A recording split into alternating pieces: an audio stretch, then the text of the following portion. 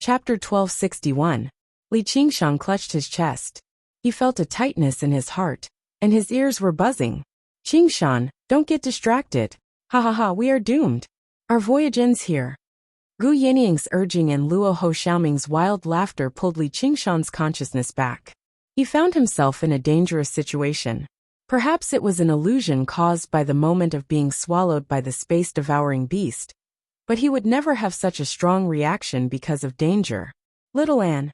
The inside of the space-devouring beast was as quiet as the void. Countless fragments of the world floated quietly, including the mountain that just now had been swallowed. Li Qingshan felt as if he had entered a different world. He no longer had to drift in the void, and this gave him an indescribable sense of security. However, the danger of death didn't disappear. Instead, it became stronger. These two feelings intertwined and formed an extremely strange mental state. He held his breath and clenched the living soil of the nine heaven, as if something terrible was about to happen. Kunpeng folded its wings as well, shielding Li Qingshan and Luo Ho Xiaoming, watching everything around. Only Luo Ho Xiaoming couldn't stop laughing. He laughed at fate, laughed at himself, until Li Qingshan slapped him on the back of his head. He turned around and glared at Li Qingshan, looking into a pair of dark eyes. There was fear and despair in those eyes, but it wasn't enough to shake his strong will. Gu Yinying laughed and said, "Little Ming, you've been beaten again, haven't you? While you're laughing, please think of a way to help us get out of this." "These two," Luo Ho Xiaoming said. "I'm sorry, I can't do it either." He had already said the last word, but it seemed to have shrunk countless times. It wasn't that his voice had been lowered, but his sense of existence had been greatly reduced. Li Qingshan watched a mountain suddenly disappear. When he looked closer, he found that the mountain didn't disappear. Instead, it shrank to the size of a fist and flew away, guided by an invisible force. Kunpeng suddenly shrank by 10 times. Gu Yinying said, "I didn't do it. The space-devouring beast is digesting us." The space-devouring beast dared to swallow them, so it naturally had the ability to digest them. This compression, like the wriggling of the stomach, it could destroy everything. If it were not for Kunpeng's protection, Rahu and Xiaoming would be dead for sure. Even Li Qingshan might have died on the spot. Luo Ho Xiaoming said, "Do you understand now? Soon, we will be crushed into meat paste." "No, meat paste."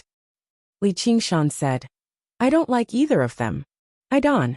Kunpeng spread its wings and flew. The Kunpeng spread its wings and flew in the opposite direction of the mountain. Li Qingshan leaned against the Kunpeng's back. Luo Ho Xiaoming glanced at him. Suddenly, he thought of another man, the man he thought he had forgotten. "Father, am I still weak?" It felt like a million years. Or maybe it was just a pause between one heartbeat. Li Qingshan had a flash of inspiration. "It's coming." Earth force field was fully activated. In that instant, it was soundless, but it felt like the world was collapsing. Kunpeng's body shrank again. Its wingspan was less than 100 miles. Li Qingshan seemed to have been punched. His face turned red, but his expression became more stubborn. He turned and spat out a mouthful of blood. The nine heaven living soil was his divine tool. Not only did it provide him with endless power, it could also greatly increase the power of the ox demon god art. But it was not his own power. Just now he had almost used up all his demon chi. He could only replenish it from the small world. The forceful compression of the earth force field produced a violent backlash. It was supported by the phoenix's life force. Luo Ho Xiaoming, on the other hand, was unharmed. "Yinying, shrink your body. Come into the earth force field." Gu Yinying was worried. "But can you hold on? You have to let Kunpeng conserve its power," said Li Qingshan. Li Qingshan said, even if he could not escape death, he had to be the toughest bone to digest. Luo Ho Xiaoming suddenly thought of something. He suddenly said, "Stop. Turn around." "What?" "The body of the swallowing void beasts is not that easy to break. Even if we manage to escape, we will still be hunted down. We have to go deeper into the swallowing void beasts and fight for our lives." "Makes sense. That's more like it." Li Qingshan smiled and patted Luo Ho Xiaoming's shoulder. The mental communication was completed in an instant. Kunpeng shrank its body without hesitation, turned around, and flew at full speed. She used all her strength, but the speed of flying was still not as fast as in the void. She said, "Qingshan, hold on." In a moment, Li Qingshan suffered 2 more heavy pressures. His tall and sturdy body shrank. His internal organs were all ruptured. His brain was a mess, and his indestructible tiger bones were full of cracks. He half knelt on Kunpeng's back with his head lowered. His body was covered in blood, but he did not move. He silently counted the coming of the next heavy pressure. This would probably be the last time. However, the heavy pressure did not come. Kunpeng passed through an invisible barrier. Li Qingshan raised his head and asked, "Did we succeed?" He could vaguely see many twinkling stars in front of him. Could it be that he had returned to the void? Luo Ho Xiaoming answered, "Yes, almost succeeded. We have already left the stomach of the swallowing void beast. This is probably its womb. Those are just embryonic swallowing void beasts." Li Qingshan's broken eyes recovered, and his eyesight became clear again. He saw tens of thousands of baby swallowing void beasts huddled together. Their eyes were glowing if they were eyes. You call these baby swallowing void beasts? These bloody things were all strange.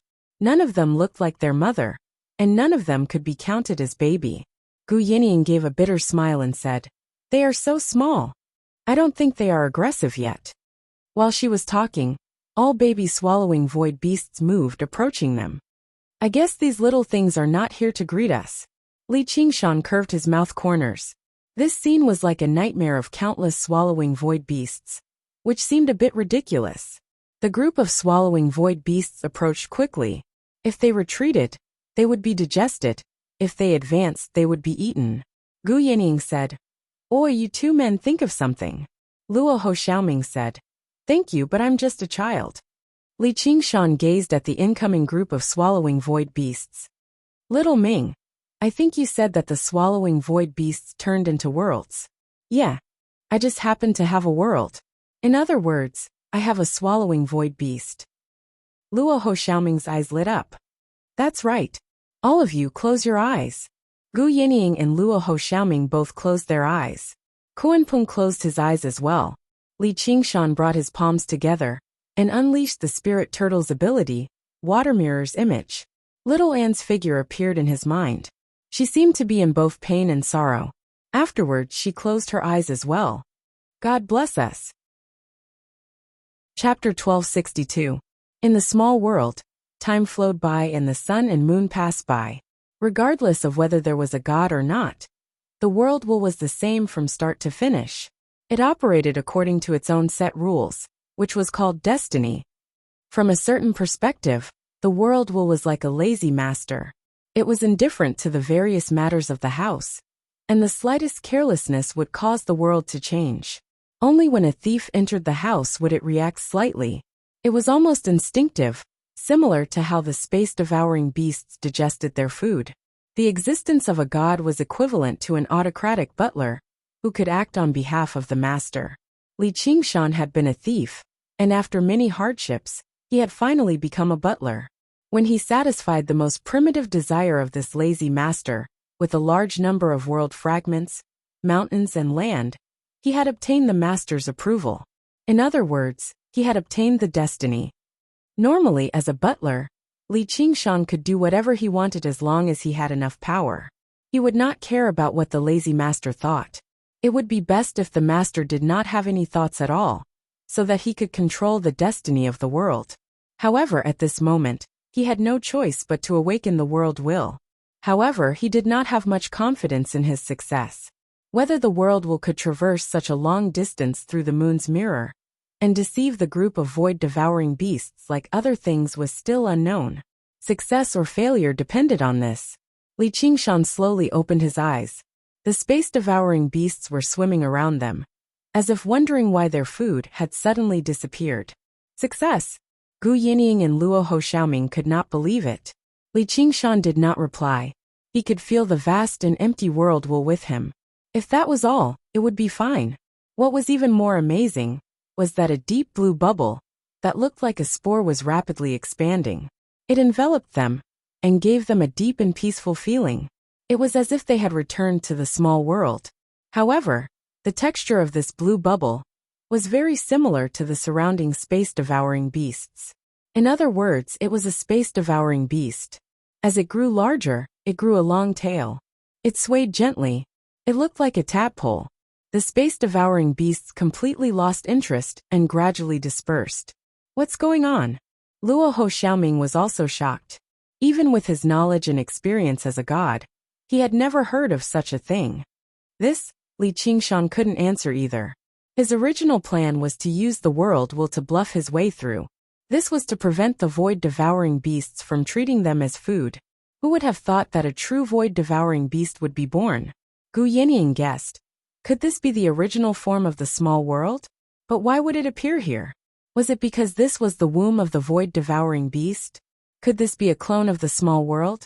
Qingshan, how is the small world? Are there any changes? Li Qingshan shrugged. Everything is normal. Maybe it's to buy a house and give a pet as a gift. Alright, we've escaped another calamity. Luo Ho Xiaoming heaved a sigh of relief. This probably involved the most fundamental laws of the 3,000 worlds and the boundless void, and there were too many coincidences. Perhaps only the gods of the 9 heavens could give an answer, or even the gods of the 9 heavens would sigh. After all, there were very few world gods. After becoming a god, they would be forever trapped in a world, unable to travel in the void. Not many cultivators would travel to the void either. If they had the ability, they would not be devoured by the void-devouring beasts, nor would they enter the womb of the void-devouring beasts. The probability of each of these events happening was extremely low, and it was practically impossible for all of them to happen together. As they spoke, the void-devouring beast stopped growing, and its length reached 30,000 zhang. Gu Yanning said, Qingshan, can you control this little void-devouring beast? Once it grows up, it won't swallow us first, will it? It can't be considered absolute control, but I can indeed control it. Li Qingshan sensed for a moment. As a world god, he could act in place of the world will. That's good. Alright, this is what it means to be blessed after surviving a great disaster. Yanning, put away your Kuanping feathers. Let's try out our new ride. Li Qingshan waved his hand. Let's go Deep Blue Fatty. Luo Ho Xiaoming said. Wait, Deep Blue Fatty is. The void-devouring beast swayed its tail and swam forward. The corner of Luo Ho Xiaoming's eye twitched. Why? Li Qingshan said matter-of-factly. There has to be a name, so you know what I'm talking about. Otherwise, we'll be facing a group of little void-devouring beasts in the stomach of a big void-devouring beast. Luo Ho Xiaoming pursed his lips and nodded. Alright, I know the answer. But why do you have to call it such a stupid name? Because it's dark blue, likes to eat, and is very fat. Don't you think this name? Luo Ho Xiaoming raised his hand. Alright, pretend I didn't ask. Thus, the three of them rode little Fatty through the huge womb of the void-devouring beast. Li Qingshan opened his eyes wide and looked around, observing the shape of every void-devouring beast. It was as if he was touring the underwater world in his previous life. Gu Yanning said, Qingshan, can your new pet teleport us out? Li Qingshan replied without turning his head. Why do we have to go out? Aren't we going to kill this void-devouring beast? There's no other way. Killing such a huge void-devouring beast is probably not an easy task. Who knows if there are any dangers ahead? Why don't we think of a way to return to the void? The void-devouring beasts shouldn't attack their own kind. Yes, the void-devouring beasts shouldn't attack their own kind. Li Qingshan mumbled to himself.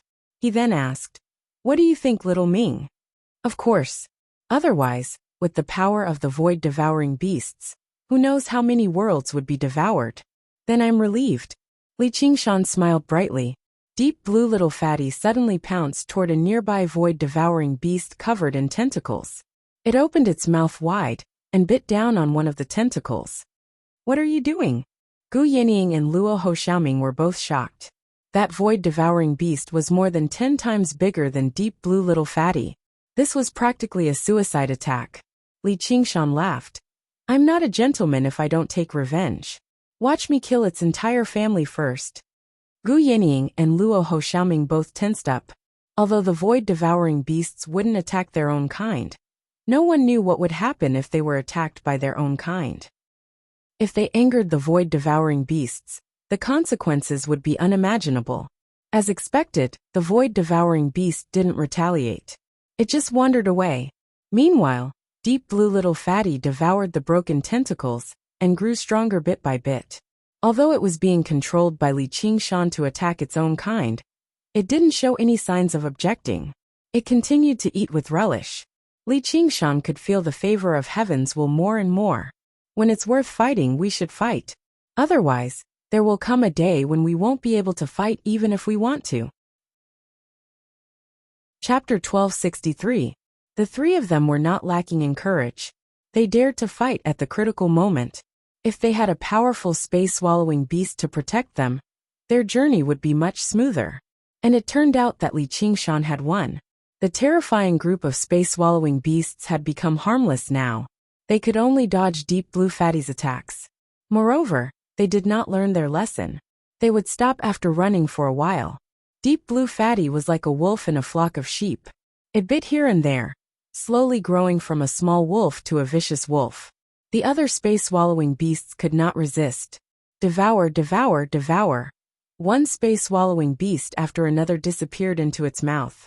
However, it did not grow as fast as expected. Sometimes after a period of digestion, it would become smaller. Li Qingshan discovered the reason. The miniature world on the horizon rapidly grew larger as well. Perhaps it could no longer be referred to as a miniature world anymore. It was a miniature world at the very least. That was where Deep Blue Little Fatty's original body resided.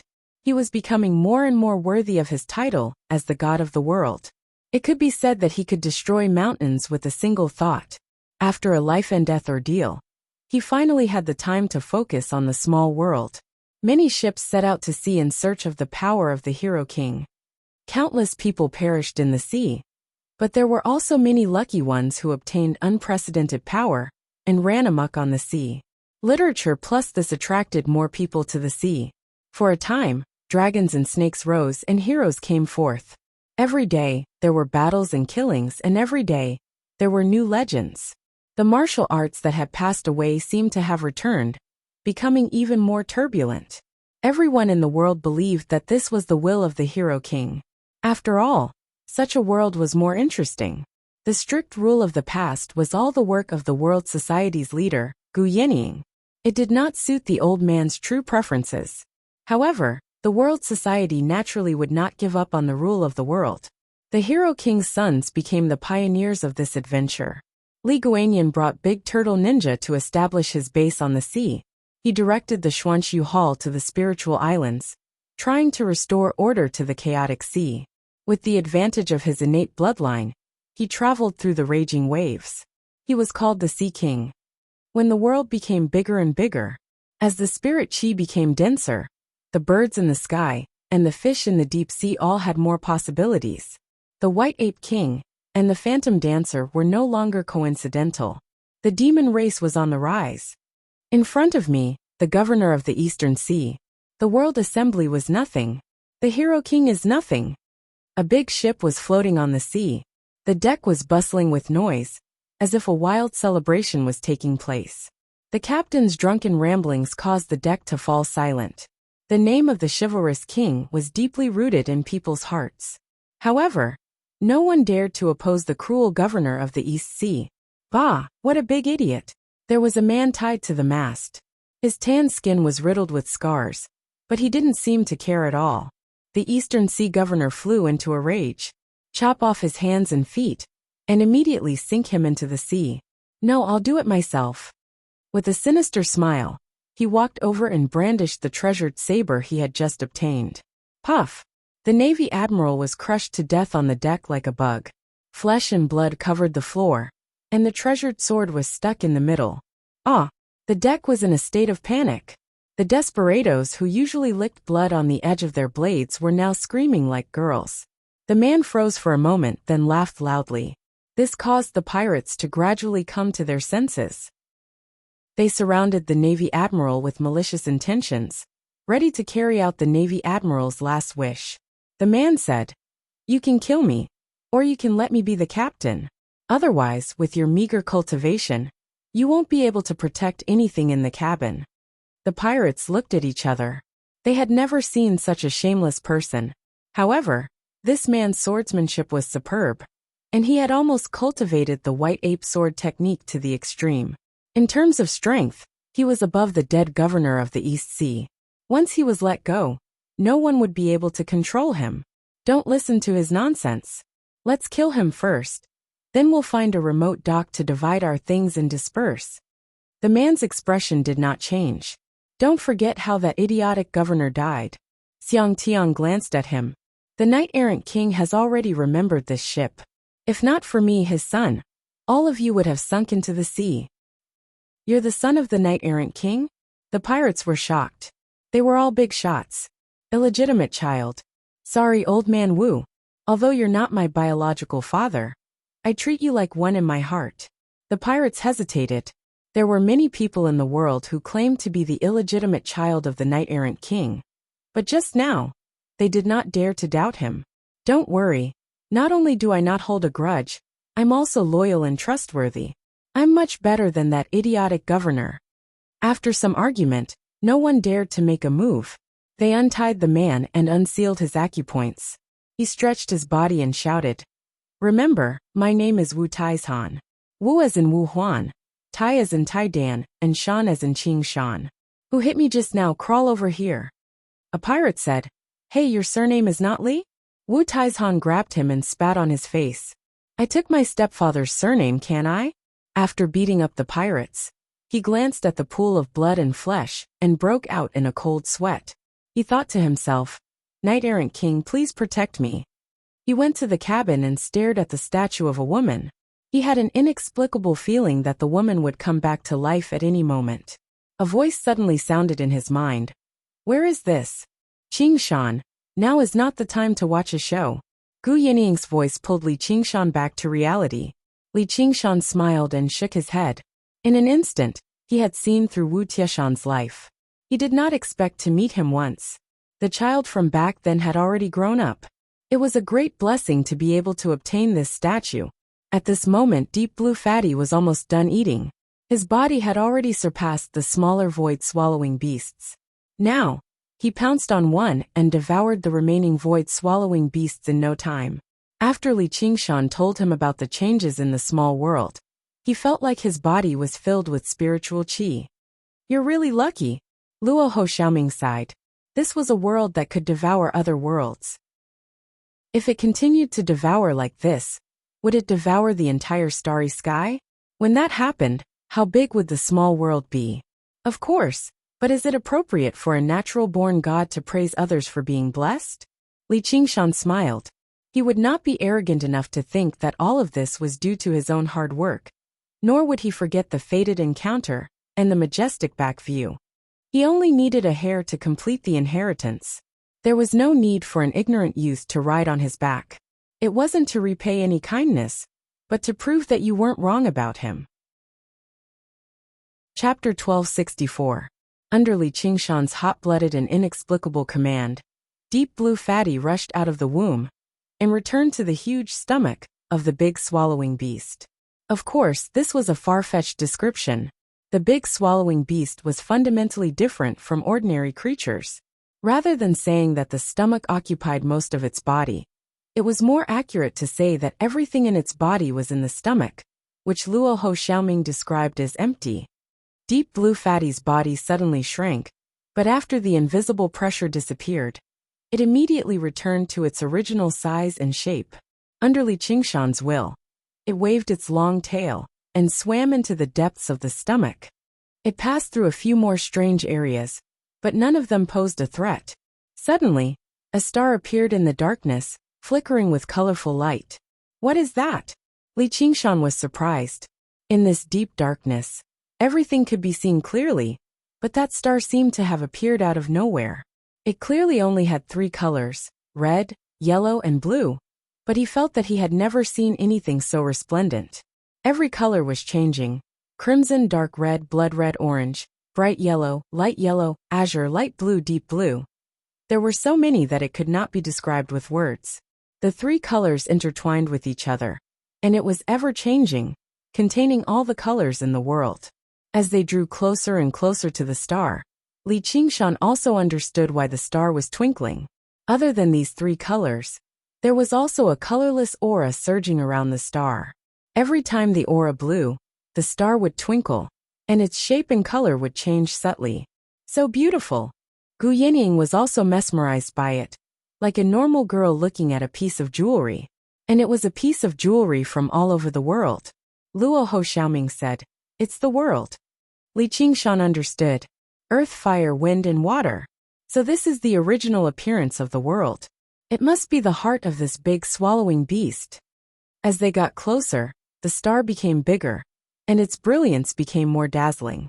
The heavy ground, the blazing fire, the raging wind, and the deep water all intertwined to form a magnificent scene. Even though they already knew that the big swallowing beast could nurture a world, they were still shocked when they saw it with their own eyes. The majestic power contained within it was enough to move anyone. Perhaps after millions of years, all of this would transform into a new world. Another new star would appear in the void. Then countless living beings began to multiply. It transformed into endless love and hatred, sorrow and joy, separation and reunion. Luo Ho Xiaoming's knowledge was far above that of Li Qingshan and Gu Yinying, but looking at this scene, he could not help but think of the worlds that he had destroyed with his own hands, and for a moment he was also speechless. And he noticed, Li Qingshan and Gu Yinying both entered the state of enlightenment. He didn't want to disturb her, seeing the origin of the world with his own eyes. Such an opportunity was extremely rare even for him, and it was even more so for them. The word Tao comprehension contained endless profundities. The reason was simple. Just like how mortals would feel the abstract concept of life, when they saw a newborn baby, they would feel deeply moved, and perhaps change their words and actions. If mortals wanted to achieve something, they would need a lot of experience, let alone cultivators. The essence of cultivation was to seek truth and change. First, there must be a change in thinking, then there would be a change in cultivation. But for cultivators, such opportunities were increasingly rare. After seeing too much of life and death, there would not be any great enlightenment, and it would often take a long time to accumulate. If the accumulation was insufficient, there would be a bottleneck, and one's cultivation would not be able to advance. Sometimes, what one thought could surpass thousands of years of cultivation. That was why cultivators with high enlightenment had such a great advantage. Seeing a falling leaf, and knowing the world was in autumn was already beyond the reach of ordinary people. And those monstrous geniuses who could understand the rules of the movement of all things and stars, when they saw an apple fall to the ground, were things that ordinary people could not even dream of. Although it was not impossible to make up for, it would take 100 times the effort and hard work. For this one thought, the three of them had experienced a great risk. Only at this moment did they truly obtain a reward that belonged to them. No matter how big the world was, no matter how strong little Fatty was, they were all external forces that could be borrowed but not relied on. Only enlightenment and cultivation belonged to oneself. After who knew how long, Gu Yinying returned to her senses. Her body and mind seemed to have gone through a baptism.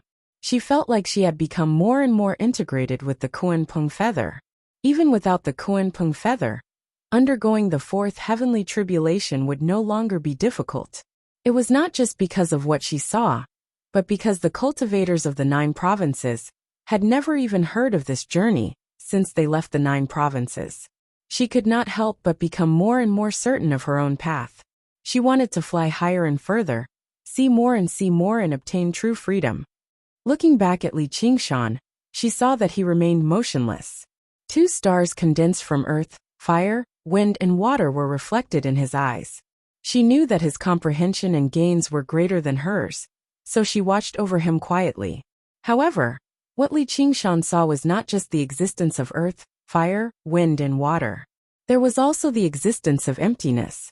Without emptiness, the earth, fire, wind and water could not be condensed. Without the earth, fire, wind and water, emptiness would be meaningless. The earth, fire, wind and water just happened to correspond to the 4 transformations he balanced. The ox demon transformation, the phoenix transformation, the tiger demon transformation, and the spirit turtle transformation. This was no coincidence. Instead, It was the foundation laid down by the 9 transformations of the demonic and divine. How grand was it to construct a world within one's body? Presumably, only by imitating the way the world was born and operated could he balance these extremely pure powers. In the battle against the Demon King in the Azura field back then, he had relied on controlling the earth, fire, wind, and water to turn defeat into victory. However, ever since then, the demon suppression statuary was deeply suppressed. When he comprehended the ape demon transformation, the balance was broken again. At this moment he saw a brand new balance. Now that he thought about it, the main reason why he could balance the earth, fire, wind, and water was because he was in the Azura field. The Azura field was his emptiness. Once he left the Azura field, his powers would be drawn in by everything. The extremely subtle balance would no longer exist. All that remained was a general balance. At this moment he saw an opportunity. The ape demon transformation just happened to represent emptiness. I understand now. When I cultivated the first 4 transformations, the balance was established. From then on, what I needed to balance was no longer the divine and demonic natures. Instead, I needed to construct a world within my body. The ape demon transformation is not a disruptor that disrupts the balance between the divine and the demonic. Instead, it is an indispensable power that allows this world to truly be established. With that in mind, Li Qingshan broke through to the second layer of the ape demon transformation. Originally, he was worried that any slight improvement in his cultivation would attract the 4th heavenly tribulation. But he was no longer afraid now. Waves of power seeped out of his body. His aura weakened instead, but his power became even more condensed. The value of a sword forged from scrap metal was nowhere near the 3-foot-long blade. It could perhaps be used to smash people in battle. But if he wanted to improve it further, he would have to refine it again and again. He powered the spirit turtle transformation with all his might, deriving the embryonic form of the world before him. If he had not seen it with his own eyes, deriving it out of thin air, this was an almost impossible task.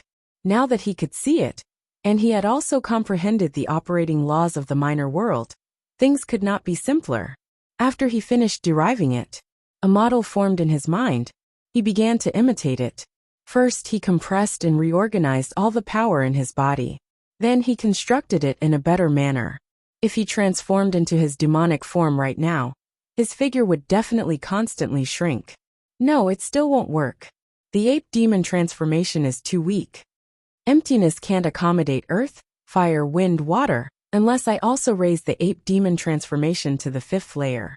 However, the 1st and 2nd layers are still fine. But towards the end, the power will start to increase explosively, and the 4th heavenly tribulation will definitely descend. Li Qingshan frowned and pondered. Soon he had an idea. Please protect me. Okay. Gu Yinying and Luo Ho Xiaoming both had a serious look on their faces. Their paths were the same, and their lives were entrusted to each other. Protecting him was just a small matter. Li Qingshan closed his eyes, and his body ignited in flames. One could vaguely see a phoenix dancing in the flames. Phoenix Nirvana, rebirth from the ashes. This was the first time Li Qingshan had actively used Phoenix Nirvana. In the past, he had been beaten to death by others, and he had no choice but to undergo Nirvana rebirth. This time it felt very different. He was in the best state he had ever been, whether it was his body or his spirit. Moreover, there was a world providing him with spiritual power. After Nirvana, he was reborn. Before his strength began to recover, he established a new balance with all his might. When the ox demon did not move, the tiger demon leaped. The spirit turtle dove and the phoenix danced. The ape demon spread its chest, and its arms constantly extended, embracing everything. With a boom, the demon core exploded, and a world was born in his body. Li Qingshan was overjoyed. This world was so tiny. Although it was only in its most primitive form, it had all 5 organs. The 5 organs were earth, fire, wind, water, and space. However, his aura had become much weaker. That was because he had suppressed the ox, tiger, turtle, and phoenix to the 2nd layer. The initial transformations of the 9 transformations of the demons and gods were very weak. With these 2 basic cultivation levels, It would not be strange for his strength to fall back to the demon general realm. At most, he would be a demon commander. However, he was clearly still a demon king right now. If Deep Blue Little Fatty risking his life to devour the void-devouring beasts was a gamble, then he was a steam engine turning into a reactor. He had undergone a qualitative change. Next, he could continue cultivating the ape demon transformation. This was not difficult for him. Once he reached the 5th layer, the power of the other transformations would be completely restored. By then, he would possess unprecedented power. It was almost equivalent to going through 4 heavenly tribulations. The most amazing thing was that according to his calculations, he would still not attract 4 heavenly tribulations by then. He would still be a demon king, and he would be able to return to the 9 provinces and reunite with Little Anne. How is this possible? What kind of cultivation method is this? Luo Ho and Little Ming were shocked. This wasn't an aura that a fiend king could possess at all. Ordinary cultivators often had to rely on crossing tribulation in order to produce this kind of transformation. How could they jump up from where they were and immediately fly away? The 9 transformations of the demons and gods. Li Qingshan revealed the truth out of trust and confidence. He also wanted to understand the relevant information from Luo Ho Xiaoming. Brother Niu was not a nobody. Luo Ho Xiaoming thought for a while and shook his head. I've never heard of it. Such a cultivation method should not be unknown. Then it could only be a new creation. Moreover, it was only passed on to him, or it was created for him. I'm really a little envious of your luck. Isn't that your father? My father plows the fields. That's my big brother. Li Qingshan laughed and waved his hand. Devour Little Fatty. Chapter 1265. Deep Blue Fatty seemed to have been impatient for a long time. But without Li Qingshan's will, it could not surpass its instincts to attack its own kind. Now that it was finally authorized, it immediately opened its mouth and swallowed the dazzling star made of earth, fire, wind, water. The balance of the star was instantly broken. The earth cracked, the fire burned violently, the wind blew, and the flood surged. A world that was about to be born was destroyed.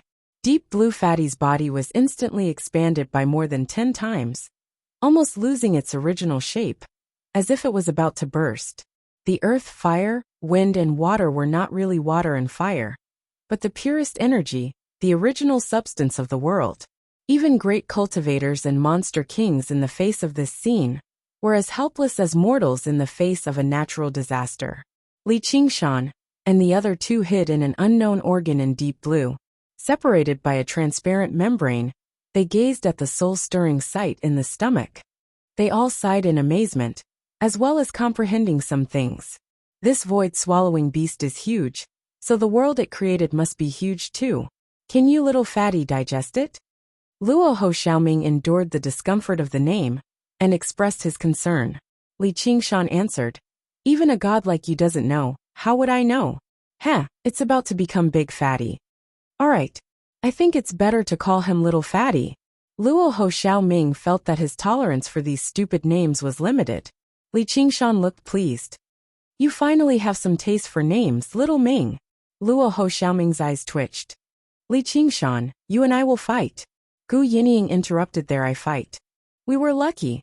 Without Little Fatty, even if we killed the big swallowing beast, we wouldn't be able to withstand such an explosion of energy. We would still be dead. Li Qingshan said. It's not just luck. If we didn't eat those little void-swallowing beasts, Little Fatty wouldn't have been able to swallow this star. At this time, the violent energy torrent gradually calmed down, like water being sucked dry by a sponge. In the small world, be it on the surface or in the deep sea, whether it was active or not. Or did he take advantage of the situation for a long time? All the volcanoes erupted at the same time. Lava and underground fire gushed out, and billowing black smoke rushed into the sky. Strong winds swept across the entire world. Gales, storms, tornadoes. It surged between heaven and earth, but it could not blow away the dark clouds that covered the sky.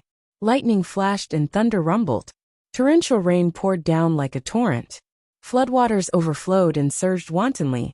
This doomsday-like scene made even the most arrogant and ferocious martial artists tremble. The ship was like a toy. being tossed up high by the waves and falling back down heavily, passing through the mountain-like waves. He felt as if he was sailing in the deep sea. Wu Taizhan personally manned the helm, but it was useless. The pirates behind him kept shouting, "Chivalrous lord, spare us!" He couldn't help but think, could it be that my mother lied to me? Am I really her son? My dear father, stop messing around. Bang! A huge wave smashed the ship into pieces. Wooden fragments filled the sky, as well as countless rare treasures. Wu Taizhan took a deep breath and found the statue of the woman. He leaped over and carried the statue into the sea. Li Qingshan didn't have the time to care about the changes in the small world. He wasn't the goddess of mercy, who saved people from suffering. Everyone had their own fates.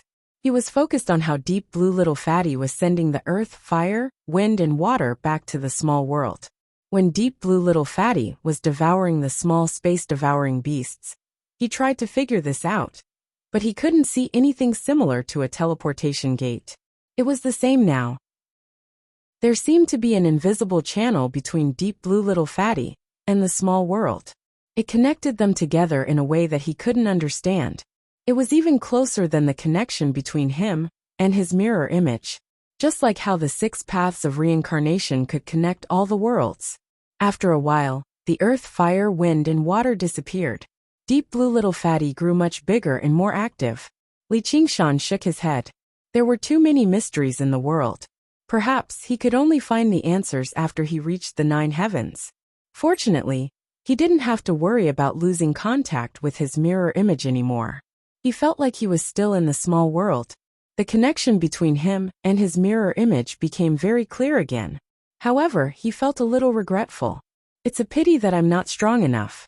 Otherwise, if I could absorb the earth, fire, wind, and water, I would be able to push the 4 transformations to unimaginable heights. However, it's all in the small world. I can keep it and slowly absorb it. Perhaps the small world couldn't be called a small world anymore. Not only had it become 10 times bigger, but the flow of time had also become much faster.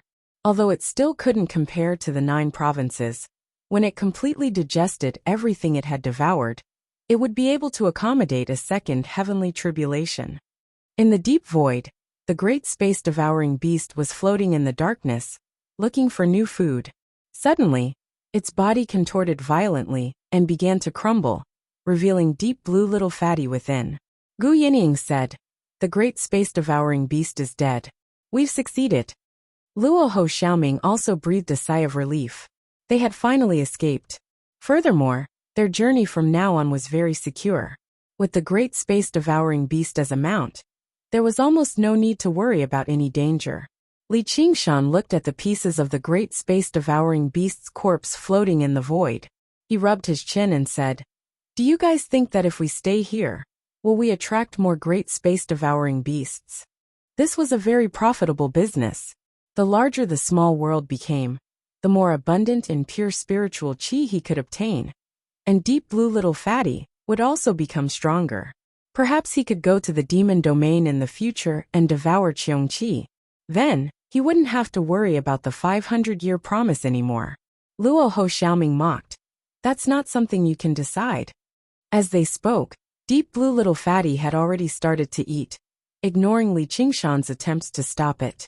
It devoured the great space-devouring beast's corpse in large mouthfuls. When the great space-devouring beast was destroyed, it was no longer seen as one of its kind. Although Li Qingshan could make the great space-devouring beast surpass its own instincts to attack its own kind with his status as the world god, he couldn't suppress its instinct to devour anything. After all, it was not an obedient pet. Li Qingshan shrugged. "Gluttons are always hard to stop, but we don't have the time to do that anyway.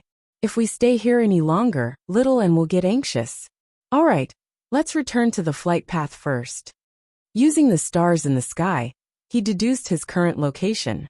In order to maintain the balance of the 5 powers in his body, he had no choice but to suppress his own power, causing his overall strength to weaken.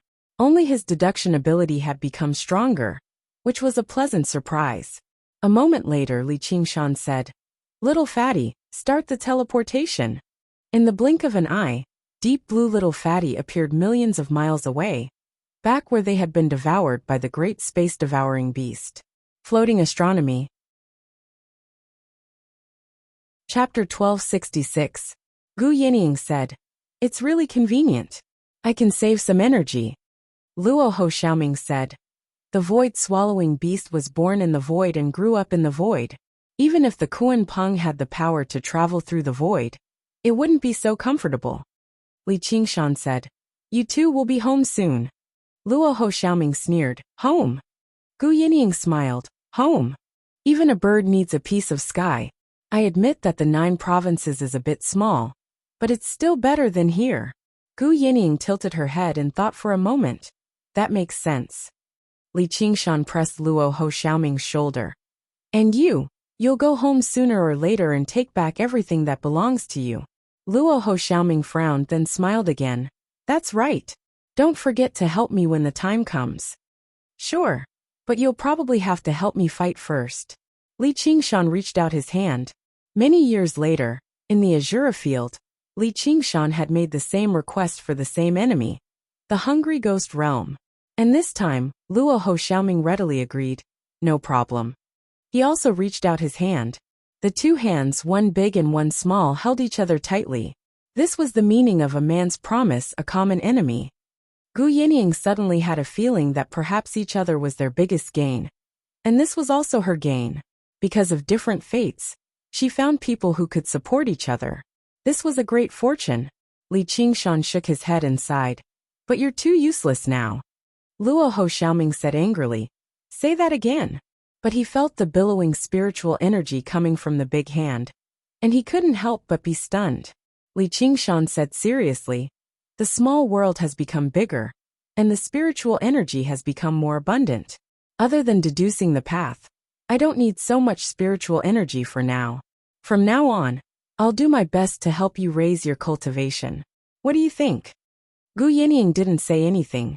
She stretched out her hand, and her slender fingers felt as sharp as an eagle's claw. Li Qingshan gently held her hand. Their eyes met. His tiger eyes were like fire, and his eagle eyes were like lightning. None of them were willing to retreat. Luo Ho Xiaoming rolled his eyes. He closed his eyes. Gu Yinying closes her eyes and starts to refine the Reiki. Li Qingshan smiled triumphantly and began to deduce the next path with all his might. He no longer mobilized just the spirit turtle's power. Instead, it was the newborn world within his body. This was the true secret behind the improvement of his deduction ability, because it originated from the 9 transformations of demons and gods. Li Qingshan named it the heart of the gods and demons. In the small world, the sun was shining brightly, and the blue sky was filled with white clouds. The seagulls were chirping, and the atmosphere was peaceful. Even the sea regained its calmness. The long and winding coastline was full of debris that was swept up by the waves. Wu Taizhan carried the heavy statue and walked to the beach step by step. He fell to the ground in exhaustion, but he forced himself to stand up and looked around. "Where is this? I don't remember there being such a big island in the nearby sea. And it's so barren." The woman's statue's moving voice resounded in his mind. "This is not an island, but a continent." Wu Taizhan was used to seeing many strange things on the sea. A statue that could talk did not seem too strange to him. "Impossible, there is only one continent in the world." "Wait, since there can be a new island, why can't there be a new continent?" At this time, the plants on the barren land began to sprout and grow at a speed visible to the naked eye. The woman's statue was also silent. She was born in the apocalypse, and the spiritual energy was scarce. This was an aura she had never felt before. The spiritual energy might not be pure, but it was full of vitality, like a newborn baby with endless possibilities. Above the vast sea, a new continent was formed. It was more than 10 times bigger than the original continent, and it was quickly dyed with a new layer of green. Sigh, the many islands have already made this sea full of bloodshed, and now a new continent has appeared. This is really, really great. Long live the Hero King. The woman's statue asked. Who is the Hero King that you keep talking about? The greatest person in history. The woman's statue was silent again. Thinking about it, he was just a powerful native of this small world. How could he be considered a great person? However, it was I, a native, who saved you. Who are you? The woman's statue asked. She did not expect that someone could directly pry into her mind. I am Li Qingshan. Li Qingshan was originally observing the changes in the small world, and the vitality that sprouted on the new continent made him understand something. Among the 3 remaining shadows in his sea of consciousness, another shadow gradually protruded. He immediately held his breath, waiting for the new change of the 9 transformations of demons and gods. But perhaps his understanding wasn't enough. The shadow didn't really appear in the end. Li Qingshan did not feel disappointed, because he could feel that the seed had already been planted, and it was only a matter of time before it sprouted. Right now, he had a heart of demons and gods that needed to be tempered and grown. So he was not in a hurry to learn the new changes. Because Wu Taishan and this woman's statue were the first visitors of this new continent, and they were existences that he had paid attention to, he took a glance and heard the woman's thoughts. The woman's statue said, "So you have become the god of this world, but even a god shouldn't have this kind of power. Normal gods naturally don't have it. Fellow Taoist, please help me get rid of this state. What can you repay me with? Up until now, you haven't even said a word of thanks." "Thank you. I will definitely repay you. You know that I didn't lie to you." Li Qingshan couldn't help but admire this woman's temperament. In a situation where there was no hope, everyone would panic, or be angry or resentful. But she was able to use this to increase her persuasiveness. But a person's heart can change. The great hero king, the god of this world, are you afraid that I will go back on my words? Hey, just now you are still a native. Do you mind if I get to know you? It's mainly to understand your world. The woman hesitated for a moment, then said, "Please." After going through this desperate situation, she just wanted to start over, treating it as a dragon in shallow water being teased by shrimps. Just now, Li Qingshan had been struggling to survive, so he didn't have time to pay attention to the islands formed by the fragments of the world. At this moment, his mind swept through the archipelago, and at the same time, he went deep into the woman's mind, and 2 pieces of information appeared in his mind. It was a world that was 1 level larger than the 9 provinces, and cultivators had to go through 5 heavenly tribulations to be able to ascend. However, as the end of the world was approaching, and the spiritual chi was weak, there were very few cultivators who could go through 2 or 3 heavenly tribulations, let alone 5. But this woman had gone through 4 heavenly tribulations, and was known as Stone Empress. Whether in terms of talent, bloodline, or willpower, she was a top-notch cultivator. If it wasn't for the fact that the connection with the 6 paths of reincarnation was completely cut off when the world declined, she even had the chance to ascend and become Stone Empress. But the result could only be considered as bad luck. But now, it seemed that even her luck was very good, and that was why she could come back from death's door in such an incredible way. She was the only survivor of that world. Although that world had declined, the cultivation path had developed to the extreme. Whether in terms of quality or quantity, it was far above the 9 provinces, and it contained a lot of valuable knowledge. Originally, he was just picking up trash, but he didn't expect to find a treasure. Floating astronomy. Chapter 1267. Li Qingshan was thinking of switching to a human cultivation technique. The War Devil catalog originally came from the infernal domain, so it could be cultivated to a very high realm. However, the version he obtained had been modified several times, and it was not the complete version. At most, he could reach the 4th heavenly tribulation. It was impossible for him to enter the infernal domain, to ask for the complete cultivation technique from the fighting demon clan, when he could ignore the threat of the 12 demon gods and enter the infernal domain to fight Qiongqi. What use would he have for the fighting demon catalog? To wipe his ass. In terms of practicality, although war demon possession was a very good move, after he condensed the heart of the fiend god in his body was balanced, and the 5 transformations had become one. Adding another war demon was really not very beneficial. Even in battle, he would have to use the 9 transformations of the demons and gods as the core, and use the human cultivation method as support. Thus, He opened up his mind and searched the archipelago. Sure enough, he found many jade slips, but they had all lost their spiritual chi. Even if they could gradually recover as spiritual chi seeped into them, the information stored inside would no longer exist. He did find some cultivation techniques carved on the mountain rocks, but they were all incomplete, and their standards were not very high. They could not even compare to the War Devil catalog. Come to think of it, a slightly decent cultivation technique already contained a lot of information, enough to be written into hundreds of books. As for the technique he needed, it might not even be enough to fill up a mountain with words. It seemed like he would have to rely on Empress Stoneheart. Fellow Taoist, sure, I can help you return to your original state, but I advise you to maintain this state first. You've already gone through 4 heavenly tribulations.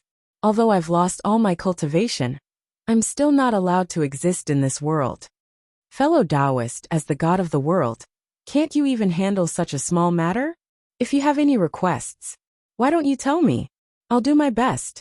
Although I have a request, it's not that easy to satisfy. I need a cultivation method to replace my current cultivation method. The cultivation method that I cultivate is called the Devil Suppression Statuary, and it's transformed from the Devil Region's War Devil Clan's War Devil Statuary. I then reversed it and deduced the Demon War catalog, and even used it to condense a demon heart. In terms of cultivation, they were basically no different from demon folk now. Now, he wants to return to the path of ordinary human cultivators. Do you have any ideas? Li Qingshan found it a little hard to pronounce. It wasn't easy for him to go from being a demon to being a Buddha, but he just had to go from being a Buddha to being a demon. Once the demon heart was formed, it would not be easy to turn it back. Therefore, he did not hold much hope. You are already the god of the world. From then on, he would live as long as heaven and earth. Why would he still need to cultivate? The one who became a god is just my clone. To be able to do this, you are definitely not from this world. You don't have to worry about that for now. In any case, I saved your life in the void. You can travel in the void. Empress Stoneheart didn't dare to treat Li Qingshan as a native of the small world anymore. If she had this kind of power, she wouldn't have petrified in despair when the world was destroyed.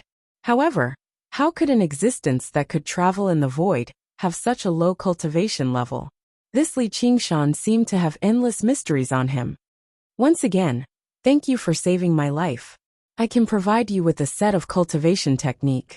Moreover, it is one of the top cultivation techniques in my world. Oh, what is it? Records of the imperial supremacy of the world. Sounds good. Tell me more about it.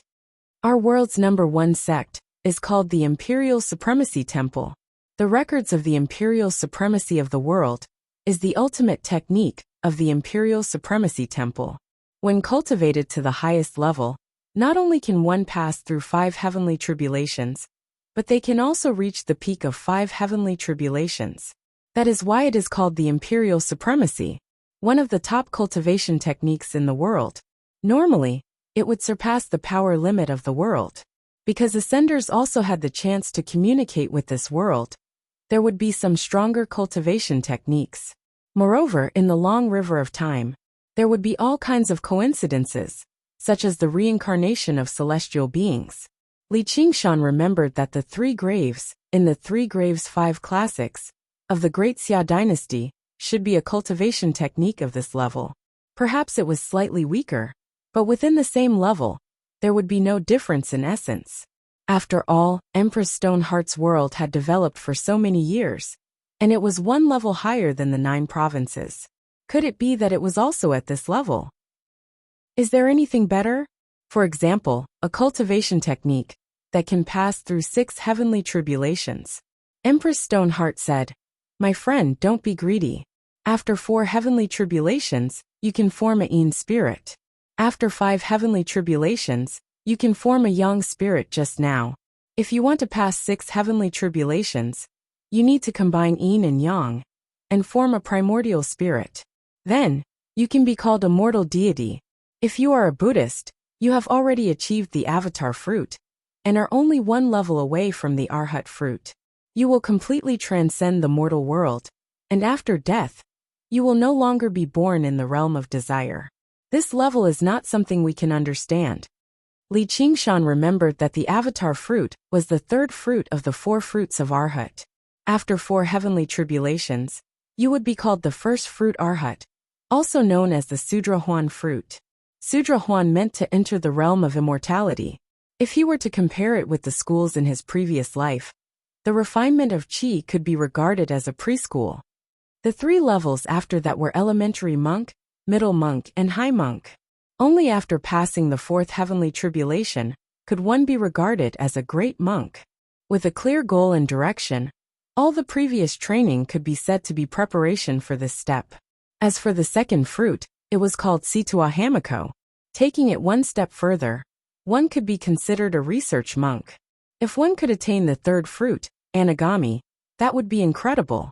A dignified professorial monk would be looked up to wherever he went, much higher than a research monk. However, after reaching this step, you would be at the end of the road of learning. If you wanted to go further and become an academician, you would have to go through 7 heavenly tribulations and achieve the real Arhat fruit. That was the real Arhat, also known as the dragon subduing Arhat, or the tiger subduing Arhat. From then on, you would enjoy a lifetime of honor, be recognized by Buddhism, and be on the same level as the saints. You would transcend the mortal world and enter the realm of holiness. Outside of Buddhism, the human immortal was equivalent to the third fruit of Buddhism. You would reach another extreme on the road of cultivation, and finally have the right to be called an immortal. However, if you wanted to get rid of the word human, you would have to go to another level. Once you reached that level, you would be listed as an immortal, shining as the sun and moon, and living as long as heaven and earth. The difference between immortal and mortal was like a chasm. After 6 heavenly tribulations, you would not become a butterfly, but you would become a cocoon. Normal cultivation methods would be isolated outside the cocoon. Cultivators would not be able to pry into it, and even if they saw it, they would not be able to understand it. Li Qingshan had the 9 transformations of demons and gods, so he was not worried about this at all. When he punched the 12 demon gods and kicked Little Ming's mother, he would not have to worry about not having a suitable human cultivation method. Alright, I'm thinking too much. But this extreme emperor scripture sounds like an orthodox Taoist method. Can it transform the demon heart? It can't at first, but later on, the extreme emperor temple turned into the devil, and turned it into the extreme emperor records of world destruction, which pursued extreme destructive power. You can start cultivating from this method first, and then you can enter the Tao from the devil. Li Qingshan sighed in his heart. She was indeed the top figure of a world. Something that he thought would be very troublesome was actually so simple when she said it. This was probably because the cultivation path of that world had developed to the extreme. He was also a little curious. Since the Extreme Emperor Temple is the #1 sect in the world, why did it turn into the devil?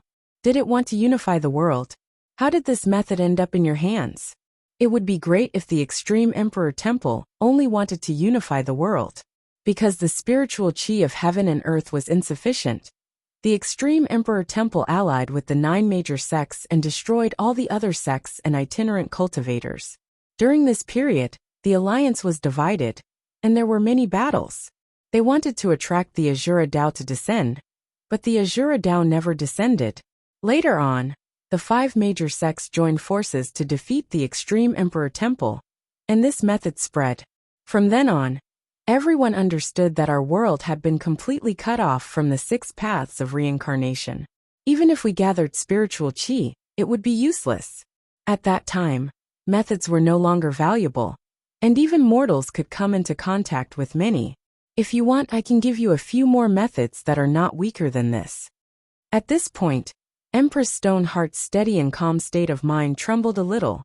Under the shadow of the apocalypse, the war lasted for thousands of years. More than half of the cultivators in the world died in battle, and 9 out of 10 mortals died. It was an indescribable tragedy. Everyone was filled with despair until the world collapsed and was destroyed. Because of this, her heart was filled with a strong desire to survive. Not just to live, but to live forever. To be continued. Chapter 1268. Li Qingshan said. Then please pass these 2 cultivation methods to me, fellow. The complete cultivation method of the imperial polarities, records of the world, appeared in Empress Stoneheart's head. Li Qingshan skimmed through it slightly and discovered that it really was extremely wondrous. There were wondrous methods for governing the world, as well as boldness to embrace the world. The world felt like it was in his hand. It was much more brilliant than the current records of the fighting demon. But he didn't know how to turn from Tao into a demon.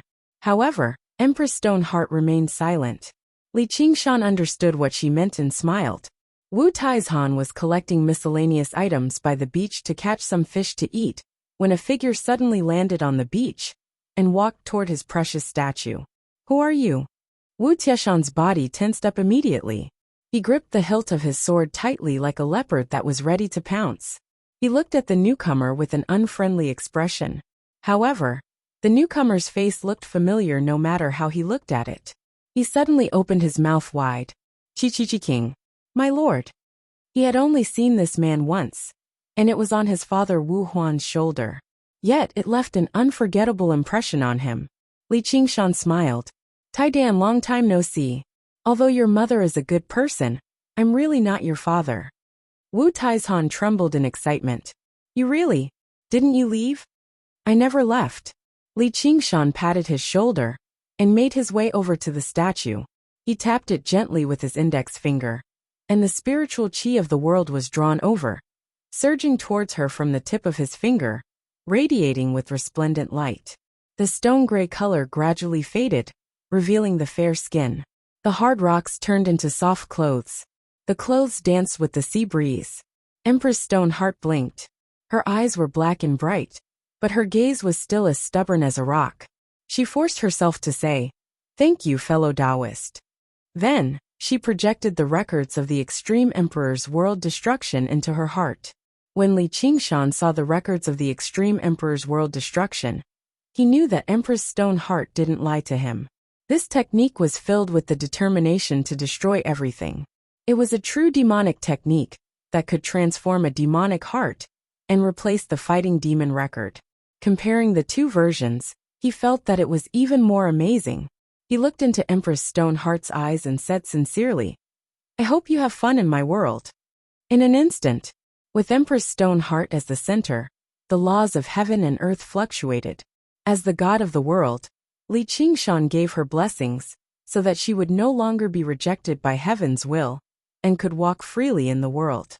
Empress Stoneheart heaved a sigh of relief. His tone became more sincere. Thank you. The reputation of the chivalrous king is well deserved. Even though his heart was as firm as a rock, he was just meat on someone else's chopping block. The other party practiced the cultivation method of demon folk too, so his temperament was unfathomable. It was truly unpredictable.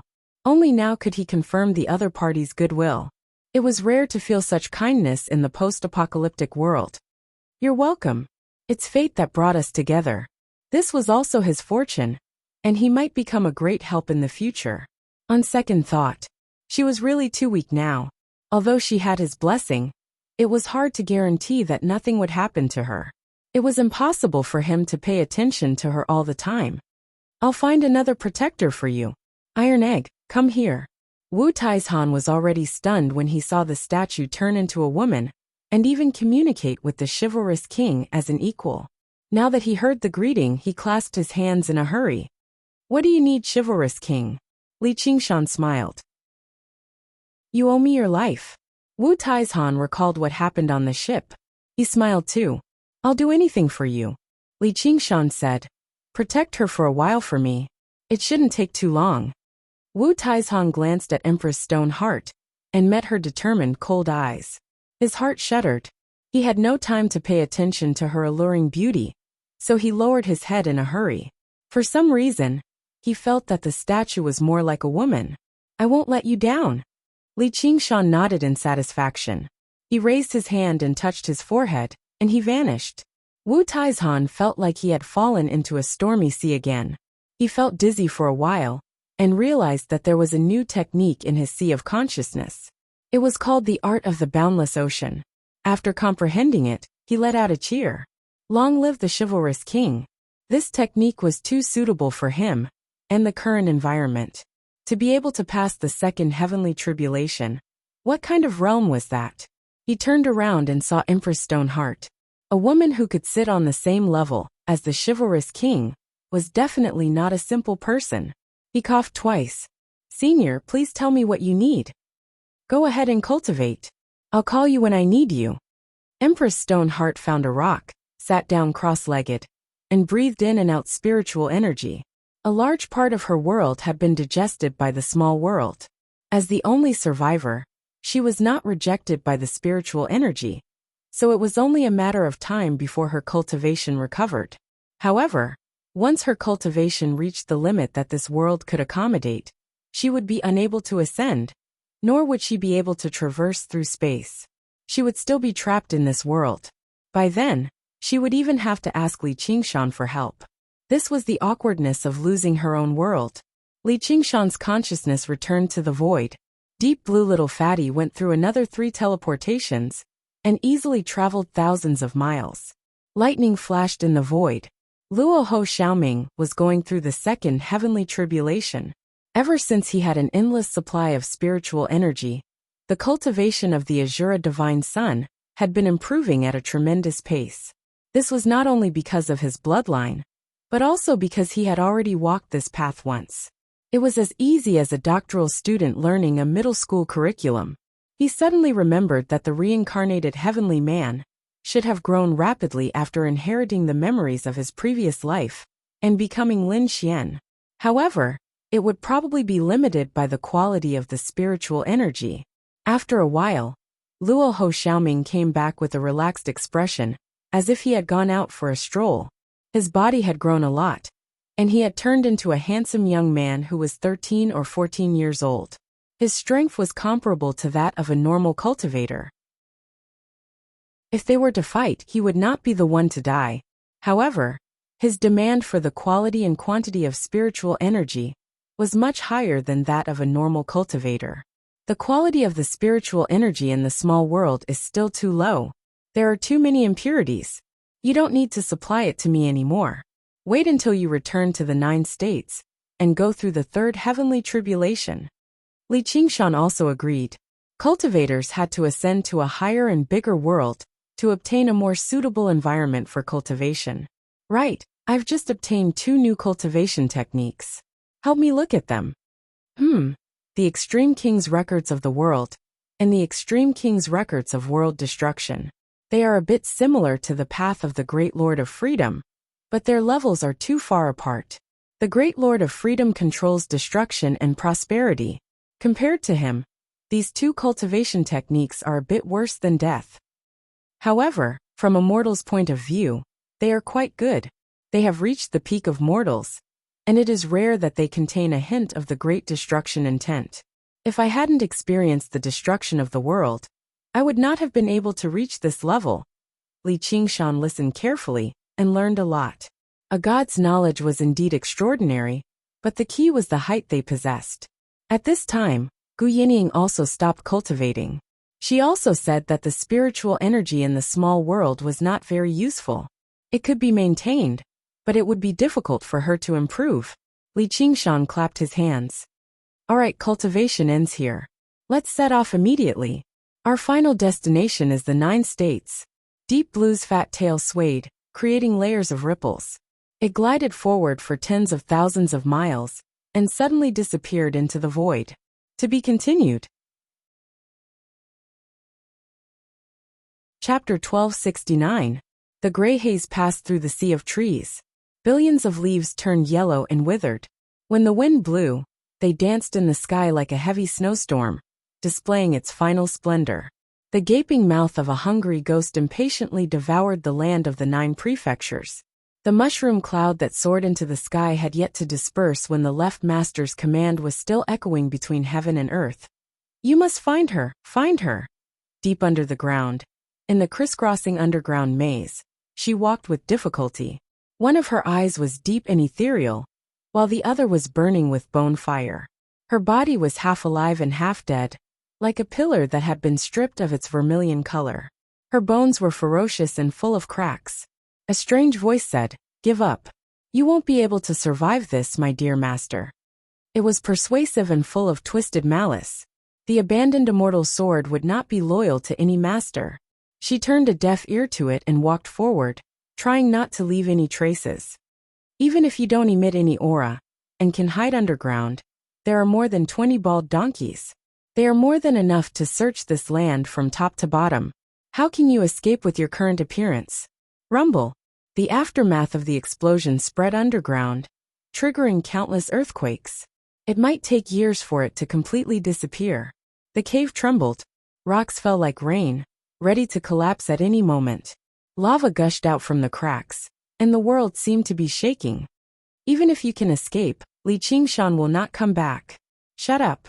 Flames flashed in her eye sockets.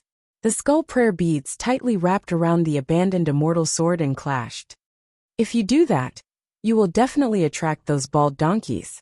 The abandoned immortal sword trembled slightly, but it could not break free from the claws of the skeleton demons. After all, it needed her power as the source. Moreover, it had been damaged in the fierce battle just now. She summoned the broken blood sea banner and wrapped the abandoned immortal sword in it. She said calmly, "If you come out, we will fight to the death." Then, the flames in her eye sockets dimmed, and she fell forward. The skeleton demons surrounded her and made strange noises, but they could not wake her up. Her injuries were too serious. The abandoned immortal sword fell into the blood sea. The sword light shone and trembled, knowing that she was in an unprecedented state of weakness. It was the best time to counterattack. More than 20 monk kings went underground, with the left imperial advisor as the core. They formed a great formation that covered 1,000 li. It was like a huge net. Each monk king was like a node, constantly shining with Buddhist light, not letting go of a single inch of land. They were rapidly approaching her. The corpse kings and ghost kings were also closing in. Every single one of them was filled with greed, wanting to use her life to exchange for the favor of the hungry ghost realm. Emperor Li had made a grave mistake, and he dared not stop them again. This was a hunt. Although there was a lot of risk involved, greed made them ignore everything. For a time, she was besieged both internally and externally, but she had lost all power to resist. All that was left was her obsession. The skeleton demons stopped screaming and carried her broken body towards the north. Before the monk kings could retract their nets, they had to get far away from the mouths of hungry ghosts. Within the sea of blood, the humming of the sword subsided. The forsaken immortal sword spirit had chosen to give up. If I go out and devour her now, wouldn't I be too stupid if I were to unfortunately fall into the hands of those bald donkeys? He was unwilling to admit that he deeply feared her. She had always been a monster that could strike fear into the living, the dead, or even all self-aware existences, which was why he was in such a hurry to destroy her. A while later, the monk kings returned to the surface and gathered beside the left imperial advisor. Imperial advisor, the enemy of Buddha has probably already left this region. The enemy of Buddha is skilled at hiding her aura, so it's truly difficult to find her. Should we ask the imperial astronomer to help us find her? The imperial astronomer was skilled at divining the heavenly secrets and investigating fate. The head of the imperial astronomer was the leader of the school of Yin Yang. The enemy of Buddha is a monster that's neither alive nor dead. Capturing her through the heavenly secrets and fate probably won't be easy. Why don't we try? We can't just let her go like this. The monk kings discussed among themselves. The left imperial advisor listened in silence before suddenly asking, "Dauntless, do you have any clues?" The dauntless monk was stern. He said nothing the entire time. With that, he brought his palms together and bowed. No, imperial advisor. Although he knew she was the enemy of Buddha, his grievances with the Chan monastery of Devanaga could not be explained in a few words. Coupled with how he was currently thinking about how to save the unraging monk, he really did not have any. However, if he really did have any clues, he definitely would not hide it. The left imperial advisor frowned. Right now, the imperial astronomer was dealing with something major, so it was impossible for them to split their attention to help him search for her. This matter was extremely important. Even the invasion of the hungry ghost realm had to wait. let alone a measly enemy of Buddha. As a result, he led the monk kings to expand the search area, searching in all directions. They expanded the search area to a radius of 10,000 kilometers, but they still found nothing. The left imperial advisor said, "The enemy of Buddha is heavily injured, so she must find a place to heal. Who does she trust the most?" The dauntless monk said, "Li Qingshan. Probably only Li Qingshan. It's that wretched demon who fought against the crown prince of Si Qing, the Unraging's good disciple. Where is that wretched demon right now?" "I don't know." "You don't know?" "Ever since her battle against the king of Feathermen, by Chun she vanished. Perhaps she's no longer in this world. I remember that the wretched demon and the enemy of Buddha have a dwelling in the Chain Mountains within the Rui Commandery of the Green Province," the left imperial advisor said in thought. In order to hunt down and kill the enemy of Buddha, he had made sufficient preparations. However, that's only a small mountain. Its spiritual chi is weak, so it's been abandoned a long time ago. It's nowhere near enough to defend against her. The dauntless monk understood the geography of the Green Province. Let alone a small mountain, even the entire Chain Mountains were not a particularly good place for cultivation. In the past, all the famed mountains and great rivers had been occupied by sects of various sizes, which was why cultivators established dwellings there. Now that the Green Province had suffered repeated disasters, many mountains and rivers had been emptied out. It had been a long time since cultivators went there. And it was not like she was an idiot. Instead, she was the cultivator with the greatest ability for comprehension he had ever seen. So why would she remain in such an obvious place? It was exactly because the left imperial advisor knew this, that he did not rush off to the Chain Mountains immediately. The other monk kings also found it impossible. Perhaps the banyan tree king is protecting her, or maybe it's the city amongst the clouds. She might still be deep underground, hiding in the flames of the earth. The interference from the underground magnetic field is too great, so we can't find her. The left imperial advisor said, "The enemy of Buddha cannot tolerate all living beings. She won't believe these people. And it's even more impossible for her to remain deep underground in her current state." He made up his mind. Let's go to the Chain Mountains. Home. Wasn't it the safest place for people? It was the only place where they could find comfort after suffering all the pain in the outside world. Among the undulating mountains, this lonely little peak seemed so ordinary. However, the three words Qingzhao's home on the stone wall retained an unforgettable memory. This was their home. Floating astronomy. Chapter 1270. Outside the commandery city of Rui, the headquarters of the Hawkwolf Guard. The eagle spread its wings on top of the white robe, and a silver eagle emblem hung on the waist. This was Gu Yinying's attire that never changed. It was also the uniform of one of the three pillars of the Rui Commandery, the White Hawk Commander. Gu Yinying had already left for a long time, and the imperial daughter Sibao had also been summoned back to the imperial court. The current successor was still a woman, the only disciple of Gu Yinying, the former White Wolf Commander, and the current White Eagle Commander Qian Rongji. As she stood with her hands behind her back, she vaguely resembled Gu Yinying's bearing in the past, but her awe-inspiring presence completely surpassed Gu Yinying's. As she practiced the illustrations of the Naraka, the venomous snake hell had gradually merged with her. He seemed more like a disciple of legalism. All the White Wolf guards were especially careful in front of her, even though she seemed even more magnanimous than Gu Yinying. She quietly guarded the communication circle, waiting for news from the south. A gorgeous little snake crawled up from her collar and slithered along her neck to her cheek, hissing and flicking its tongue. However, there was a second one, a third one. In the blink of an eye, her face, which could be considered beautiful, was filled with snakes that danced and tangled with each other, becoming extremely terrifying. The hissing sounds rising and falling in the darkness were even more chilling. The veins on her neck bulged. Hell's torture wasn't ordinary, but she didn't move at all. Only a pair of eyes could be seen on her face. They also turned into snake eyes that flickered faintly.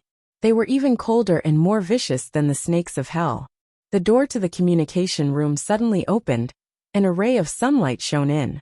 The eagle token shone with a silvery luster. Her brows wrinkled, not her orders.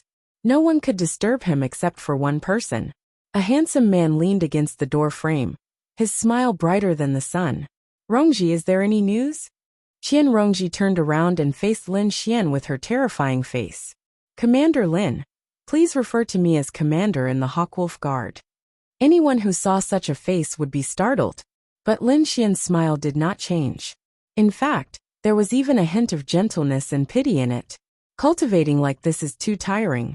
Qian Rongji stared at him with a pair of snake eyes, as if trying to see through his sincerity. But why are you so concerned about this little Anne? Lin Xian asked curiously. All these years, she had been paying attention to the news of the enemy of Buddha through various channels, but there had never been any contact between them. Qian Rongji said, "It has nothing to do with you." At this moment, the communication array flashed. Qian Rongji turned around and silently accepted the information.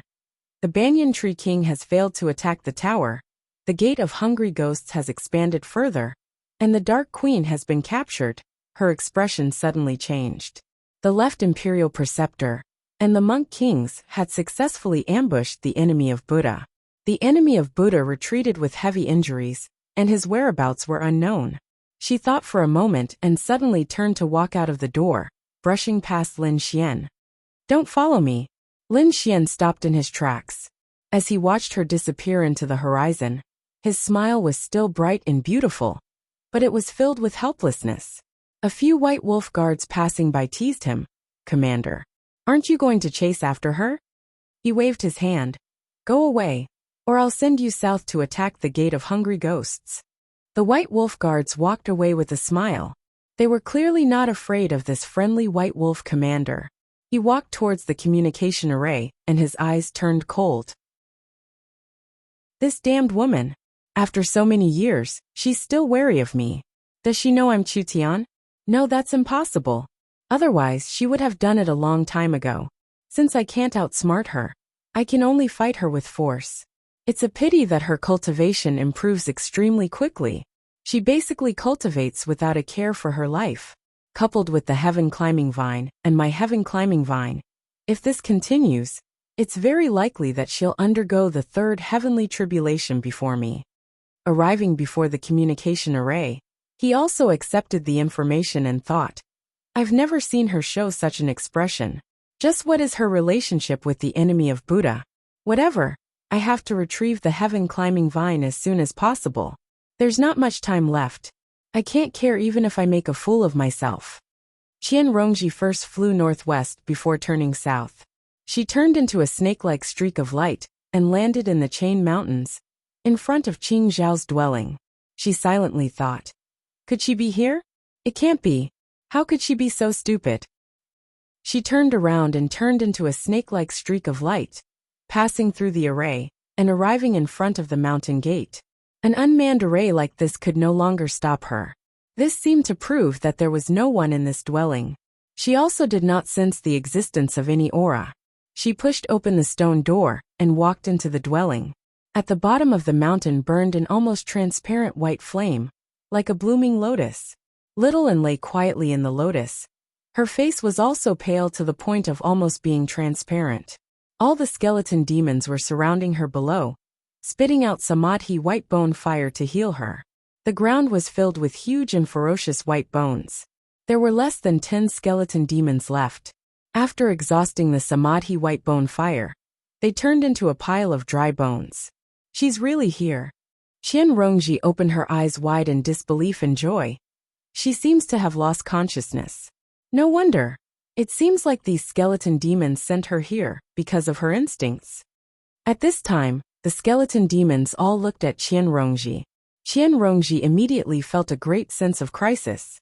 Even though the skeleton demons had become very weak, they were still not something a mere Azoth core cultivator could deal with. Qian Rongji called out, Little Anne, wake up, it's too dangerous here, you can't stay here. Little Anne seemed to have fallen into a deep sleep, not responding at all. Qian Rongji took a deep breath, stepped forward, and slowly descended until she landed at the bottom of the mountain. The skeleton demons' heads turned along with her body. Their joints collided, making a cracking sound, raising their huge bone claws. But they did not immediately attack, either because they did not receive Little Anne's order, or because they did not feel any hostility. Qianrongji passed through the skeletons, walking towards the White Lotus. The skeleton demons were like wild beasts that felt threatened, withdrawing the samadhi flame of white bone, preparing to deal with the enemy in front of them. Little Anne slowly landed on the stone platform, still in a deep sleep. Qianrongji stopped. The road ahead was blocked by the skeleton demons' huge bodies. Their sharp teeth collided, making a cracking sound. Not a strange laugh, but a final warning. She clearly felt that if she took another step forward, these ferocious skeleton demons would immediately attack. She suddenly smiled contemptuously. "You've been tricked." A gorgeous little snake came out of the stone platform, biting Little Anne's slender wrist. The skeleton demons roared angrily. Their bone claws tore through the air, grabbing at her together. She simply closed her eyes. Every skeleton demon had the strength of a demon king. At this moment, attacking at the same time, it was like a thunderbolt, impossible to dodge. She thought calmly. It's said that if you die in that white flame, even your soul will be burned, unable to enter reincarnation. But this is also good, let's end it here. Suddenly, she thought of Lin Xian's smiling face.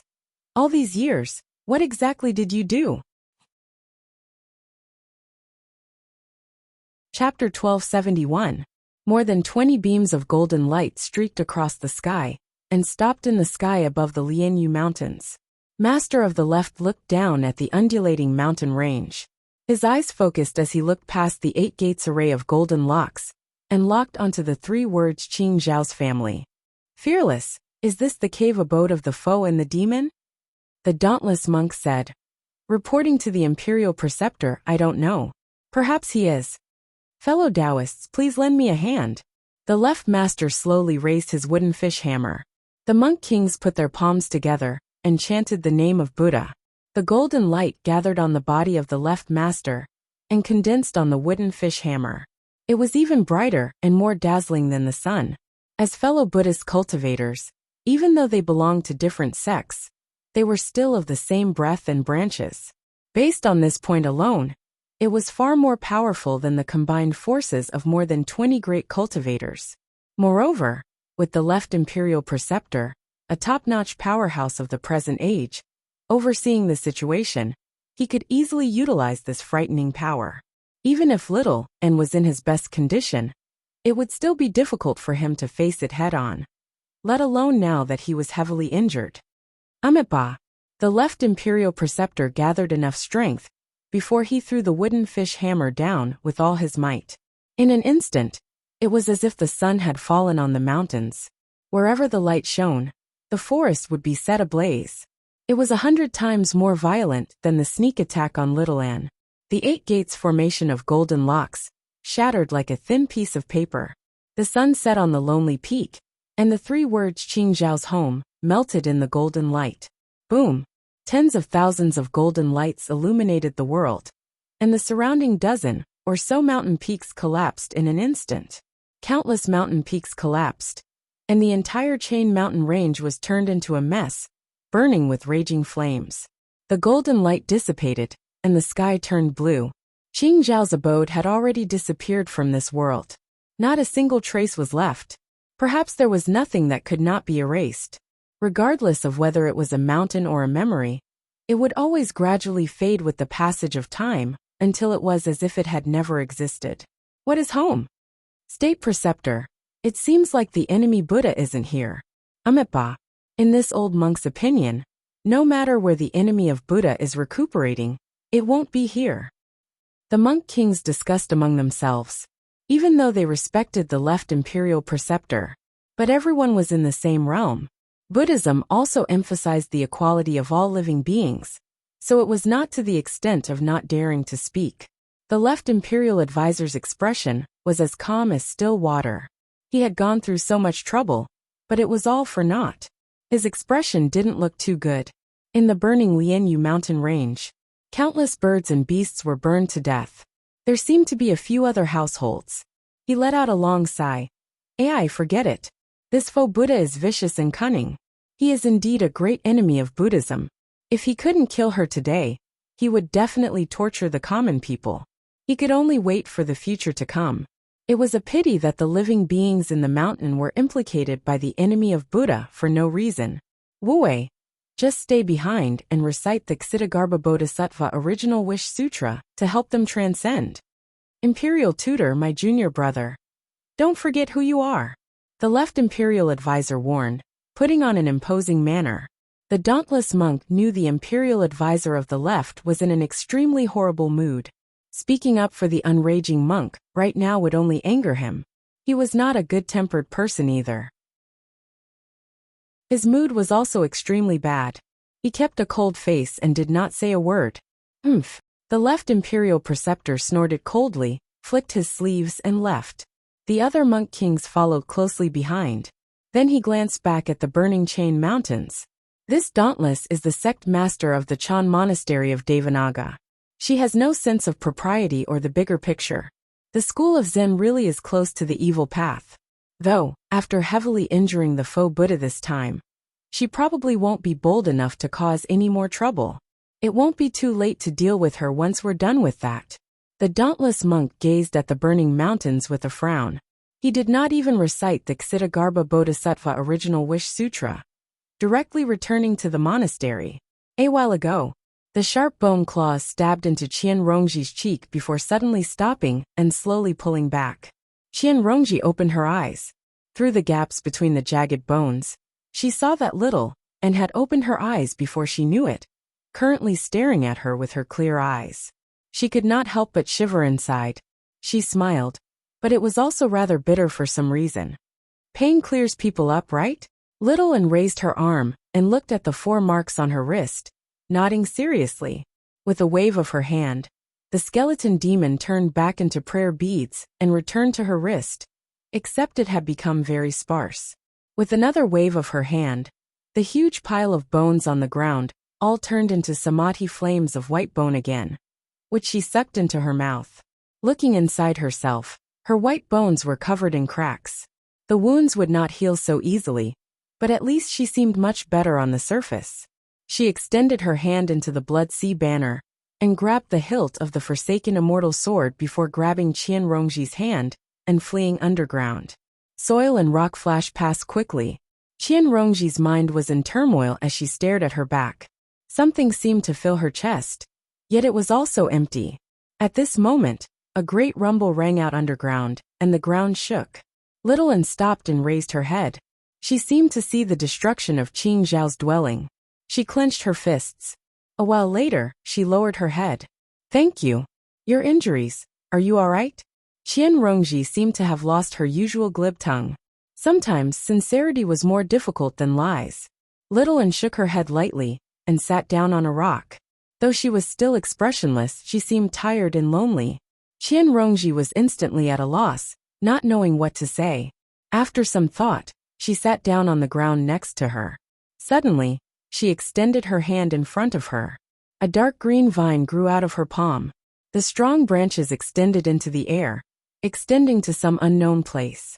Little Anne's eyes were also attracted by this wondrous plant. He asked, "You got this from Chu Tian?" Qian Rongji smiled. "You still remember Chu Tian? He's still alive. He's called Lin Xian now." Little Anne's calm words were like a bolt of lightning striking Qian Rongji's heart.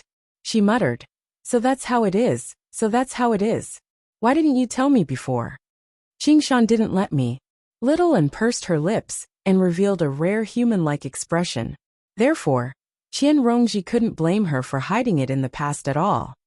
Okay, then why are you saying it now? He didn't think that she had the concept of gratitude. Even if she did, she probably wouldn't go against Li Qingshan's wishes for such a small matter. I'm going to do something that Qingshan doesn't want me to do.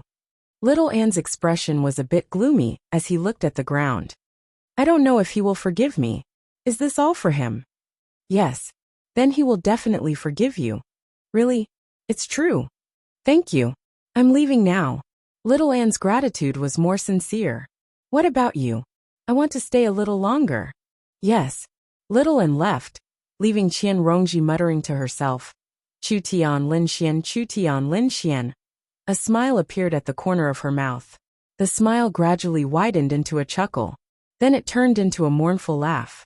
Finally, it turned into a hysterical laugh. The snakes all over her body danced wildly, enjoying the taste of pain as they drowned her. Floating astronomy. Chapter 1272. The silver moonlight shone on the golden wheat field.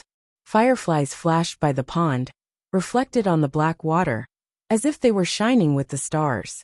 A white figure suddenly slid across the black water surface.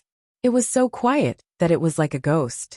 Even the fireflies were not disturbed by it. She walked through the wheat field in midsummer. The air was filled with the smell of harvest. They did not understand the war of cultivators. As long as they could survive, mortals would live their own lives year after year. The pale and slender hand drew across the sharp wheat light. She kept her head up, her ethereal eyes looking at the sky, as if she wanted to count the number of stars, and as if she was looking for an answer. Whoosh! A refreshing summer wind blew. The wheat waves undulated, and her seaweed-like long hair floated behind her. The sparks were far away in the sky. There was no answer. So she looked at the village in the distance. The golden wheat light pierced her fingertip, and a drop of blood fell, turning into a pale spark that fell on the wheat field, spreading silently. In the blink of an eye, the undulating wheat waves turned into a sea of fire. The wheat field did not burn, but it lost its color and became pale. There was no longer any vitality, and it returned to absolute silence. The white flame passed through the pond, and the fireflies also dimmed. They fell into the black water, creating ripples. The fire was ignited.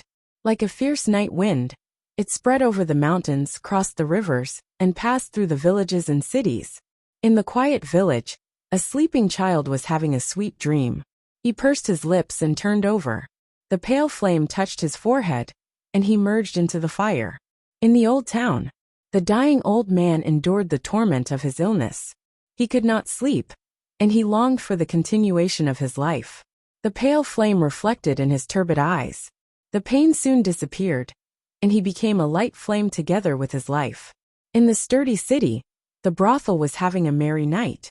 The lights were bright, and the music was played. The drunkard scolded and laughed. Tirelessly, the beggar outside the door looked at the rich guests coming in and out. He wanted to go forward but did not dare. He wanted to retreat but did not want to. He dodged between the lights. Unknowingly, he spent his life. The pale flame flowed in and out.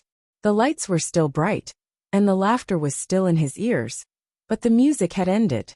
In the pale wheat field, she twisted her waist, causing her clothes to flutter in the wind. Her footsteps were light, and her hand gestures changed. She controlled the prairie fire, as if she was dancing to her heart's content. Only the stars were facing each other. Men and women, wise and foolish, kind and evil, rich and poor, hopeless and hopeful, painful and joyous. All of these things had once been like the difference between clouds and mud, but now they were all equal in this dance. However, all living beings were not equal. Even in the face of death, there would always be cultivators who were unwilling to accept their fate. They wanted to surpass all living beings, occupying famed mountains and blessed lands, laying down great formations to stabilize the mountain gates. Not even the pale white flames could invade.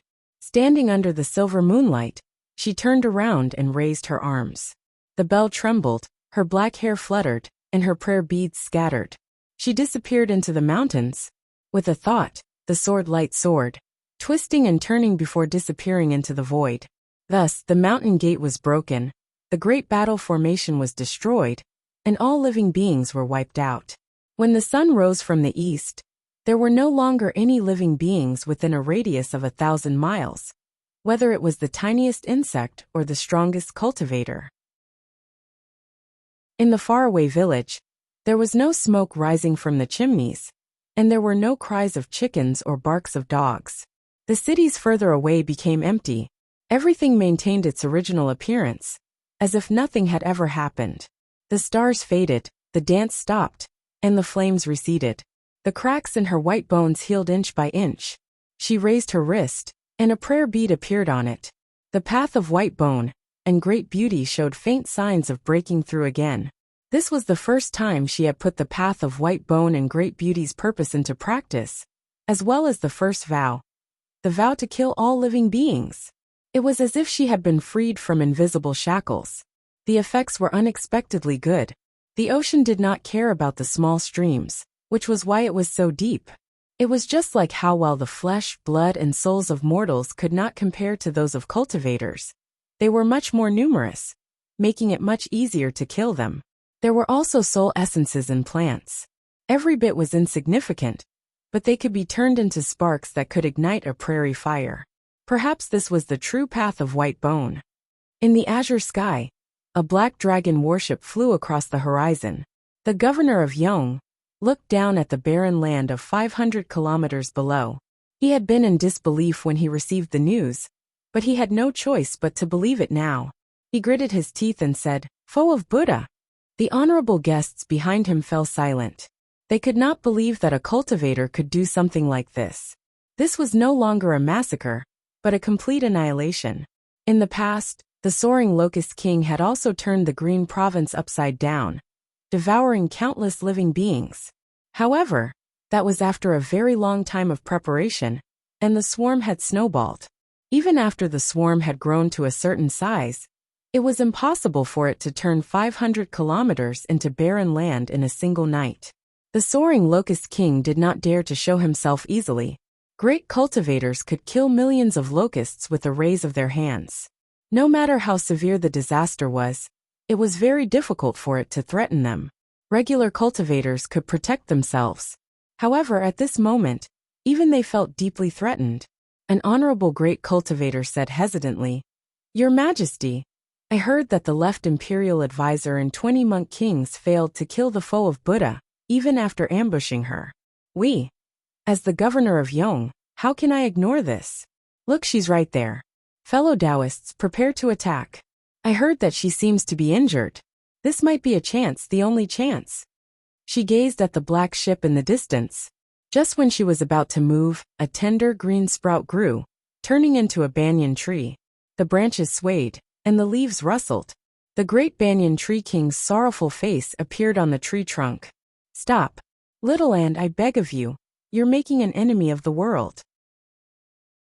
Even with his unprecedented extrapolation, he had still underestimated her terror. This flame was practically born for annihilation, destroying all living and dead alike. The threat she posed to this world was no less than that of the hungry ghost realm, or the demonic domain. In fact, she was even more direct and fatal. This was the path of white bone and Great Beauty. The Samadhi flames of white bone burned through the 3,000 worlds. In the past, it was only because of Li Qingshan's existence that the white bone bodhisattva's influence was greatly offset, so she had never used its power like this. Making an enemy? She narrowed her eyes slightly and swung Buddha slaying. The great tree toppled, burning and withering.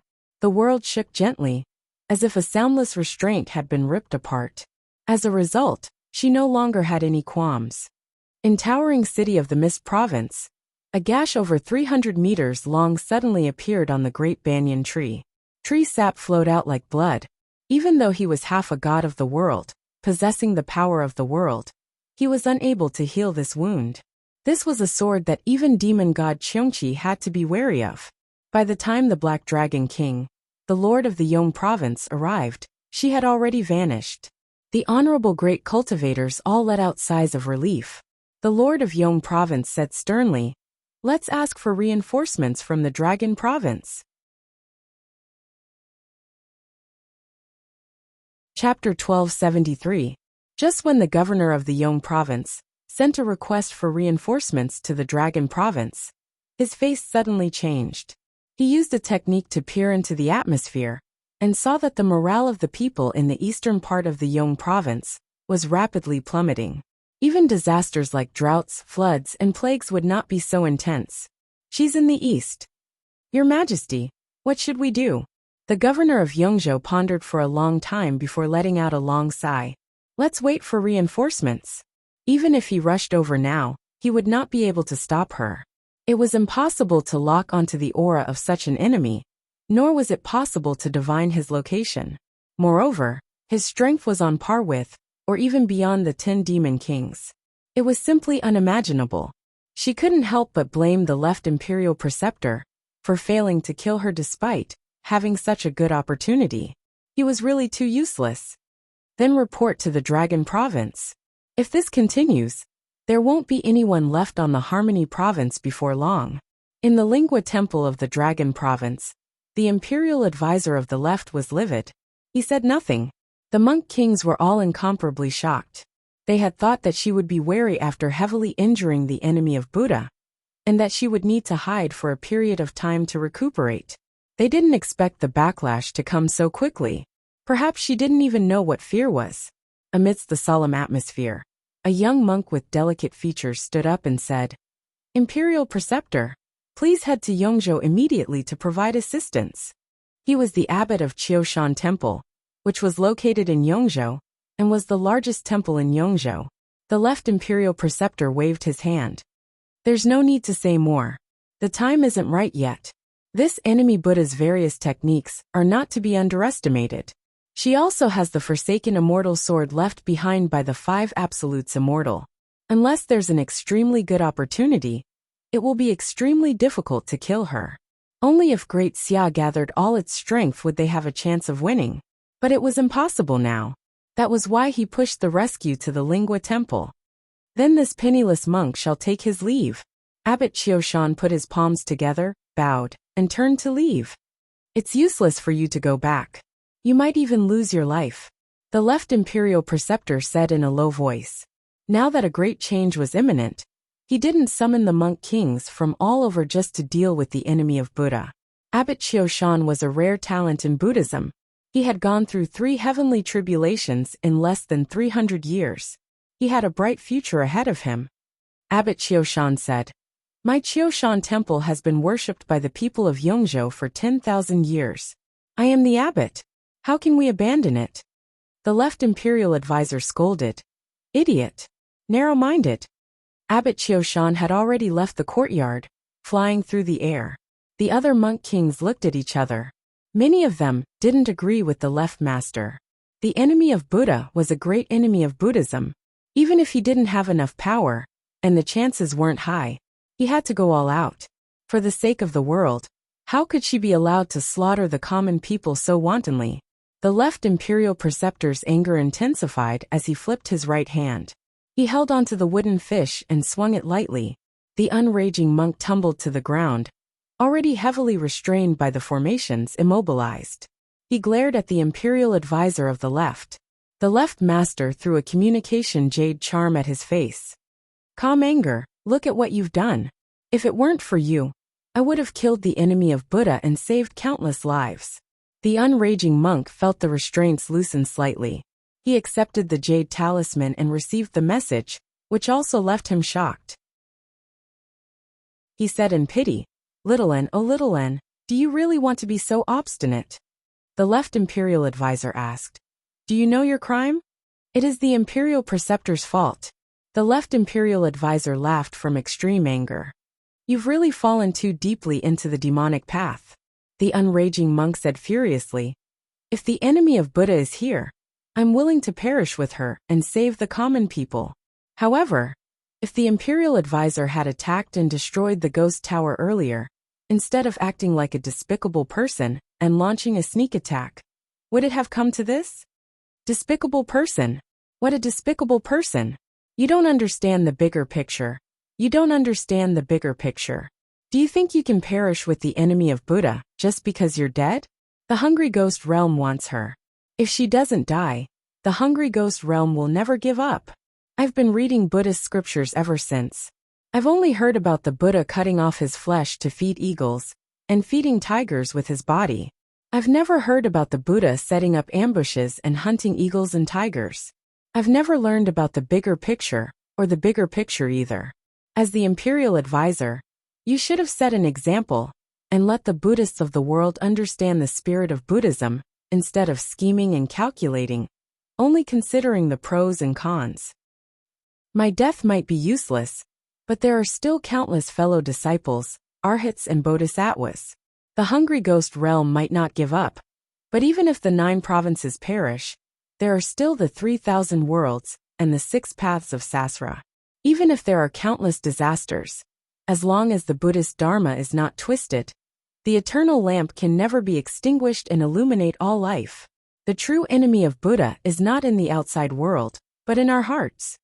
The unraging monk was heavily restrained, but a grand aura filled the hall right now. There would always be some fools who firmly believed in the principles in the books, refusing to turn back, even if they ran into the world and bled. Even if they sullied themselves with alcohol and meat, and stood against demon folk, it would not extinguish their will. Shut up. Why? You're an evil demon who distorts the Buddhist Dharma. What do you understand about the spirit of Buddhism? I don't understand. But if the Buddha is like the imperial advisor, launching sneak attacks and setting up ambushes, I'm willing to run into the Buddha statue and die. I'll strip you of your identity as the monk king right now, drag me away, and punish me with 3,000 strikes.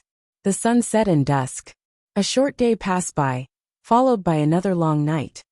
Fellow cultivators, reinforcements from the Dragon Province won't be coming. If we want to deal with the enemy of Buddha, we can only rely on ourselves. As the governor of the Yong Province, I have the responsibility to protect my territory. We must fight. If anyone doesn't want to take this risk, feel free to leave. I won't force you to stay, the governor of the Yong Province said to the dignitaries sternly. Behind him stood the abbot Qiu Shan. None of the dignitaries said anything about retreating. They were all born and raised in the Yong Province. Even though they were extremely distant from mortals, if all the mortals died, where would there be cultivators? The legacies of their sects would be severed too. Please give us your orders, Your Majesty. The governor of the Yong Province took out the mental map of the Yong Province. This is all we can do. Deep in the night, the great cultivators of the dignitaries were scattered in the sky above the Yong Province. They formed groups of 2 to 3 people and monitored the entire province. Once they discovered the enemy of Buddha, they would not be in a hurry to strike. Instead, they would send out messages and gather people so that they could deal a fatal blow to the enemy of Buddha. The governor of the Yong Province stood on the platform of the Black Dragon King to observe the aura and control the overall situation. Fortunately, the Yong Province was slightly smaller than the Green Province. Otherwise, it would have been impossible for them to monitor everything if it was as large as the Frost Province or the Mist Province. However, the Mist Province was the Banyan Tree King's home base. The Frost Province was frigid and sparsely populated, so she had never made it her first choice. Your Majesty, there's fire in the east. The governor of the Yong Province received the news and immediately gazed towards the east. Sure enough, the morale of the people had declined. Is it still in the east? Right when he was about to gather the dignitaries and set off for the east, another piece of news arrived. Your Majesty, there's fire in the northwest too. There's fire in the south too. For a moment, the Samadhi flames of white bone lit up everywhere in the Yong Province. Having recovered their strength, the skeleton demons leapt about on the plains as they cackled. They were like kindling that set the forests and towns alight. The governor of the Yong Province hesitated, attempting to determine the true location of the enemy of Buddha through aura observation. The abbot, who had remained silent the entire time, suddenly said, Your Majesty, I sense that the formation around Mound Hill Temple has been breached. The enemy of Buddha is in Mound Hill Temple. How is that possible? Even the Black Dragon King struggles to get through the Heavenly King's earth-blanketing formation of Mound Hill Temple. I don't know. The enemy is in Mound Hill Temple. Please send reinforcements immediately. Oh no. The enemy of Buddha wants to open the demon cavern and draw demon folk in. Chapter 1274. Mound Hill Temple's status in the Harmony Province was equivalent to the Chan Monastery of Devanaga in the Green Province. It was even much more ancient than the Chan Monastery of Devanaga. It was a standard 10,000-year-old monastery. There were many pagodas and palaces in the temple, built on a rolling hill. The so-called Mount Bhikkhu was naturally not as simple as turning a hill upside down, but referring to the Mount of Bhikkhu. The Heavenly King of the Heavenly King covers the earth formation was referring to the Dhritarashtra of the east, a renowned guardian general of the Buddhist League. As such, this formation was naturally indestructible. Tonight, in order to deal with the enemy of Buddha, all the monk kings in the temple had come out, so no one was worried about a sneak attack here. Little An climbed to the top of the mountain and looked down at the hill temple that was illuminated by the Buddha's light. He gripped the celestial abandoned sword tightly and leaped down. He became one with the sword in the air and turned into a curved sword gleam that pierced into Mount Hill Temple. There were very few spells in this world that could block the sharpness of the abandoned immortal sword. No matter how strong the spell was, it was as easy as a needle piercing through cowhide. However, if he were to enter, he would only be placing himself in danger. It would not be easy to destroy this formation from the inside. Once the controller of the formation returned, he would immediately fall into a dangerous situation. As a result, no matter how much the soaring Locust King resented the Chan Monastery of Devanaga, he had never launched an attack against Great Buddha Mountain. A beam of golden light leaped across the horizon. Abbot Qiushan rushed over at full speed. He had already started activating the formation from afar. At the same time, he sent a telepathic message to all the Shangqing cultivators. The enemy is at Qiushan Temple. Please come to our rescue. All of a sudden, the alarm bells in the temple rang, and the projection of the Dhritarashtra appeared indistinctly. He had a dignified face and was holding a pipa. Gazing at the sword light, the pipa rang. The sword light froze, but the abandoned immortal sword was not so easily restrained. It wriggled like a fish and shot toward the foot of the Heavenly King's illusion. That was the core of the formation. It was also the largest hill in the temple, and on top of it sat the Hall of Great Strength. Is the enemy of Buddha walking into a trap? Abbot Qiushan was surprised and delighted. However, when he saw the curved sword gleam disappear into the hill, he suddenly understood. Not good. The enemy of the Buddha wants to open the demon cavern and draw demon folk in. The Mount Hill Temple had another similarity to the Chan Monastery of Devanaga. It also suppressed a huge demon cavern right below the Grand Hall. Suddenly, the hill shook violently. It was as if a giant beast was about to turn over. All the wells on the mountain were boiling. Dozens of streams of black demonic chi gushed out of the well. The forsaken immortal sword soul said, "How ironic. At that time, you tried everything to stop me from opening the demon's den. But you are indeed the master I am most satisfied with. Aside from your swordsmanship being slightly lacking, he isn't any weaker than that Wuxia old ghost. And the things he does are much more interesting." Back then, it was the forsaken immortal sword that had broken the seal and opened the demonic den in Qingzhou. Little An didn't say anything. He waved his sword again, and a third of the thousands of intertwining iron chains broke. More devil chi gushed out. "Fo Buddha, stop!" Abbot Qiushan's angry roar rushed into the darkness of the hill, like the roar of millions of lions. The restless devils in the devil's den were shocked. The chaotic soul bell on Little An's waist rang, and the sound of the bell disrupted the lion's roar. With another slash, the iron chains broke, and the devil's den opened. The surging devil chi immediately pushed away the lion's roar, and broke through the layers of Buddhist light and rocks. The hill suddenly swelled up, and cracks of various sizes appeared on it as it trembled violently. Other than the Hall of Great Strength at the highest point, all the other buildings collapsed. Devil chi gushed out of the cracks and soared into the sky, drowning the Hall of Great Strength and the entire Qiushan Temple. Dhritarashtra's figure also became unstable. After all, he wasn't the real heavenly guardian, but a phantom formed by a formation. From the moment she entered the Qiushan Temple to the moment she broke through the devil's den, it had only been a breath's time. She had only used 3 slashes, and this was under the suppression of the Heavenly King, covers the earth formation. Otherwise, 1 slash would have been enough. During the battle on Great Buddha Mountain, the forsaken immortal sword still didn't have a master, and it relied on Elder Shirtion to obtain its power. Now, it had a sword master who could definitely be regarded as powerful, and he had completely comprehended the sword concealment of heaven and earth, so his destructive power was even more terrifying. There was panic in the Mount Hill Temple. The golden light fell from the sky and landed heavily in front of the Mahavira Hall. The hill shook, and the rolling devil chi dissipated. Even the shadow of the heavenly king became solid. As if they had seen their savior, the monks cried out, "Abbot!" However, the abbot felt like he was standing in the mouth of a volcano that could erupt at any time. With the slightest distraction, the devil chi would erupt, and the entire Qiushan temple would be reduced to demonic soil. The formation would be ripped apart too. He chanted the 6-syllable mantra of great clarity, Mani Mani Padme Hum, merciful Buddha, purge demons. The towering Buddha sitting in the Mahavira hall slowly stood up, and the smooth marble floor under his feet immediately cracked and sank. His whole body glowed with layers of Buddha's light, and a halo appeared behind his head, making him look majestic. The statues and golden arhats in the surroundings all began to move as well. Immediately, it was like a kingdom of Buddhism had descended. What the Chan monastery of Devanaga possessed, Qiushan temple obviously possessed as well, and they would only be stronger, not weaker.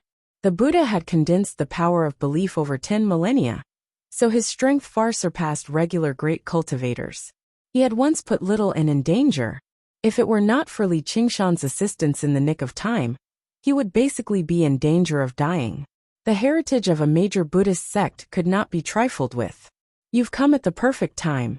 I'll use the formation to trap you here, and then I'll destroy you with the Buddha. Enemy of the Buddha, I'd like to see where you run off to now. As the abbot pondered, the Buddha suddenly paused. He could vaguely hear the sound of something shattering, which made him feel deeply uneasy. On the back of the Buddha's slaying sword stabbed deeply into the golden body. The pale white hand gripped the shiny hilt, slowly turning the blade. Cracks rapidly spread out. In the blink of an eye, cracks crawled up the Buddha's plump face, covering the entire golden body. The Buddhist light dimmed and subsided, and he became a regular statue again. He slowly collapsed, scattering across the ground in the hall of great strength. The abbot's shocked and furious eyes met a pair of ethereal eyes. They flickered with Buddhist light, as well as some comprehension. Slay the enemy of Buddha, the abbot bellowed furiously, and the bell rang out again, nullifying each other. Several dozen golden arhats and bodhisattvas lunged towards her together. Every single one of them possessed the strength of a great cultivator. She had already scattered all of the skeleton demons, and the blood sea banner was useless too. Even with the Buddha slaying abandonment's twin swords, she struggled to fend off such a combined attack. Boom! The hall of great strength shook violently, and the shattered golden body of the Buddha shot through the air. A streak of light made a turn and flew over the abbot's head, leaving the hall of great strength, and heading towards another hill. The abbot could tell with a single glance that it was the forest of pagodas in the temple. He could not help but become enraged. How dare you, enemy of Buddha! The golden arhats and bodhisattvas both burst through the walls in pursuit. The hall of great strength trembled even more. Drifting astronomy. Chapter 1275. The moonlight was like water, and the shadows of the trees danced. Little and stood in the forest of pagodas. To her, this was the largest treasury in the entire Yongzhou. Though the return of the head abbot Qiushan had caused some trouble, it was still within their expectations. It was better to say that it was a good thing. In the words of the Green Mountain, it was revenge. Of course, she did not have such feelings at all. She did not even feel the slightest bit of hatred towards the left advisor who had ambushed her. Everything was as it should be. Nothing had ever been as it should be. There was no need to be conflicted between Buddhism and the demonic, nor was there a need to consider what was right or wrong. In the words of the Path of White Bone and Great Beauty, it was a vow of endless worries. But did this mean that there were no more troubles? Whoosh! A large golden sword slashed towards her from behind, but she did not even turn her head as she swung the Buddha slaying sword. Clang! The blades crossed, and the Buddha slaying sword cut deeply into the golden sword.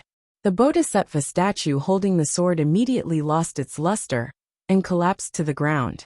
Even the weapon in its hand could not withstand the Buddha slaying sword. At this time, more than 10 golden statues surrounded him again. The sword light flashed and drew a zigzag trajectory in the air. 3 heads flew into the air. She became one with her sword and broke out of the encirclement. She conveniently cut open a stupa, and took out the relic within. Holding it in her palm, it immediately ignited and turned into the samadhi flame of white bone. Boom! The stupa in front of her was smashed into pieces. An enraged tiger subduing golden body Luohan reached out its arms to grab her. Behind her, a gust of wind rose again, attacking her from both front and back. She threw herself into the arms of the golden body of the crouching tiger Arhat. The Buddha slaying sword in her left hand slightly retracted. The golden body of tiger subduing Luohan had a sword mark on its palm. It immediately stopped. She smashed the tiger vanquishing Arhat golden body into pieces. She threw out the abandoned immortal sword with her right hand. The sword light was like a wandering evil dragon. It flew around her body and pierced through the golden statues. Kill Buddha and defend, immortal abandons attack. The two swords performed the Sword of Heaven and Earth hidden sword spell, which was extremely similar, but also completely different. They interweaved into a sword net, and none of the golden statues could block her sword, and none of the golden statues could even touch the corner of her clothes. Boom boom boom boom. She shuttled through the pagoda forest, and the golden statue followed closely behind. The pagodas collapsed one after another. She casually took out several sarairas. Fusing with the white bones, it became faster and stronger. Finally, the entire forest of towers collapsed. The sarairas of all the eminent monks in the past 10,000 years had all been collected by her. In her originally empty eyes, at this moment, it was burning with raging flames. Looking back, there were still more than a dozen golden statues chasing after him. He turned around and faced the attack. His nimble sword light danced like flowing lights. It disappeared in a flash in the darkness. Returning to his original position, the dozen or so golden statues behind him all stood motionless and slowly collapsed. Invincible Buddha. Seeing the pagoda forest destroyed, Abbot Qiu Shan's eyes widened in anger, but he could not leave the Hall of Great Strength. After losing the forest of pagodas, the formation of the Heavenly King's devastation shook even more. Countless roars and howls rang out from beneath his feet, as if a group of ghosts from hell were slamming against the gates of hell. Once they lost the suppression, the demon folk would return to the world. Fellow Taoists, Mount Hill Temple is in trouble. Please come and rescue us. At this moment, a few streaks of light leapt over the horizon. Reinforcements had arrived. However, Shaoan did not care at all. She took out the blood sea banner and swung it gently. It swelled up with the wind, and a sea of blood surged out. The thick blood drowned out the temples on the hills, desecrating the statues of the gods and Buddhas.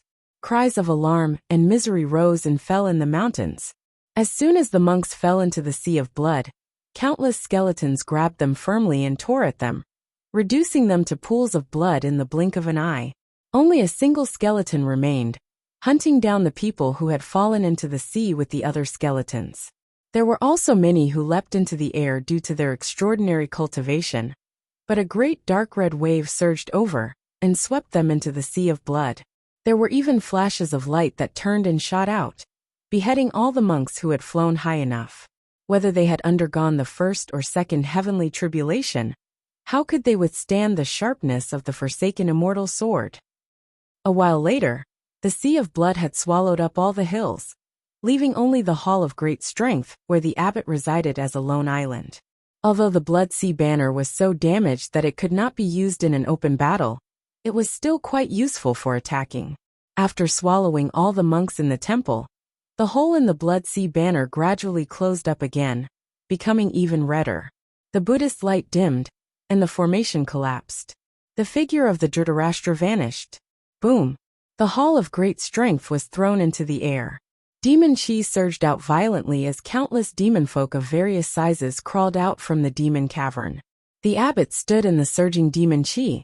He was rather dazed, as if he had just experienced a nightmare. He struggled to believe it. The Mount Hill Temple that had stood for over 10,000 years had just been destroyed by his hands like this? Tears rolled down his cheeks as thousands of demon folk swallowed him up. Roar! A hysterical, furious roar killed thousands of demon folk and dispersed the surging demon chi. The abbot formed the inner and outer lion seal with his hands and used his entire cultivation. He turned into a frenzied, golden lion and lunged towards Little N. Little N looked over. His bearing was calm and peaceful. He even seemed rather benevolent. He extended a finger, and a huge wave over 300 meters tall rose up from the surging sea of blood, rushing into the clouds. It was like a great wall, separating them and falling towards the abbot. Bang! Blood splashed everywhere as countless skeletons shattered. The golden lion rushed out of the sea of blood. Enemy of the Buddha, I'll take you down with me. However, the place where Little N stood just now was now completely empty. He immediately felt empty inside. Only then did he hear the bell ring. He felt his chest ache.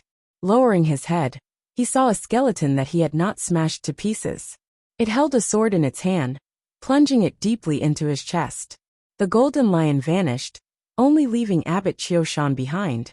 He wanted to blow himself up and take down the enemy of the Buddha with him, but he was unable to do so. He was filled with resentment and reluctance. How can the orthodox Dharma of Buddhism be so restrained? How can it be so restrained? If it were not for the Buddha's slaying sword, the great Buddha would have been able to force her into submission. If it were not for the Blood Sea banner, the formation of the heavenly king covers the earth would not have collapsed so quickly. The skeleton demon, who did not directly participate in the battle, also distracted the attention of the king of Yong province. The abandoned immortal sword played an even greater role. It first broke through the protective formation, then broke through the seal of the demon's lair, and killed the golden statues as if they were dogs. She unleashed the power of each transcendent artifact to the extreme. She took advantage of the weakness and struck a fatal blow. Little N did not reply. He pulled out the Buddha's slaying sword. A ball of samadhi flames of white bone surged into his body, and Abbot Qiushan's resentful and unwilling face disappeared. At this point, she had completely recovered from the injuries she had suffered in the battle at the Ghost Tower. Her cultivation had even improved. She turned back to look at the rescuers. Abbot Qiushan. The Shangqing great cultivators were all dumbfounded. The famous Qiushan temple of Yong province had been destroyed in a single night. How was this possible? Enemy of the Buddha. There was a flash of golden light. An old monk rushed down without any regard for anything. He was also a monk king, who had undergone 3 heavenly tribulations. Little N held both swords in his hands. He stepped on the sea of blood, and flew up to meet the old monk. As the bell rang, their figures crossed each other. The old monk was defeated. The Shangqing great cultivators were shocked and quickly retreated. Floating astronomy. Chapter 1276. Yong province wasn't big. The Shangqing cultivators all arrived, but none of them dared to approach. It wasn't just because of the sea of blood, but also because of the demonic aura. Pitch-black devil chi was so thick that it was almost liquid, and it kept gushing out of the devil cave, piercing through heaven and earth. They spread out in the night sky, and turned into demonic clouds that covered the stars and the moon. The area within a radius of 100 miles was dyed into demonic soil, and it was still expanding. Once cultivators entered this demonic land, they would be suppressed. Even their magic treasures would be contaminated by demonic chi. She was an exception. Since there was no such thing as life and death, the hungry ghost realm and the 9 regions could be equated. Similarly, there was no such thing as good or evil, so the demon realm was nothing. Why would a person who was neither dead nor alive be afraid of being contaminated by demonic chi? The thick and deep sea of blood was even more filthy and evil than the devil chi. The Black Dragon King tore through the night sky and stopped outside the demonic earth. The governor of Yongzhou could hardly believe that this was the Mound Hill Temple of the past. A few Shangqing cultivators reported to him what they had seen just now. Your Majesty, the enemy of Buddha is too powerful. It's hard to kill him anywhere else. If we enter Mound Hill Temple recklessly, we might suffer casualties. The governor of Yong province gritted his teeth. Just you wait. I refuse to believe she can remain in this demon cavern forever. The demon folk will never thank her for opening the demon cavern. The howls of demon folk filled the surroundings. The black demon chi flickered with light that was as dense as the stars. These were the eyes of the demon folk filled with lust and evil. They all gathered on Little N. Dressed in white, She stood above the surging sea of blood and the surging demon chi, like a white lotus flower. Before the demon folk could attack, she struck. The blood sea banner was raised. The torrential sea of blood immediately poured into the devil's den, and the pairs of eyes were instantly filled with fear. The sea of blood was boundless, and there was no shore to turn back to. A few demon commanders did not hesitate to demonize, turning into hideous monsters. They abandoned their blood-corroded limbs and charged into the sky. As soon as the chaotic soul bell rang, they were like birds that had been shot by arrows, plunging headfirst into the sea of blood. Whether it be demon folk or monks, there was no difference. Cross the river in one go. Only when the Devil King appeared would she need to personally make a move. She would either kill the Buddha, or abandon the immortal to kill him with a single sword strike. The surging sea of blood became even more viscous. The thick smell of blood could be smelled even from 100 miles away. More and more skeletons appeared in the sea of blood. Some of them were as strong as demon kings. All of them looked ferocious and had strange bones. They were all transformed from fallen demon kings. Crystal and demon hearts were deeply embedded in the white bones, and they even retained some of their original intelligence and techniques. However, they had already become slaves of the sea of blood, massacring demon folk. The great cultivators of the Harmony province watched this feast of slaughter with their mouths agape. Only now did they understand that she had not opened the demon cavern to lure demon folk in. Instead, she wanted to feed on these demon folk. Every time a demon king fell, the great cultivators would feel a chill in their hearts. They believed that they were not stronger than these demon kings. If he were to attack recklessly, he would be suppressed by the demonic chi, and his outcome would be even worse. From the ancient times until now, the demon folk invasions that had brought great calamities to the 9 provinces had actually been stopped by her alone, and she grew stronger the more she fought. In the end, she didn't even need to do anything herself. More and more powerful skeletal blood slaves appeared in the sea of blood. Although she could not command them as freely as she could command the skeleton demons, she could still command them with the blood sea banner. She wielded the blood sea banner and stood above the sea of blood, like the commander of an army, slaughtering the endless army of demon folk. A 3-headed, 6-armed demon king fought his way out of the encirclement.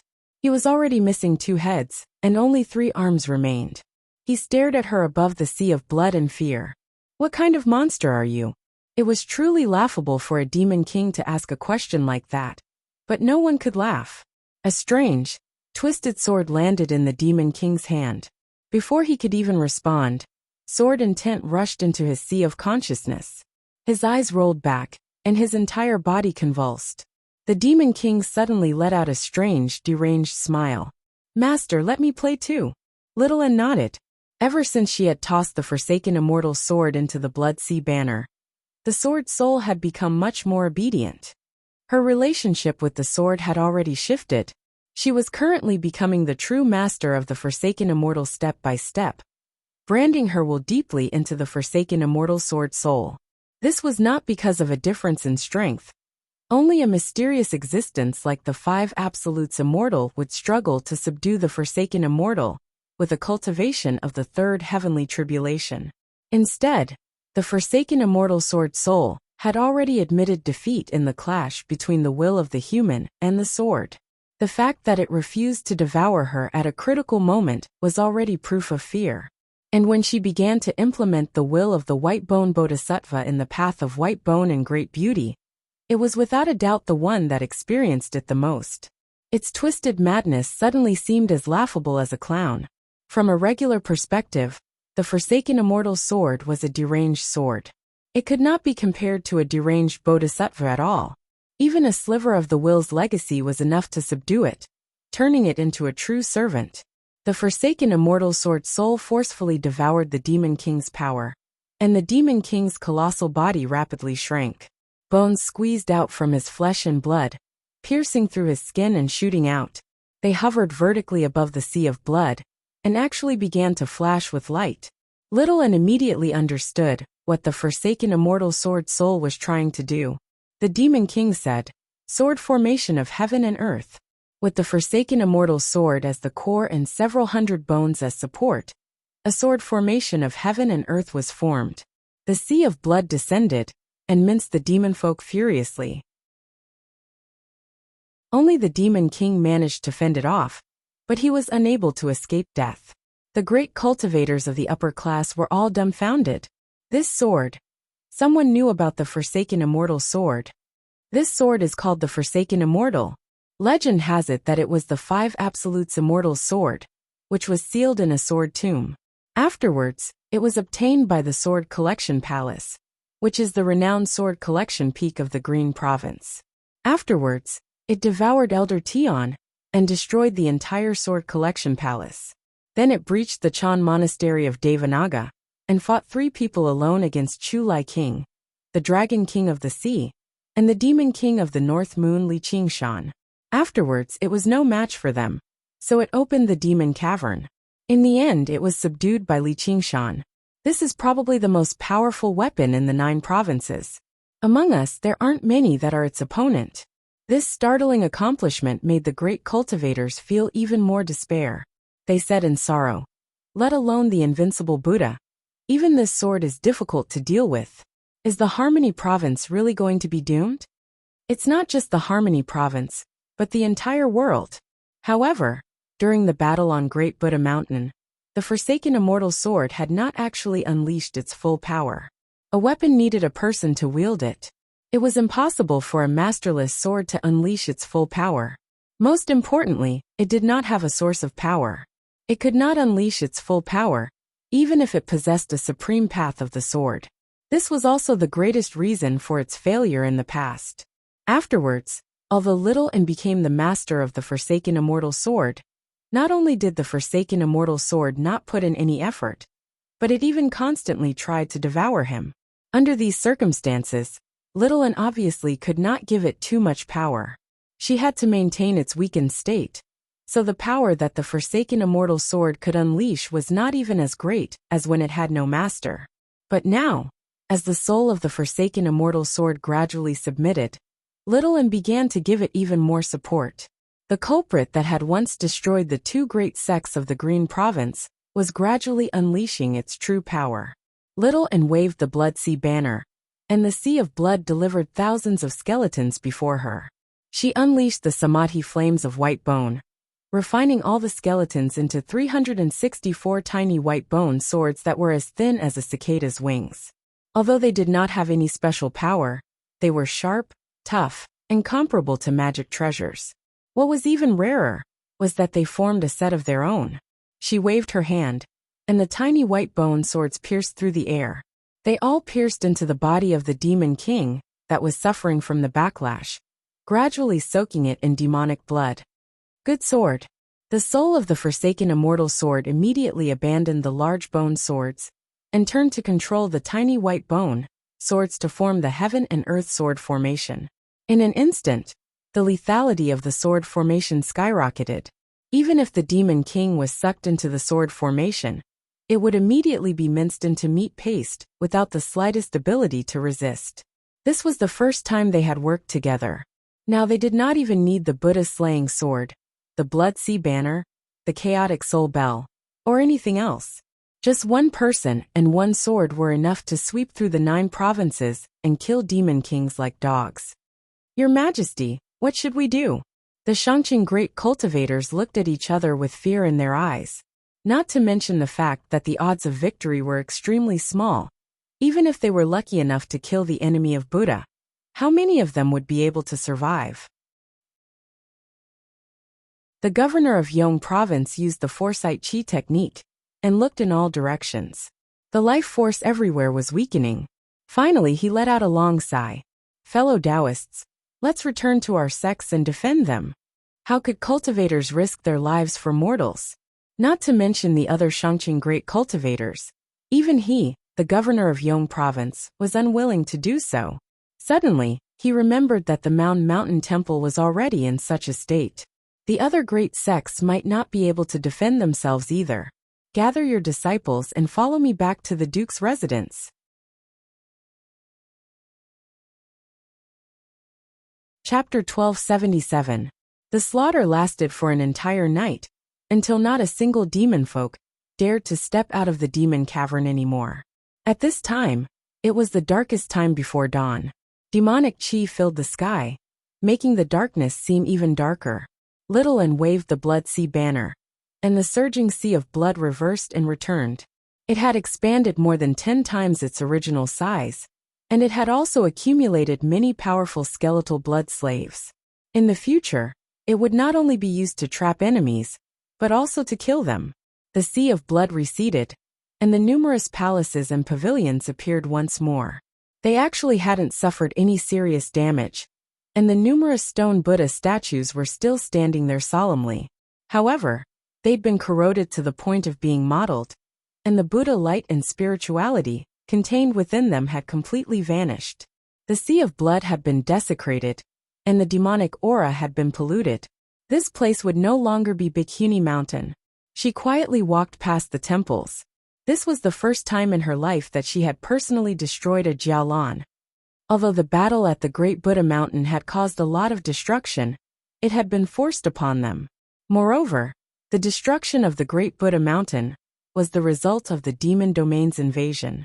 He then recalled the 2 vows of the White Bone Bodhisattva, the infinite Buddhist vow to destroy, and the supreme Buddhist vow to end. Finally, he gathered the 4 great vows into one body. He had many comprehensions in his heart. Comprehensions were just as important as resources.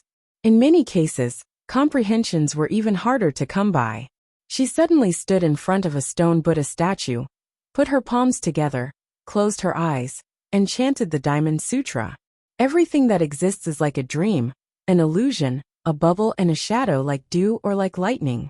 This is how one should view it. Everything is impermanent. All techniques have no self. Impermanence has no self. Life and death are the same. Buddha and demon are the same. Her body emitted a faint Buddhist light.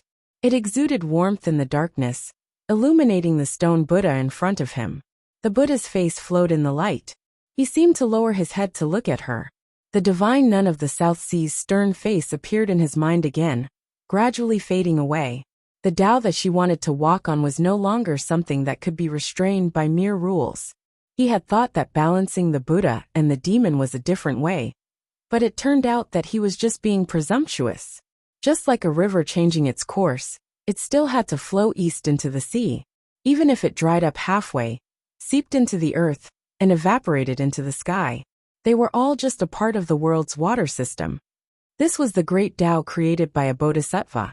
How could it be so easily surpassed or distorted? Even if he wanted to go berserk, he couldn't do it. That was why there were no problems with her path of white bone and great beauty. That experience seemed to only be for her to walk further. The path of white bone and great beauty was different from the 9 transformations of the demonic and divine. What it pursued was not a balance between the demonic and divine, a world of its own. Instead, it was the origin of emptiness, nirvana, into destruction. After understanding this, the light of Buddha melted into the white bones. Her face became even more peaceful and tranquil. She silently faced the stone Buddha. Anyone who saw her would think that she was the most devout believer. Was the Tao of the White Bone Bodhisattva just one of the infinite Buddhist Dharma and the supreme Buddhist Tao? Perhaps becoming a demon was just an illusion.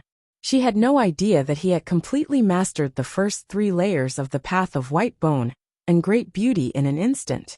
At this moment, she already had the qualifications to ascend. Not only could she ascend to the next level, she could obtain the Sutua Creek fruit. He could even cast aside the threat of the hungry ghost realm. However, she made the same choice as Li Qingshan, who was thousands of miles away.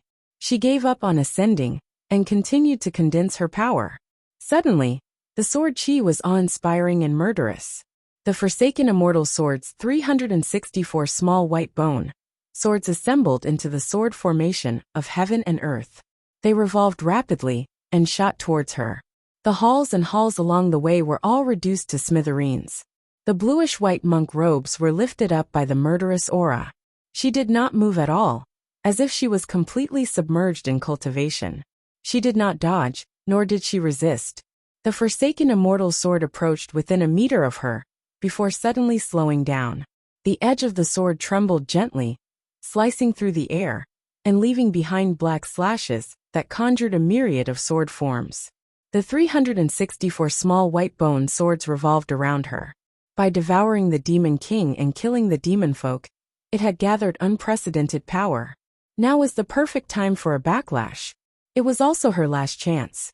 Clang! The 365 swords thrummed together and rapidly shrank. A strand of her hair was severed by the edge of the sword, drifting to the ground slowly. This was the first time she had been injured since the Battle of the Ghost Tower. She opened her eyes slightly and gazed at the forsaken immortal sword that was only inches away. In that moment, the world seemed to lose all color, turning pale. The soul of the forsaken immortal sword felt like everything had lost its meaning. Even its consciousness had become empty in this pale world. It could not forget this feeling anymore. It thought blankly, she's only at the third heavenly tribulation. So how can she possess such willpower? Don't tell me she's a reincarnated immortal like the Wuxia ghosts? When she extended her hand, the forsaken immortal sword turned around, allowing her to grasp the hilt. In that moment, the balance was completely broken. The imprint had already been imprinted. Master and servant were now separated. From now onwards, the forsaken immortal sword no longer had the opportunity for a backlash. Even when she was heavily injured and unconscious, she could only protect her master wholeheartedly. The forsaken immortal sword was enveloped in the samadhi flames of white bone. She gripped the hilt tightly, which was coated with a pattern of hollow white bone, vaguely forming a skeleton. The shape was actually not important. What mattered was that she had completely refined the forsaken immortal sword. As if nothing had happened at all, the soul of the forsaken immortal sword grumbled. Master, these swords aren't very useful. Yeah, little, and communicated with the soul of the forsaken immortal sword. He reforged all of the small white bone swords according to the soul's wishes. The artifact forging section could be considered the most important section of the path of white bone and great beauty. It was not just an external object, but an extension of her body. It was equivalent to a sword cultivator's lifebound sword, or even more so. Over the years, she had basically never stopped forging various white bone artifacts. Even her white bone and great beauty could be viewed as another form of artifact. Her artifact forging methods were extremely brilliant. As long as white bone was used as the raw material, even if it was not an artifact recorded in the path of white bone and great beauty, she could still forge it. Within the blazing flames, the small white bone swords gradually melted and reformed. All of them became strangely twisted. Some of them were curved like blades, some were at right angles, and some only had half of them.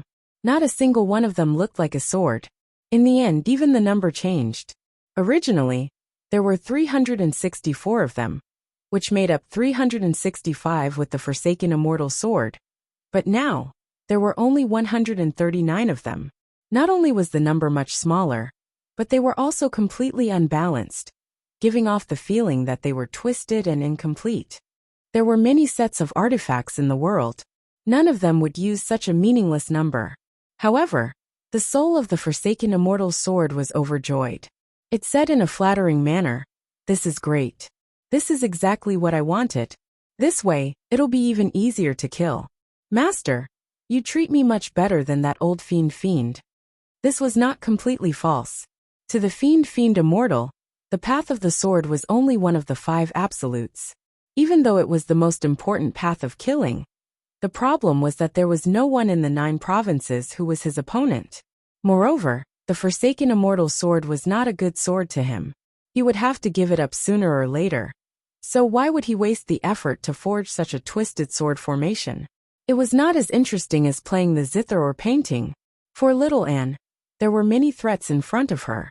The most direct threat was the great cultivators of the various provinces, as well as the demons from the demonic domain. Yongzhou and Mountain Temple were just the beginning. The biggest threat was the Hungry Ghost Realm and the Great Xia Dynasty, which she did not know what they were up to. This was her war alone, and the enemy was the entire world. At least for a long time, the destructive power of the forsaken immortal sword would be worth using. The soul of the sword could also save her a lot of effort to use other methods. Thus, she continued to forge artifacts. One by one, The skull prayer beads rolled out of the Samadhi white bone fire and turned into skeleton demons. They bowed to her and flew off in all directions. When she had forged 33 skull prayer beads, all the white bone artifacts that she had lost in the battle at the Ghost Tower were finally restored. She did not stop there. She forged another 3 skull prayer beads, making up a total of 36 beads. In an instant, every skeleton demon scattered throughout Yongzhou became even more powerful and ferocious. Their strength surpassed that of ordinary demon kings and great cultivators, reaching the middle stage of the third heavenly tribulation.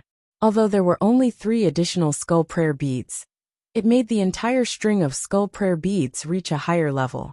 The 36 skull prayer beads symbolized the 36 types of troubles. There were 6 of them, each representing the 3 types of suffering, joy, loss, good and evil, and peace. They combined to form 36 types of troubles. This was a transitional stage for the skull prayer beads to advance from low grade to middle grade. 27 skull prayer beads were only low grade.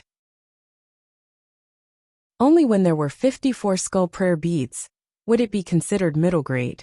Little Anne did not continue to forge skull prayer beads. It was still a little difficult for her to forge 54 skull prayer beads. Even if she was short of 1, it would only be a quantitative change. A dozen more skeleton demons would not make much of a difference. Thus, she continued to forge the Chaos Soul Bell.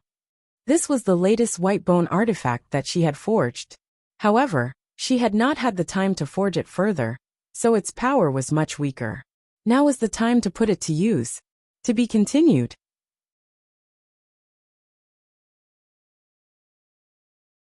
Chapter 1278.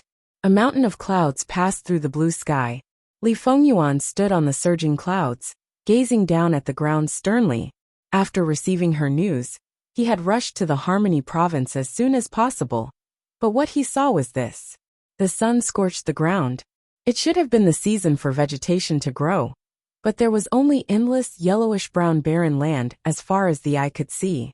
There were no birds in the air, and there were no fish in the water. Even the deserts of the Scarlet Province and the tundra of the Frost Province should not be so deathly still.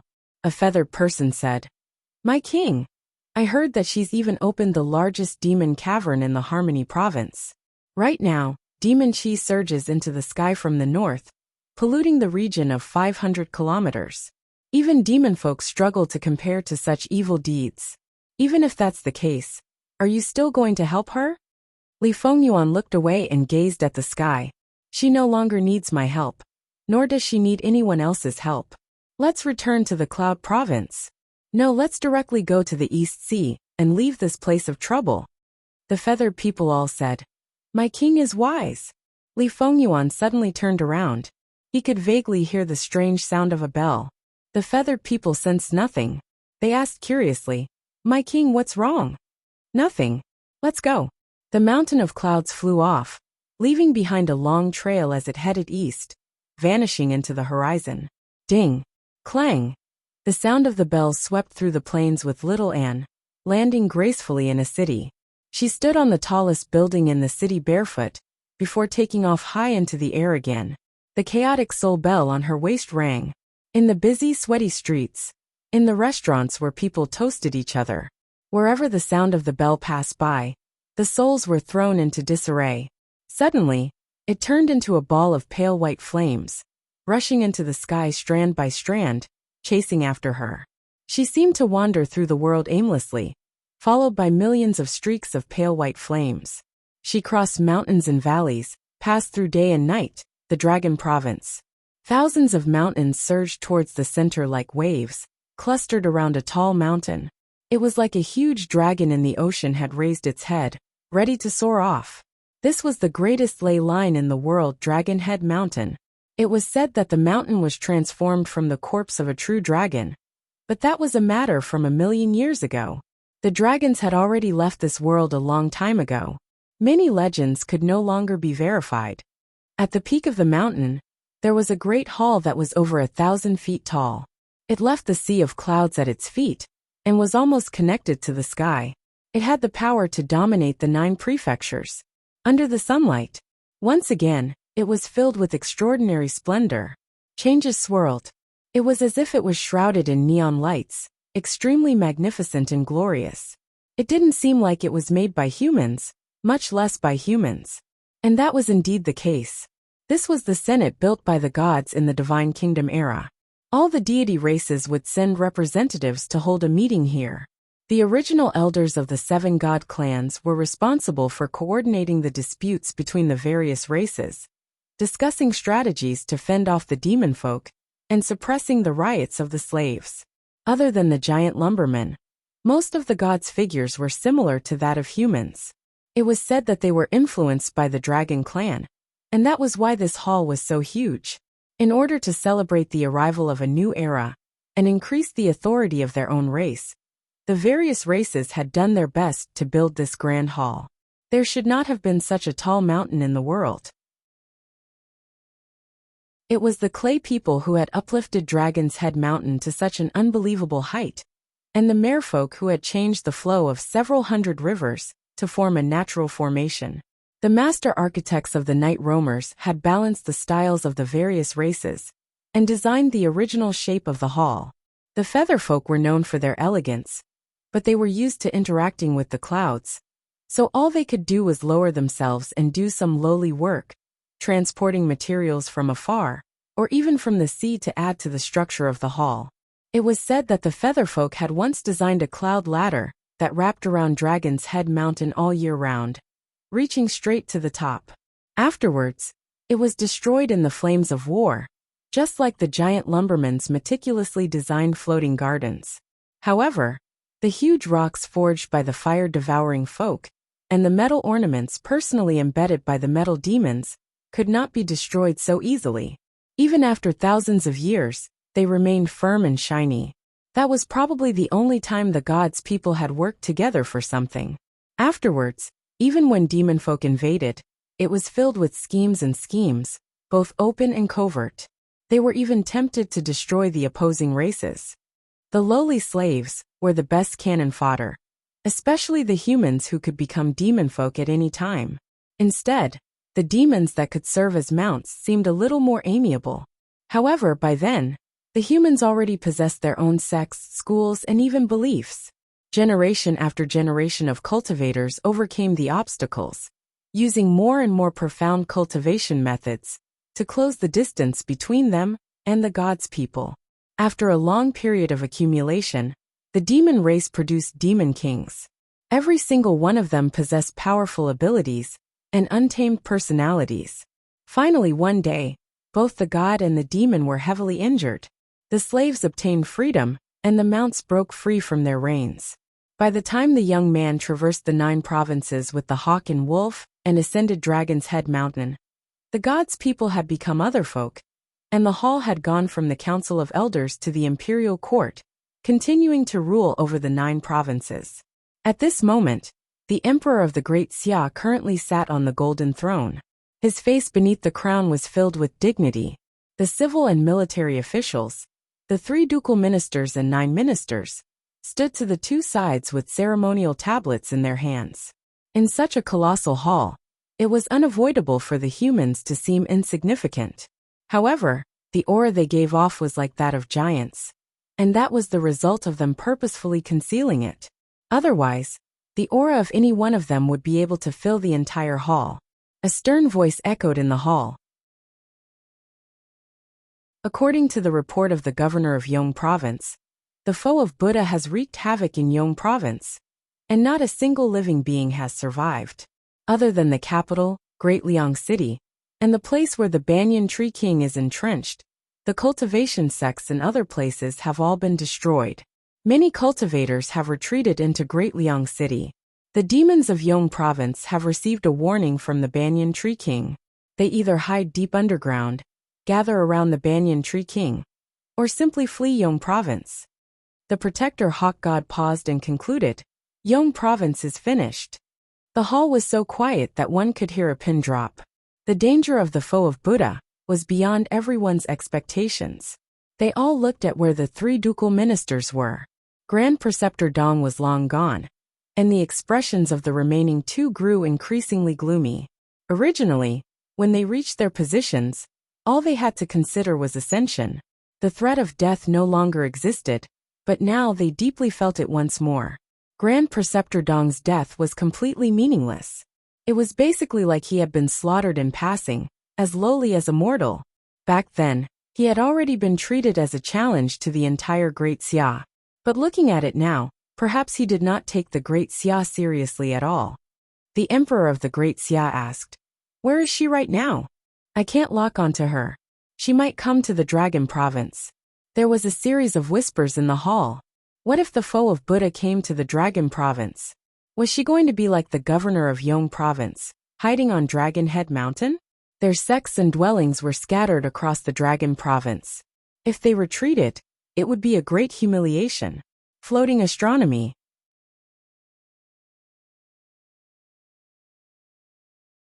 Chapter 1279. Silence. Si Qing shouted. He wore the gilded dragon robe of the crown prince, and stood beside the throne, in charge of maintaining order in the hall. This job sounded quite authoritative, but it was just a fox borrowing the tiger's might. If there were eunuchs in this world, this would be the work of a eunuch. He was extremely annoyed, but he did not dare to show it on his face. After all, he was the weakest among the crown princes. Even Si Bao, who went through the tribulation later than him, was stronger than him. This was because his physical body was destroyed by Li Qingshan, and his strength was greatly reduced. The hatred in his heart had never subsided, and was growing with each passing day. The hall immediately quieted down. The emperor said, "Our Great Xia, with all the officials and generals in the court, can't think of a way to deal with a mere person?" The head of the 9 ministers, Zhong Zai, said, "I have something to say. If it's just to deal with the enemy of Buddha, there are many ways. It's not impossible to kill her, but we need to use the power of the whole country. Now is the crucial moment of worship to the heavens. After the worship succeeds, the enemy of Buddha is just a small problem. If the worship fails, even if we kill the enemy of Buddha, the 9 regions will not escape the fate of being swallowed by the hungry ghost realm." The left imperial advisor said, "It's not difficult to force the hungry ghost realm to retreat, but this time, the hungry ghost realm is here for the enemy of Buddha, and they are determined to get it at all costs." The emperor frowned. "The enemy of Buddha again?" Zhongzai said, "The left imperial advisor is right. The problem is not just the hungry ghost realm. The enemy of Buddha has already opened dozens of demon dens. If this continues, there will be an unprecedented demon disaster soon. Although it is indeed the enemy of Buddha that caused this situation. However, our enemy is not just one person but 2 worlds." The emperor suddenly stood up. He said angrily, "Is this enemy of Buddha sent by the heavens to go against us? Are you going to let us watch her run amok, without doing anything?" In an instant, the wind and clouds outside the hall surged and thunder rumbled. Zhongzai said, "A little impatience will spoil the great plan. Your Majesty, please prioritize the worship to the heavens." All the ministers said, "Your Majesty, please prioritize the worship to the heavens." The Great Xia Emperor slowly sat down again. "Forget it. When the worship to the heavens is completed, a mere enemy of Buddha will be easily captured. Eagle King, have you found the reincarnated celestial?" The protector Eagle God replied, "Not yet. The various prefectures have prepared a list of names, and there are some people with extraordinary talents among them. He might have been a cultivator in his previous life, but it's not the celestial we're looking for. Most of them just happen to retain some memories of their past lives. They didn't even know what cultivation was in their past lives, so they couldn't be considered as reincarnations of deities. Perhaps the celestial being's memory hadn't recovered, and he hadn't remembered his mission. Otherwise, he would definitely come to the Dragon Province." The reincarnation of a deva was actually a vague concept. All living beings revolved in the 6 paths of reincarnation. Any random person he grabbed could be considered a reincarnation. Only he was a cultivator in his previous life, and had some memories of his previous life. Only then could he be called the reincarnation of a celestial being. The problem was that 9 regions spanned hundreds of thousands of miles, and the population at its peak was more than 10 billion. There were too many talented people. On the other hand, There was truly no way to verify the memories of one's previous lifetime. Even if one did exist, it would mostly be blurry and incomplete, and one could only rely on one's comprehension ability and speed of cultivation. Even if some people refused to admit it themselves, others would still believe they were the reincarnations of a celestial being, such as Little Anne. As a result, there were just far too many people in the world who claimed to be reincarnations of a celestial being. However, the imperial court of Great Xia only wanted to find a single person. Over all these years, they had ordered the Hawkwolf Guard to search the various places silently, but they had never found anything. Many years ago, there was someone like that in the Clear River Prefecture called Chu Tian. Back then, Gu Yinying was still the White Hawk commander of the Rui Commandery, but whether it was intentional or not, she did not cooperate with her father's work at all. Afterwards, Chu Tian died young, and the reincarnation of a celestial being became a joke. As for the celestial the imperial court of Great Xia was looking for, he never appeared. Under the hazy moonlight, the night mist enveloped the tiny islands in the lake. It was as if they had not been affected by the upheaval of the world at all. It was as tranquil as a painting. A man and a woman strolled along the shore. The man was handsome and elegant, while the woman was beautiful and enchanting. They seemed to be a pair of immortal companions who had grown tired of conflict and returned to seclusion hand in hand. "Why are you so special to me?" The woman was rather confused, but she was also rather eager. A sliver of surprise flashed through the man's eyes, as if he had never expected someone as clever as her to ask such a stupid question. He said with complete sincerity, "Because you've always been very special." "Heh, you must be especially bad." The woman lowered her eyes and smiled in a self-deprecating manner. "Yeah, not only are you especially bad, but you're also very cruel." The man smiled. "Yeah, I've always thought I hid it very well." The woman smiled as well. "It's useless. I've always experienced it deeply, but it seems like the past White Hawk commanders of the Rui Commandery have all been like that." The man smiled bitterly as if he was helpless. The woman grumbled, "Oi, if you're talking about me, then so be it, but do you have to talk about my master too?" The man was mildly surprised. He had never seen her behave like this before. It was actually surprisingly enchanting. Suddenly, he remembered that she had practiced arts of charm in the past, but the sliver of affection was not fake. He smiled. "Just like the saying, like master, like disciple. Senior Gu obviously has her reasons for accepting you as her disciple. Any observant person can see how special you are. Perhaps she just finds me particularly annoying, so she specially accepted me as her disciple, so that she can torture me." The woman said half jokingly, half seriously. "I've never heard of something like that. Accepting someone as your disciple just because you hate them." The man laughed aloud. His clear laughter alarmed a flock of egrets. "There have always been many strange things in the world. Isn't there one of the 8 sufferings of Buddhism, called the Society of Resentment?"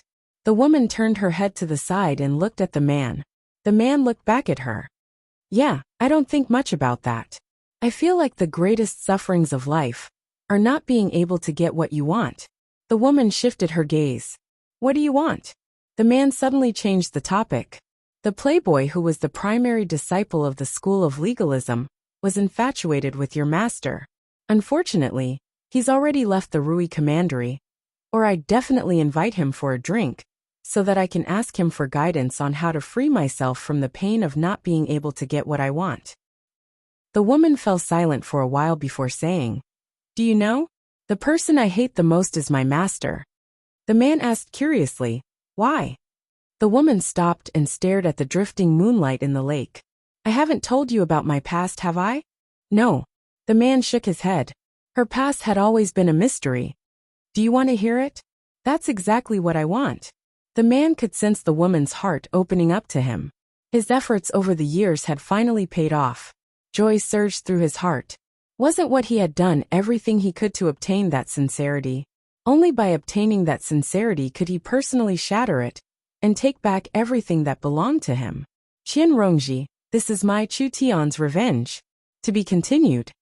P.S. I'm going to my aunt's tomorrow, and then I'll take a bus home, so I'm taking a day off. Yep, that's it.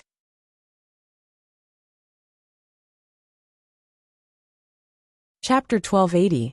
Did you know? My surname was originally Shengguan. Qian Rongji stared at the rippling moonlight in the lake in a daze. It was as if her soul had already passed through time and returned to a very, very long time ago. All that remained here was an empty shell. Lin Xian smiled. Shengguan Rongji sounds better. However, when she spat out the matters of the past that she had buried deeply, Lin Xian gradually stopped smiling. Lin Xian couldn't laugh anymore. He didn't know what to say.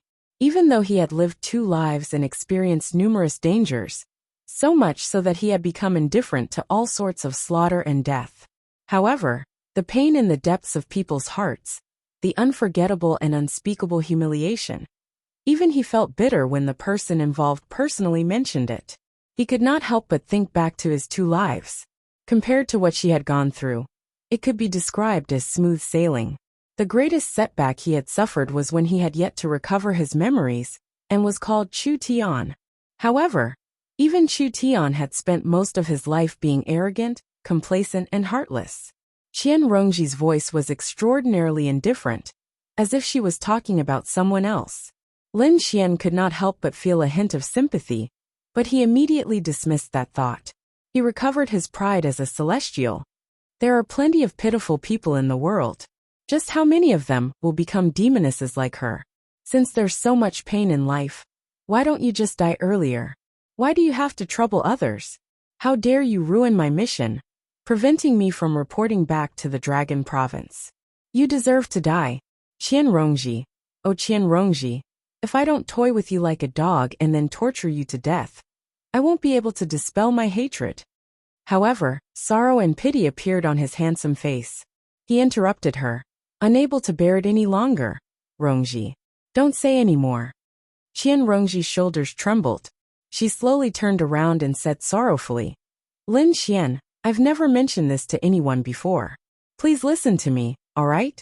I want you to know about my true past. But if you're sick of hearing it, you can leave. You can pretend like nothing has happened. Alright, go ahead. Lin Xian said helplessly.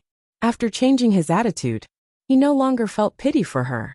Instead, it was filled with cruel pleasure, tearing open her old scars and making her bleed. This could also be considered a part of revenge. Until Qian Rongji finished speaking in one breath.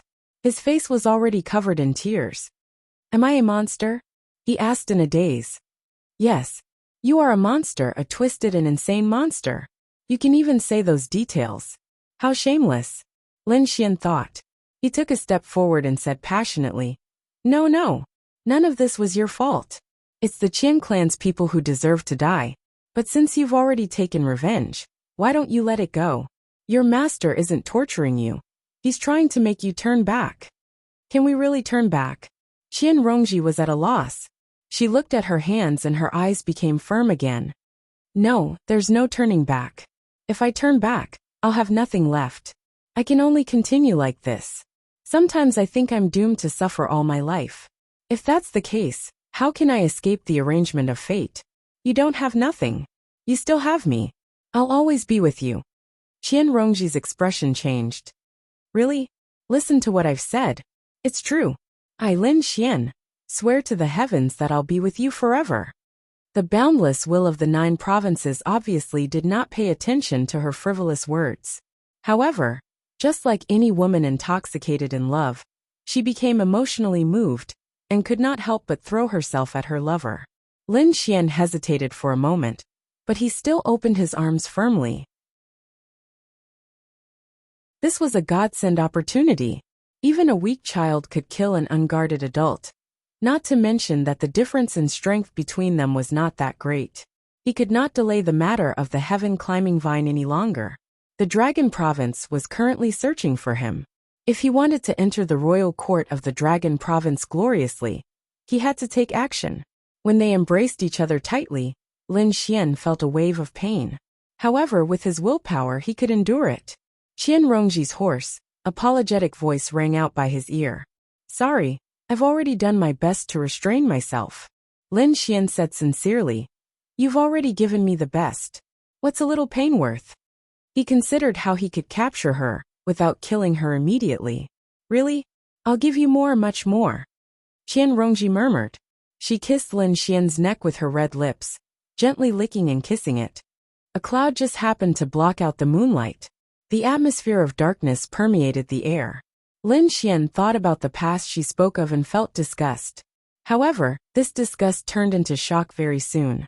Pain that was hundreds of times greater than what he was just now suddenly surged into his soul.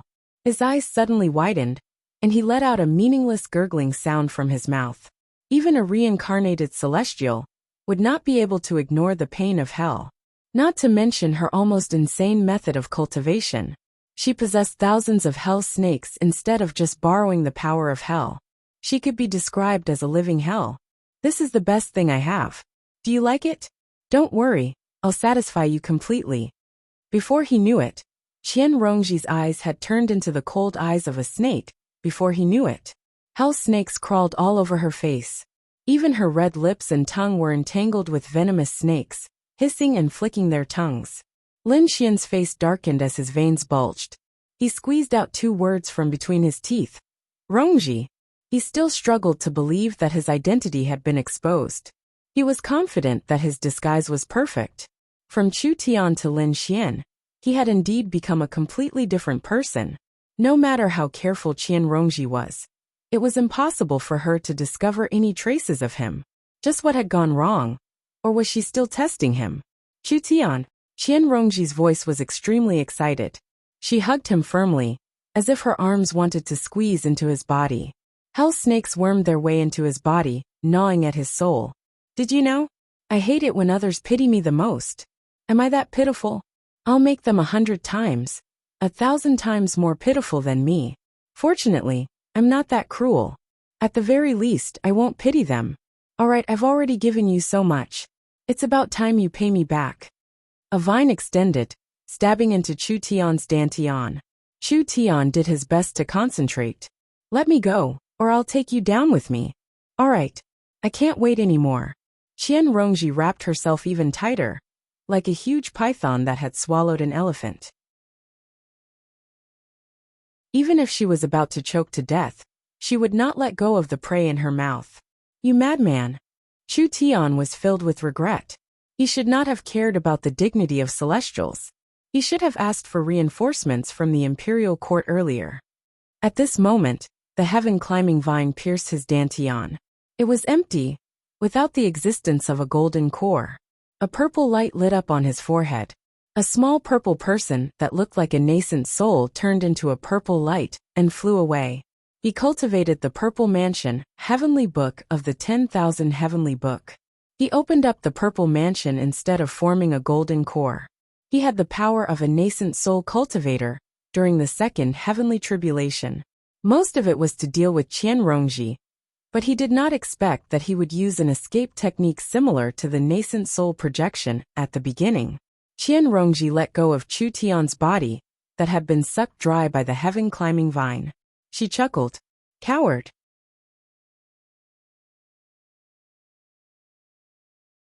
Chapter 1281. The purple dwarf crashed into a colorful barrier and bounced back violently. The colorful barrier squirmed continuously. It was actually formed by countless venomous snakes. It was her venomous snake hell. Legalism was best at imprisonment. Hell was equivalent to a prison, suppressing the evil spirits and ghosts of the 6 realms of reincarnation and the trichiliocosm. Impossible. Only a true legalist cultivator can form a domain like this. She's only at the second heavenly tribulation. The tiny purple person finally revealed a look of fear. After he escaped from his purple mansion, even ordinary formations could not stop him. He did not expect to be trapped by her. If it were an ordinary second heavenly tribulation legalist disciple, they naturally would not be able to do anything to him. There were many legalists in the world, but most of them only borrowed the aura of hell. They were equivalent to prison guards standing outside the prison, inflicting pain on others. If they really had a taste of what it was like to invite someone into the urn, they would change their expressions and desperately refuse. However, there were very few who would directly attract the hot winds of hell and be possessed by venomous snakes like the master and disciple. Although this could temper the soul, greatly benefit cultivation, and give one powerful combat ability, what was the point of living if one had to endure such pain day and night? It would even greatly damage one's mind. Furthermore, once one was possessed, it would be difficult to escape for the rest of their lives. Many legalists who dared to take this step ended up becoming lunatics or committing suicide. It was said that even after death, one would be dragged into the corresponding hell, never to be reincarnated. The illustrations of Naraka became a taboo among legalists, and not many cultivated it. However, Gu Yinying had an extraordinary background. She had more means to increase her strength. She had always been hoping for the Kuanpung feather, so she was not too eager for quick success. She would consider her tolerance and slowly attract the hot winds, then adjust and adapt to ensure that it would not affect her mind. It took her many years to reach this stage. Qian Rongji was different. Whether it be her background, insight, ability to comprehend, or talent, she was nowhere close to Gu Yinying's. She drew over as many hell snakes as she could in a method that was close to self-destruction. She did not consider the so-called limits at all. She turned herself into a snake cave, unable to accommodate even one venomous snake. She should have gone crazy long ago. But this behavior was no different from madness. She should have died long ago. This was no different from seeking death. However, the deeper the pain, the stronger the resentment, cursing everything in hell. Therefore, every time she went deep into cultivation, such a miniature venomous snake hell would appear. It formed its own domain and trapped him. Qian Rongji advised calmly, "Lin Xian, just explode yourself. While there is still a chance, let's perish together." Suddenly he laughed. "Others might think that we are dying for love." Chu Tian wanted to use self-detonation as a threat, but he was instantly speechless. This crazy woman. Once he self-detonated, his soul would be destroyed. He was the reincarnation of a dignified celestial, and he still had a boundless future ahead of him. How could he die together with such a crazy woman? As a result, she calmed down. "Rongji, I think we can still talk. Whether it's Chu Tian or Lin Xian, neither of them have done anything to let you down. So why must they both suffer like this? I've lost this round, so the sky-climbing vine is yours. I can also give you a very good cultivation technique to completely relieve your pain. I will leave Qingzhou forever, and from then on, we will mind our own business." Qian Rongji said furiously, "You're lying. These venomous snakes have penetrated deep into my soul, so how can I relieve them?" Hope rose up in Chu Tian's heart. "No, there's nothing impossible. There's a heavenly text in the heavenly tome of all called..." Qian Rongji listened patiently. She seemed rather tempted. Chu Tian said, "Let me go, and I'll give you this heavenly text." Qian Rongji frowned. "What if you go back on your word if I let you go?" After another round of negotiation, they finally reached a compromise. Chu Tian threatened, "If you still don't agree, I'll blow up my violet palace immediately." Suddenly, he felt a strange weight, and his consciousness blurred slightly. A strand of black chi surged from the forehead of the purple person. What did you do? Since it's a viper hell, it's obviously poisonous. However, it's just far too slow." Qian Rongji smiled. The venom of the hellish snakes could harm the body at all, but it could corrode and numb the soul. Chu Tian cultivated the Violet Palace heavenly tome, so his soul was extraordinarily powerful. That was why he could last until now. Chu Tian discovered that she had been stalling for time the entire time. He said firmly, "I want to go with you." Before he had even finished speaking, Qian Rongji suddenly opened the viper hell and retreated. Chu Tian was caught between a rock and a hard place. If he chased after her right now, would Qian Rongji really die with the speed of his violet palace? With a thought, he turned into a streak of violet light and flew towards the east. As long as there was a chance of survival, who would just let it go? Coward! Qian Rongji turned into a streak of multicolored light and dove underground. She twisted and turned, heading north. On the border between the Green Province and the Dragon Province was the former Ice Sword Cliff, now the Thousand Blade Glacier. So many years had passed, and the blazing sun had scorched it countless times in the summer, but it still hadn't melted much. Instead, it would become even more solid and huge in every winter. A streak of violet light landed on the glacier and turned back into a small purple figure. However, its original clear face had blurred, and it was enveloped in a layer of black mist. The venom had completely taken effect, and he was filled with reluctance.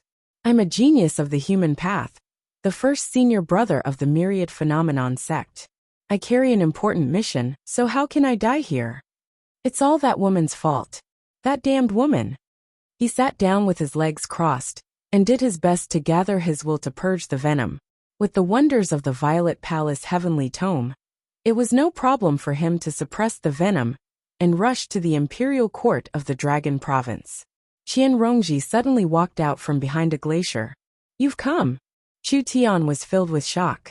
With his speed, he should have shaken her off a long time ago. Moreover, he had clearly gone east. Don't forget that I'm the White Hawk commander. The celestial the imperial court is looking for is you, right? Qian Rongji walked up to him and crouched down. She extended her hand, and a small snake slithered out from her violet palace and returned to her hand. The snake was thinner than a strand of hair, able to burrow into his pores.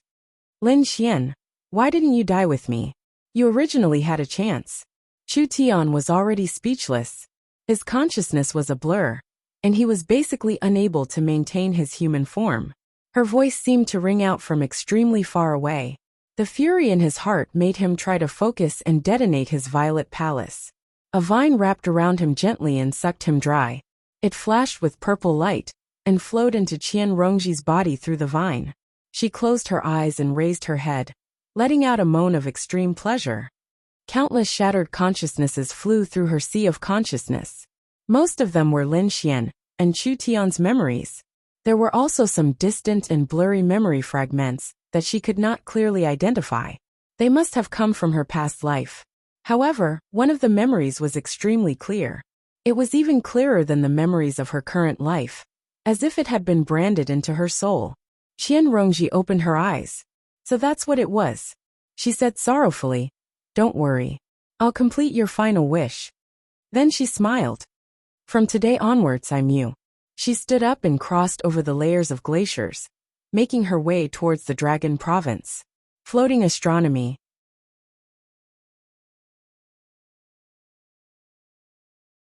Chapter 1282. Hungry Ghost's Gate. The hungry ghost's mouth was completely torn apart, and no one could stop it anymore. Under the gazes of countless ghouls, the white bone tower that looked like sharp fangs and horns soared into the sky, piercing into the depths of the astral winds until it connected with the sky. Boom! The whole world seemed to tremble, like a lamb whose throat had been pierced by a wolf's teeth, trembling on the brink of death. The color of the sky changed. The color of death replaced the deep blue and slowly spread out. It wasn't fast, but it was unstoppable. It wouldn't stop until the sky was completely dyed. In the gray sky, pairs of eyes overlooked the land of the 9 prefectures. All living beings looked up, crying out in fear and fleeing in panic. Like an ant's nest that had been dug open, they crawled all over the ground in a mess. Even the most powerful ants were shocked. This was a great calamity that the 9 states had never seen before. Compared to this, the repeated invasions of demonfolk basically seemed like child's play. The demonfolk's invasion would only lead to world wars. At the very least, they could still struggle and resist, or even defeat their enemies. At this moment, there was only despair. The Banyan Tree King was also in despair, not to mention the fact that he wasn't a world god. Even if he became a true world god and became the chief butler of this world, he would only be able to catch a few thieves who had snuck into the manor. At most, he would be able to deal with a few bandits. But now, he was facing the pressure of an army.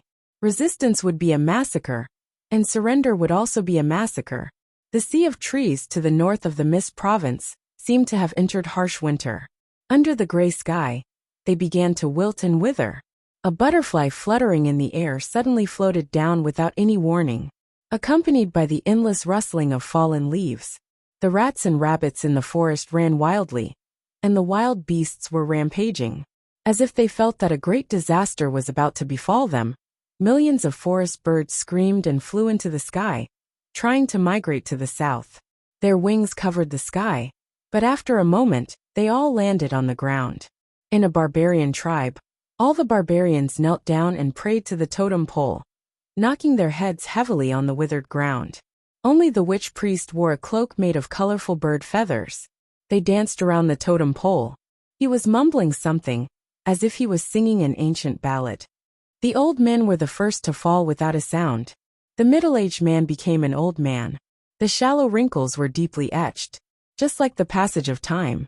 He was merciless as tears streamed down his face. The young man turned into a middle-aged man, and they looked at each other in horror. They looked at each other's faces rapidly aging. Before the child could even grow up, he began to age, quickly exhausting his life. In the end, only the shaman priest was left. His throat was dry and hoarse, and his movements were slow and stiff. He danced among the corpses like a weird puppet show. Suddenly, his strings were cut off, and he fell to the ground dead. The tribe was silent. The shaman suddenly stood up and lowered his head to see a body draped in bird feathers. He then realized that it was him. Before he could think further, an uncontrollable feeling filled his soul. He recalled the famine many years ago, where there was no food for several days, and he thought that he was going to starve to death. The feeling he had now was 100 times worse than that. The corpses on the ground rose to their feet and turned into ghouls. Without a single second of hesitation, the corpse ghosts began to kill and devour each other. It didn't matter if they were father and son or brothers. They only cared about satisfying their hunger. This was a curse that the hungry ghost realm had bestowed upon all corpse ghouls. Low-level corpse ghouls had no way of resisting this instinct. There were countless such situations. The banyan tree king felt aggrieved. It would have been better if he had been devoured by her samadhi flames of white bone. At least it wouldn't have been so painful. In the 6 paths of reincarnation, the hungry ghost realm was an evil path second only to the hell realm. As long as one experienced it, they would understand that hunger was a form of torture. Finally, the shaman priest was the only person left in the ancient tribe. His strength had even increased, but the hunger didn't vanish. He flew into the withered forest in search of new food. However, turning into a corpse ghost did not mean that there was a chance for them to survive. Through the process of elimination like goo refinement, even if they turned into corpse ghosts, none of them would survive. The rest would become food. And when the 9 regions were completely devoured by the hungry ghost realm, the powerful corpse ghosts would surge in. Even if the living beings of the 9 regions turned into corpse ghosts, they would not be able to escape the fate of being devoured. Only humans, demons, and mutants who were originally powerful cultivators would have a chance to survive. The banyan tree king could not be bothered with the other provinces. He gathered all of his strength in towering city. His leaves all shone with resplendent green light, protecting all living beings within a range of 5,000 kilometers from the corrosion of death. In the imperial court of the dragon province, Dragon Chi rushed into the air and turned into the form of a true dragon. It coiled up on Dragon's Head Mountain and watched as the gray sky drew closer. They only guarded the imperial court and did not care about the outside world. Apart from these 2 places, only the kings of the various provinces could contend with it. The formations of regular sects could only protect themselves. Cultivators would not be corroded so easily, but it was only a matter of time. The foundation they relied on for survival was about to cease to exist. Apart from turning into corpse ghosts, there was no other path. Suddenly, the banyan tree king discovered that the most crucial force to stop the hungry ghost realm's devouring was actually the demon caverns. Thousands of strands of demon chi were like beacons in smoke, stopping the gray in the sky from spreading. The demon domain was not one of the 6 paths of reincarnation, but in terms of world level, it was no worse than the hungry ghost realm. No matter how vicious the demon folk were, they were still living beings. When the laws of the 2 worlds clashed, the hungry ghost realm's devouring and expansion would slow down until the demon caverns were cleared. This was no longer a simple seal, but stealing food from the jaws of a tiger. It had completely severed the connection between the 9 provinces and the demon domain. The demon caverns were like the sharp, messy spines of a fish. They needed to be picked out carefully, or the 9 provinces would truly become the underbelly of the fish. Don't tell me this step was also within her expectations? The banyan tree king thought to himself. Over the past few months, she had rampaged through the world, unleashing a massacre across the various provinces and basically opening up most of the demon caverns in the world. Not only could they stop the hungry ghost realm's devouring, but they were also the best path of retreat. Otherwise, even if she ascended right now, she would probably only ascend to the hungry ghost realm. It was not that he could not predict this step, but he would never think like that. As his goal was to become a god of the world, he could not even seal up the demon caverns in time. How could he allow the demon folk to invade? Right now he could not afford to care too much. He immediately opened up all the demon caverns of various sizes in the Mist Province, using his surging demon chi to fend off the gray haze of deathly chi that constantly spread. He could not help but sigh inside. Perhaps only by being emotionless and desireless can she reach the limits of intelligence. But if she really is emotionless, she should leave this world right now. On the grasslands of the Liang province, the northern wind ruffled her white monk's robes. Suddenly she looked back. In the distant sky, countless eyes passed through the barrier between realms and gathered on her. This feeling was like a child observing a tiny insect in a glass container. Contempt, curiosity, playfulness of course, and caution. That was because she was not a regular insect, but a venomous insect. A venomous insect that was rumored to destroy the hungry ghost realm. These gazes were only cautious, not fearful. They were existences that had the right to gather around this glass container. If it were not for the glass container, any one of them would have been able to sweep through the 9 provinces. As a matter of fact, just their gaze alone could make a person's will collapse. However, she was unfazed. She only understood. The ghost tower was still built in the end. Master, let's go to the demon domain. It'll be too late once the hungry ghost realm completely devours the 9 provinces. The pairs of eyes made the forsaken immortal sword soul shiver. It even felt fear. It could not turn to another sword master. If it became enemies with these opponents, it would definitely be destroyed. There were many demon caves in the Liang province, and any one of them could lead to the demon domain. As long as she reached the demon domain, the hungry ghost realm could do nothing to her. They could not even send ghouls to kill her. However, she shook her head. Take me to the 5 ultimate graves. The 5 ultimate immortal had left behind 5 graves. They all called themselves realms, and floated in the 9 provinces.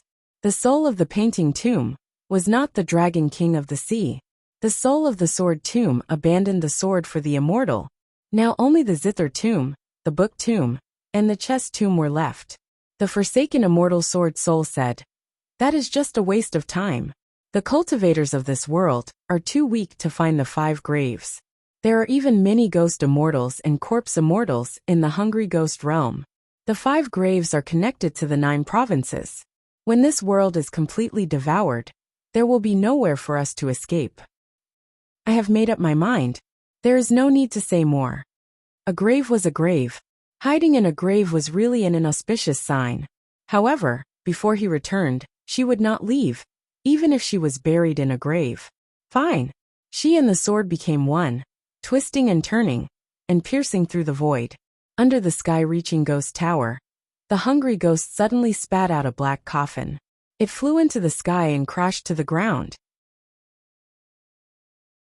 The coffin was engraved with complex and mysterious runes. Suddenly a small gap opened. There wasn't the slightest corpse chi or ghost chi coming out. There was only a pale hand that gently grabbed the edge of the coffin and completely pushed open the coffin lid. A young man tried to step out of the black coffin. His feet landed on the barren land, and he smiled. It worked. 2 fangs were revealed at the corner of his mouth. Other than that, he looked no different from a human. He wore white clothes and black armor, and a long saber hung from his waist. He looked like a heroic warrior, not at all like the ferocious and terrifying ghouls. He looked back and saw that all the corpse kings and ghost kings bowed their heads, not daring to meet his eyes. He was shocked. Zombies. If there was a so-called god race in the chaotic hungry ghost realm, it would be the zombie race. Unlike their ferocious and twisted brethren, Zombies looked almost no different from living people. They even had body temperature and heartbeat. They were not tortured by hunger, nor did they devour other ghouls. But their power was far above normal ghouls. They were the true favorites of the hungry ghost realm, almost equivalent to the Luoho clan of the Azura realm. However, the Luoho clan was born. Zombies could not reproduce. Apart from their ancestor, goddess Nuba, the rest were acquired. Only the extremely powerful zombies could pass on their descendants, and they had to consume their original power. They chose the peerless geniuses of the 3,000 worlds. Quang Tianyu was such a zombie. He asked, "Why don't you find some living people to eat? What are you doing here?" "This is the order of Emperor Li, Lord Zombie. It is said that the enemy is in the north." Once she left the Hungry Ghost Gate, even if the Corpse Kings and Ghost Kings attacked together, they would not be a match for her. "I have the guidance of the stars. I don't need your nonsense." Quang Tianyu looked at the sky. Pairs of eyes, big and small, were like stars, gathered somewhere in the north. At this time, there were also many eyes gathered on him. He bowed to a pair of eyes and waved his hand. "Since I'm here, I don't need to care about Emperor Li. Let's make a big mess. Ha ha ha. When I destroy the White Bone Inheritor, I will be the emperor of this region." To be continued. P.S. I've been home for the new year these few days. There are a lot of things to do. The updates are not good, please forgive me.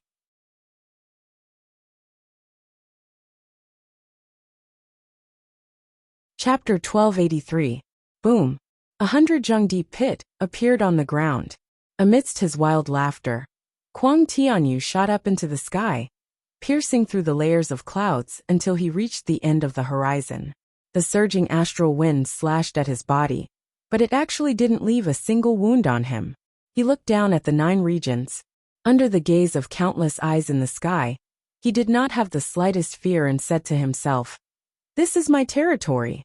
Regardless of whether it was the Banyan Tree King in the south, or the Great Xia Royal Court in the north, he did not place any of them in his eyes. Even the biggest target of this trip, the White Bone successor, could be destroyed with a flip of his hand. This was not arrogance but absolute confidence. He had already gone through 4 heavenly tribulations. According to the common ghouls, he would be the Corpse Emperor. However, he didn't think that this was an honorific for a real zombie. The strongest cultivator in the Jiuzhou world was only at the peak of the 3rd heavenly tribulation. The difference of one major realm was like the difference between heaven and earth. Moreover, there was a huge gap in power between the 3rd and 4th heavenly tribulations. It wasn't without reason that the Buddhists called cultivators who had overcome 4 heavenly tribulations advance fruit. On the path to becoming an immortal and a god, those who hadn't overcome 4 heavenly tribulations were simply unqualified. Even if there were thousands of great cultivators working together, they would still be no match for him. Just find a powerful corpse emperor in the Hungry Ghost realm, and this mission would not be too difficult. His only opponent was this world. However, the corpse gods and ghost immortals who ruled over the Hungry Ghost realm were determined to win this battle. Even if the risk was minuscule, they had to nip it in the bud. They did not even wait for the Hungry Ghost realm to completely devour the 9 provinces. They directly sent a zombie that had survived 4 heavenly tribulations into the 9 provinces.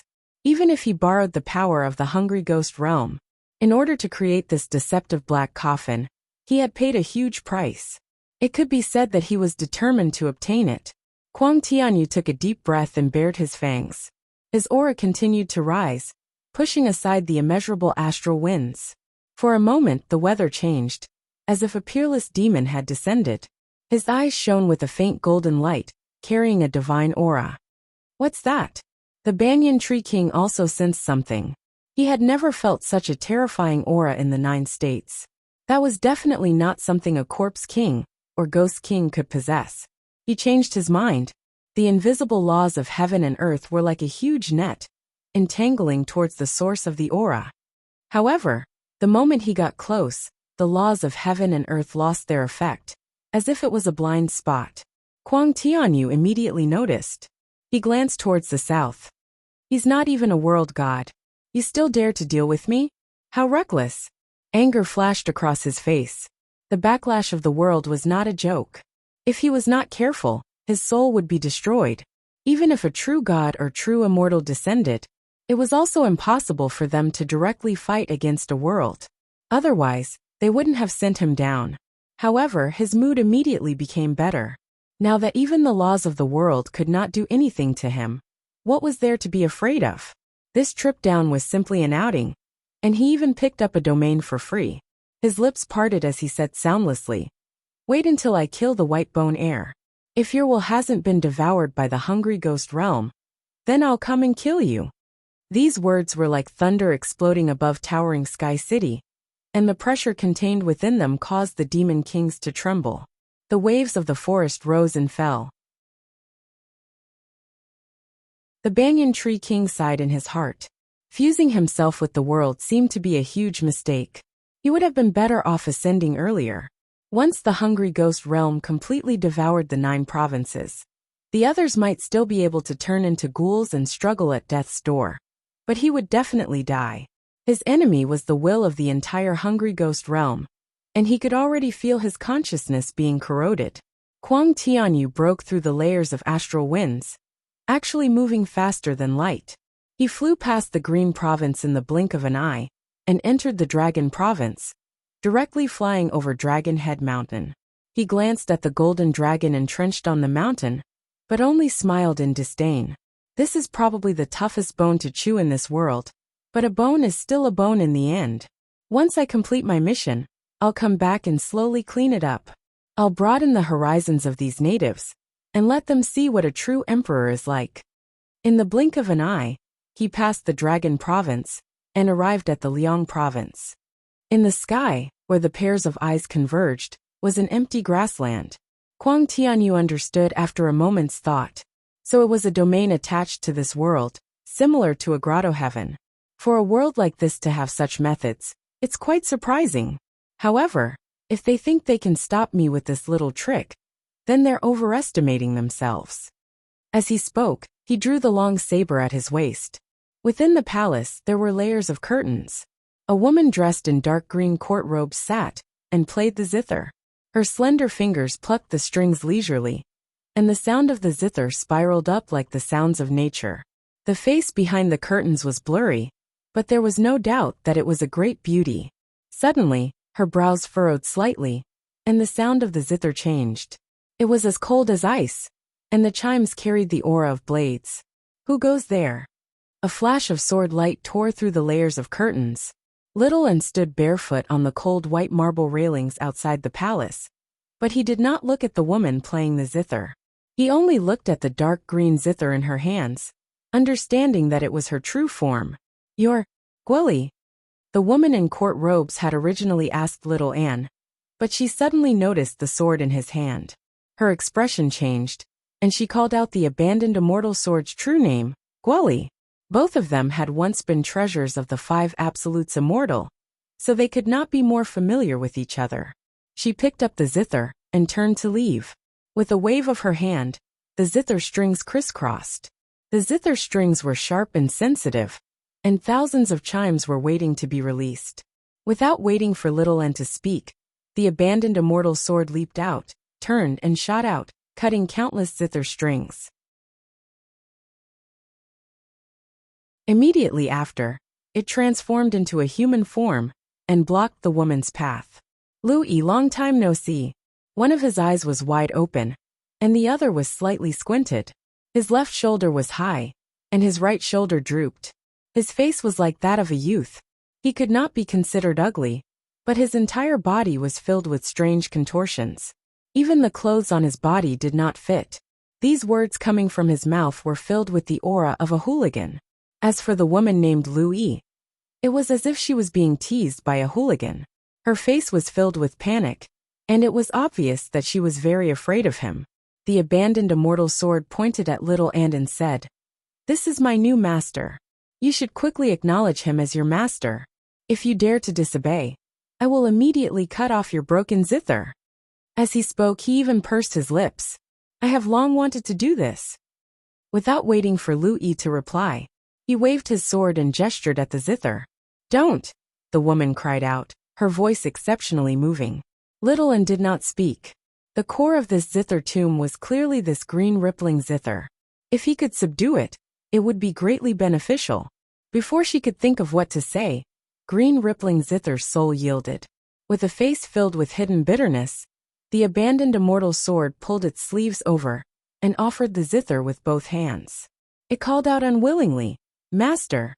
The abandoned immortal sword's face was filled with pride and disappointment, as if it regretted not being able to cut off the zither. These were the 5 treasures that the 5 absolutes immortal cherished. The abandoned immortal sword's destructive power was without a doubt number 1. Compared to the zither, chess, calligraphy and painting, only the sword was a weapon of war. Even if it was strange and ugly, as long as it could kill the enemy, it was a treasured sword. It was clear that the abandoned immortal sword had threatened its companions many times in the past. It had accumulated its power for a long time. If it was anyone else, even if they had extraordinary power, if they could not obtain the approval of green rippling zither's soul, it would be difficult to subdue it. If they forced it, it would probably be better to die in glory than to live in dishonor. However, facing an old friend like the abandoned immortal sword, green rippling zither's soul did not dare to do so. She had a heart of the zither and understood that there was no need to reason with a lunatic. It was better to save the pride of better to die in glory than to live in dishonor at a time like this. However, it could not help but ask little Anne, "Do you know how to play the zither?" It did not understand how she was able to subdue the obedient sword. Even the 5 absolutes immortal could not make the obedient sword so obedient. Of course, the 5 absolutes immortal did not care about this sword that was destined to give up, so he did not restrain it. "I don't."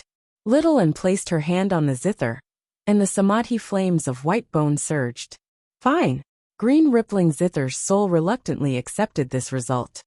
As soon as Shaoan refined the green ripple guqin, a tall gate tower outside the palace was cut in half by a saber strike. If not for the abandoned immortal sword leading the way, the main gate of the zither mound would have been there. The saber light whistled through the air, breaking through dozens of palaces. Just now it stopped. The wind blew little Anne's sleeves and she looked back. Kuang Tianyu stood on the ruins of the gap and looked at her from afar. The successor of White Bone is indeed a beauty. What a pity. She took a step forward, then suddenly stopped. A zither string caught her foot. Unknowingly, the entire space was filled with zither strings. Little Anne pressed her hands on the green rippling zither and strummed it with all her might. She did not care about any zither techniques. With just one move, she pushed the destructive power of the zither mound to the limit. She also understood that she only had this one chance. All the zither strings rang together, and the music was dazzling. The zither strings wrapped around Kuang Tianyu's body layer by layer, as if to weave a thick cocoon. The saber light shot out.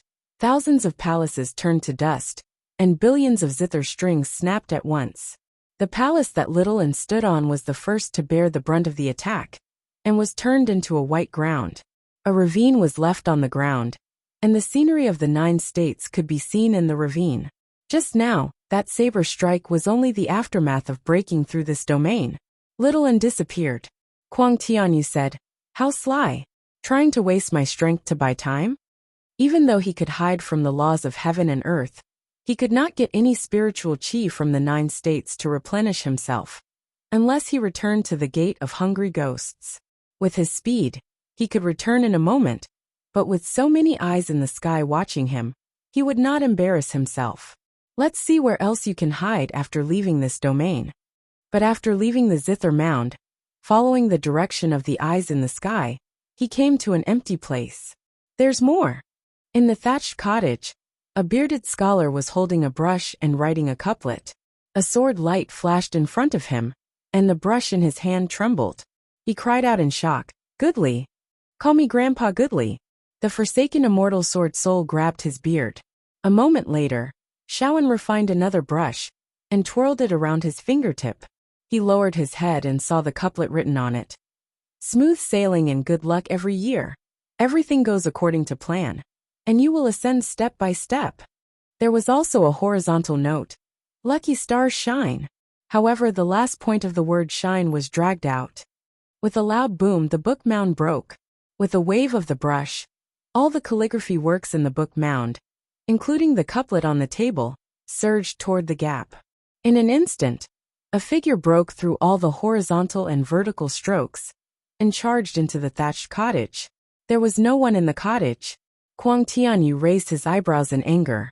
He did not expect such a small matter to take so much effort. The entire chess mound was a huge chessboard. Black and white pieces were scattered all over, forming endgame after endgame. Every game was like a formation, constantly changing. The chess soul, who was as beautiful as a woman and wore a tall black hat and a long white robe, was waiting for a master, a genius chess player who could solve all of its endgame. However, it had already paled in submission to the Forsaken Immortal Sword's blade. The Forsaken Immortal Sword soul said, "These three fellows are easy to deal with, but if it was that fake dragon, I would have to kill it." Perhaps this was due to its innate nature. The zither, chess, calligraphy, and sword all had to be used by someone. Apart from the crazy and rebellious Forsaken Immortal Sword, the zither, chess, and brush souls were all waiting for a suitable master, which made it easier for them to recognize a master. Paintings were different. They could only be admired, not used, so they formed their own style. Moreover, the five absolutes immortal had painted a dragon, so he would not be threatened by the Forsaken Immortal Sword. If we lose again, we will have no way out. Little and silently inserted the Blood Sea banner into the chessboard and set up the skeleton demon formation. He had the Forsaken Immortal Sword soul lead the sword formation. The zither and brush were placed beside him, so he had to do his part. Yes, there was no way out. His chances of survival were extremely slim, but there was no fear, only a deep sense of guilt. "Qingshan, I'm sorry. I won't be able to keep my promise. I'm afraid I won't be able to accompany you beyond the 9 heavens." The chessboard trembled. The chess tomb had been destroyed. Kuang Tianyu frowned as his eyes shone brightly. The entire starry sky was a chessboard, and the twinkling stars were the chess pieces. However, he could only slowly crack the game. He preferred to crush his opponents with absolute strength. He cleaved through the starry sky with his saber, but he switched to another game. In the blink of an eye, he had cracked dozens of games. He grew increasingly impatient as he shouted, "Whitebone's successor, stop struggling at death's door. Come out and accept your death." The chess soul shouted, "I'm almost out of games. Master, what kind of opponent is this? Why is he so powerful?" Little and did not answer as he gripped the Buddha-slaying sword tightly. Kuang Tianyu broke through the final starry sky and suddenly landed on a huge chessboard. The black and white sides were fighting on the chessboard. It was like an ancient battlefield with thousands of soldiers and horses. He had fallen into the array. The zither music was dazzling, and there were ambushes on all sides. It was accompanied by a faint bell chime, but it was even more disorienting. A torrential sea of blood surged as a million skeletons rode the rolling waves and charged at him. 36 prayer beads spun as they descended from the sky. 139 bone swords crisscrossed each other. Endless slaughter. Billions of lives were all for this battle. Kuang Tianyu finally revealed a cautious expression. He did not want to fail miserably. Golden light flashed in his eyes as he calmed his heart and soul. He stomped hard, causing the chessboard to tremble and the chess pieces to scatter. He allowed the white bone sword to slash at his body, producing clanging sounds. The sword array that could kill a demon king could not injure him at all. With a slash, the sea of blood parted. Suddenly his neck tightened. The skull prayer beads wrapped tightly, transforming into tiny skulls that bit him and pulled him into the sky. A sword beam flashed as the Forsaken Immortal Sword tore through the void and slashed down. He grabbed the prayer beads with his left hand and pulled them away. He brandished his saber with his right hand and parried the Forsaken Immortal Sword. At that moment, a white figure silently emerged from the sea of blood and arrived behind him. The blade of the sword flew. Layers of ambushes and array formations were all for a single strike. Buddha slaying sword. Floating astronomy.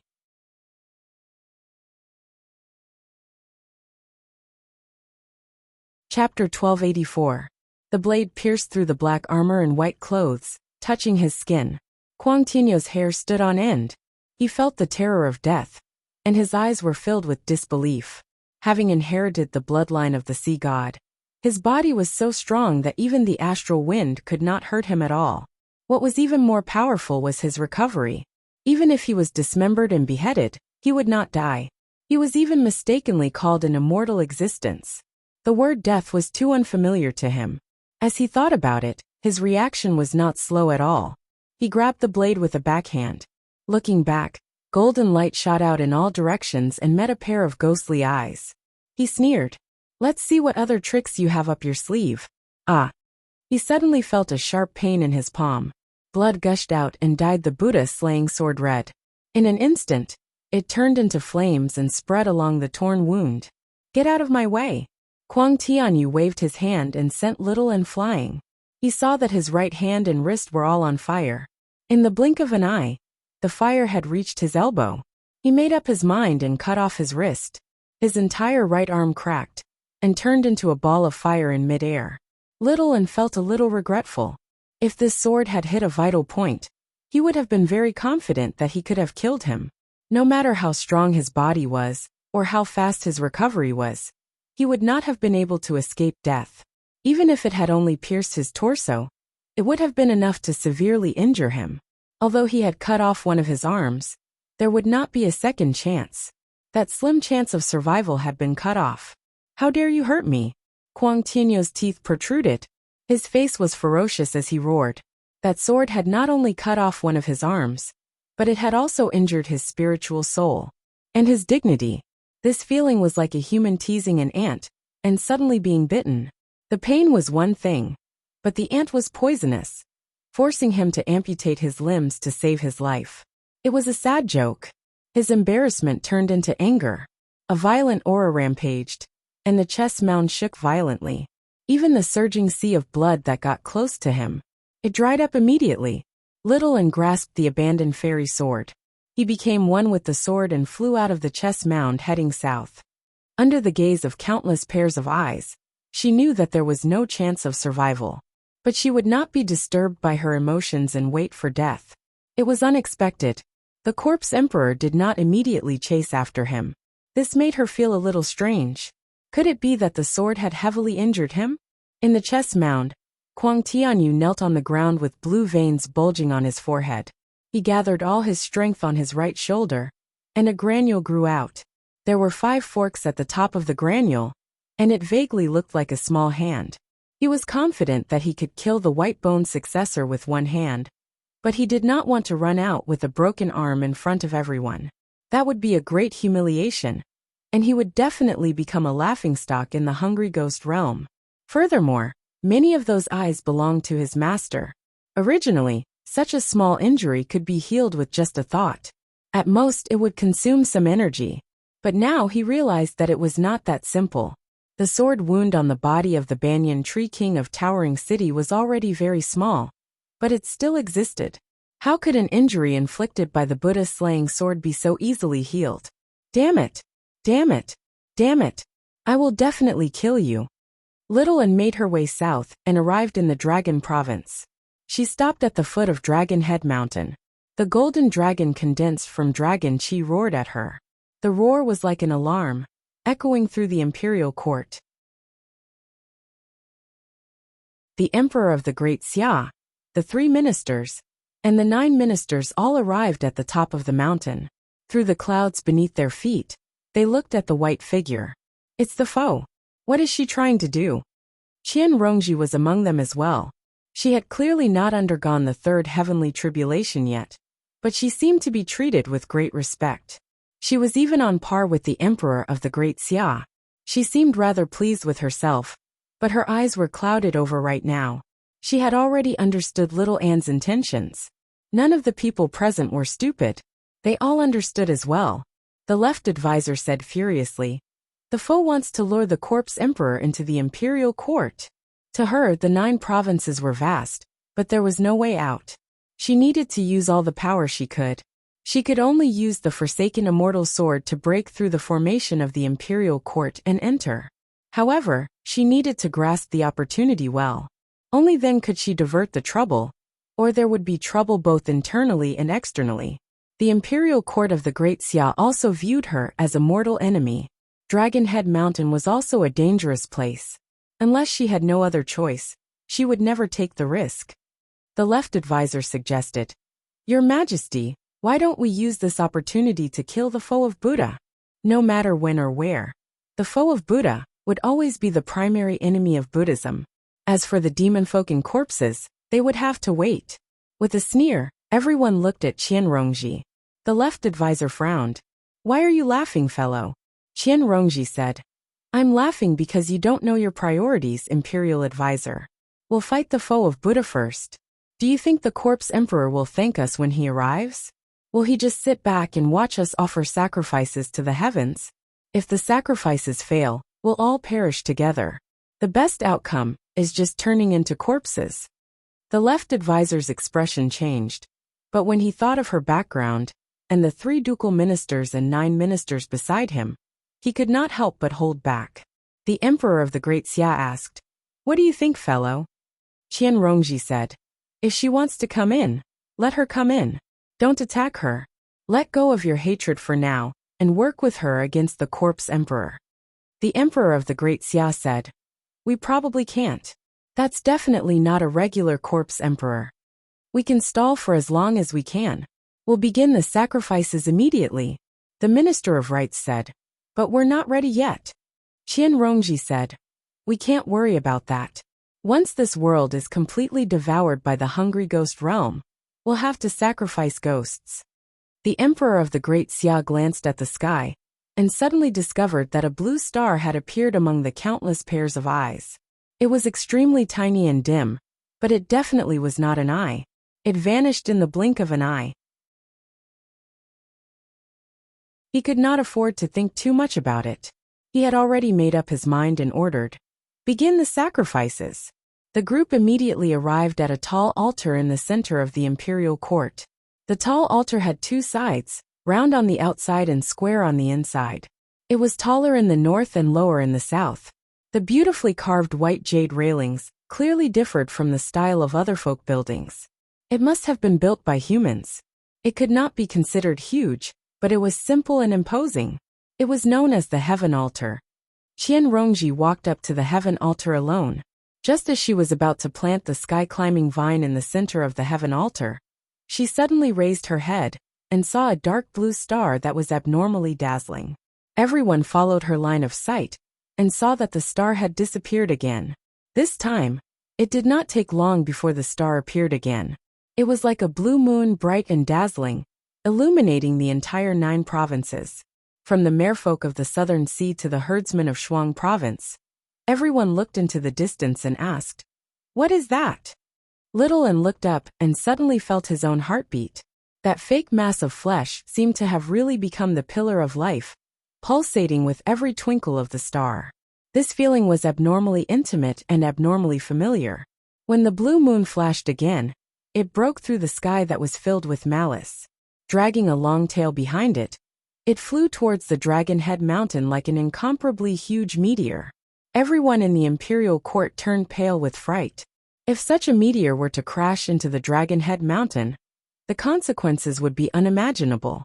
Little and looked up at the meteor in a daze, like a young girl making a wish to the meteor. The meteor landed at the foot of the mountain and melted into the void like a burst soap bubble, disappearing without a trace. Before Little and could come back to his senses, he was tightly held in an embrace. His voice rang in his ears, "I miss you so much." The world seemed to tremble. All the feelings since they parted suddenly surged into his heart. The longing, pain, grievance, and guilt turned the tranquil lake into a surging ocean, and then calmed down in his arms. All his wishes had been fulfilled. Qingshan, Floating Heaven Literature. P.S. Let Qingshan and Little and have a New Year reunion. I wish everyone's wishes can be fulfilled.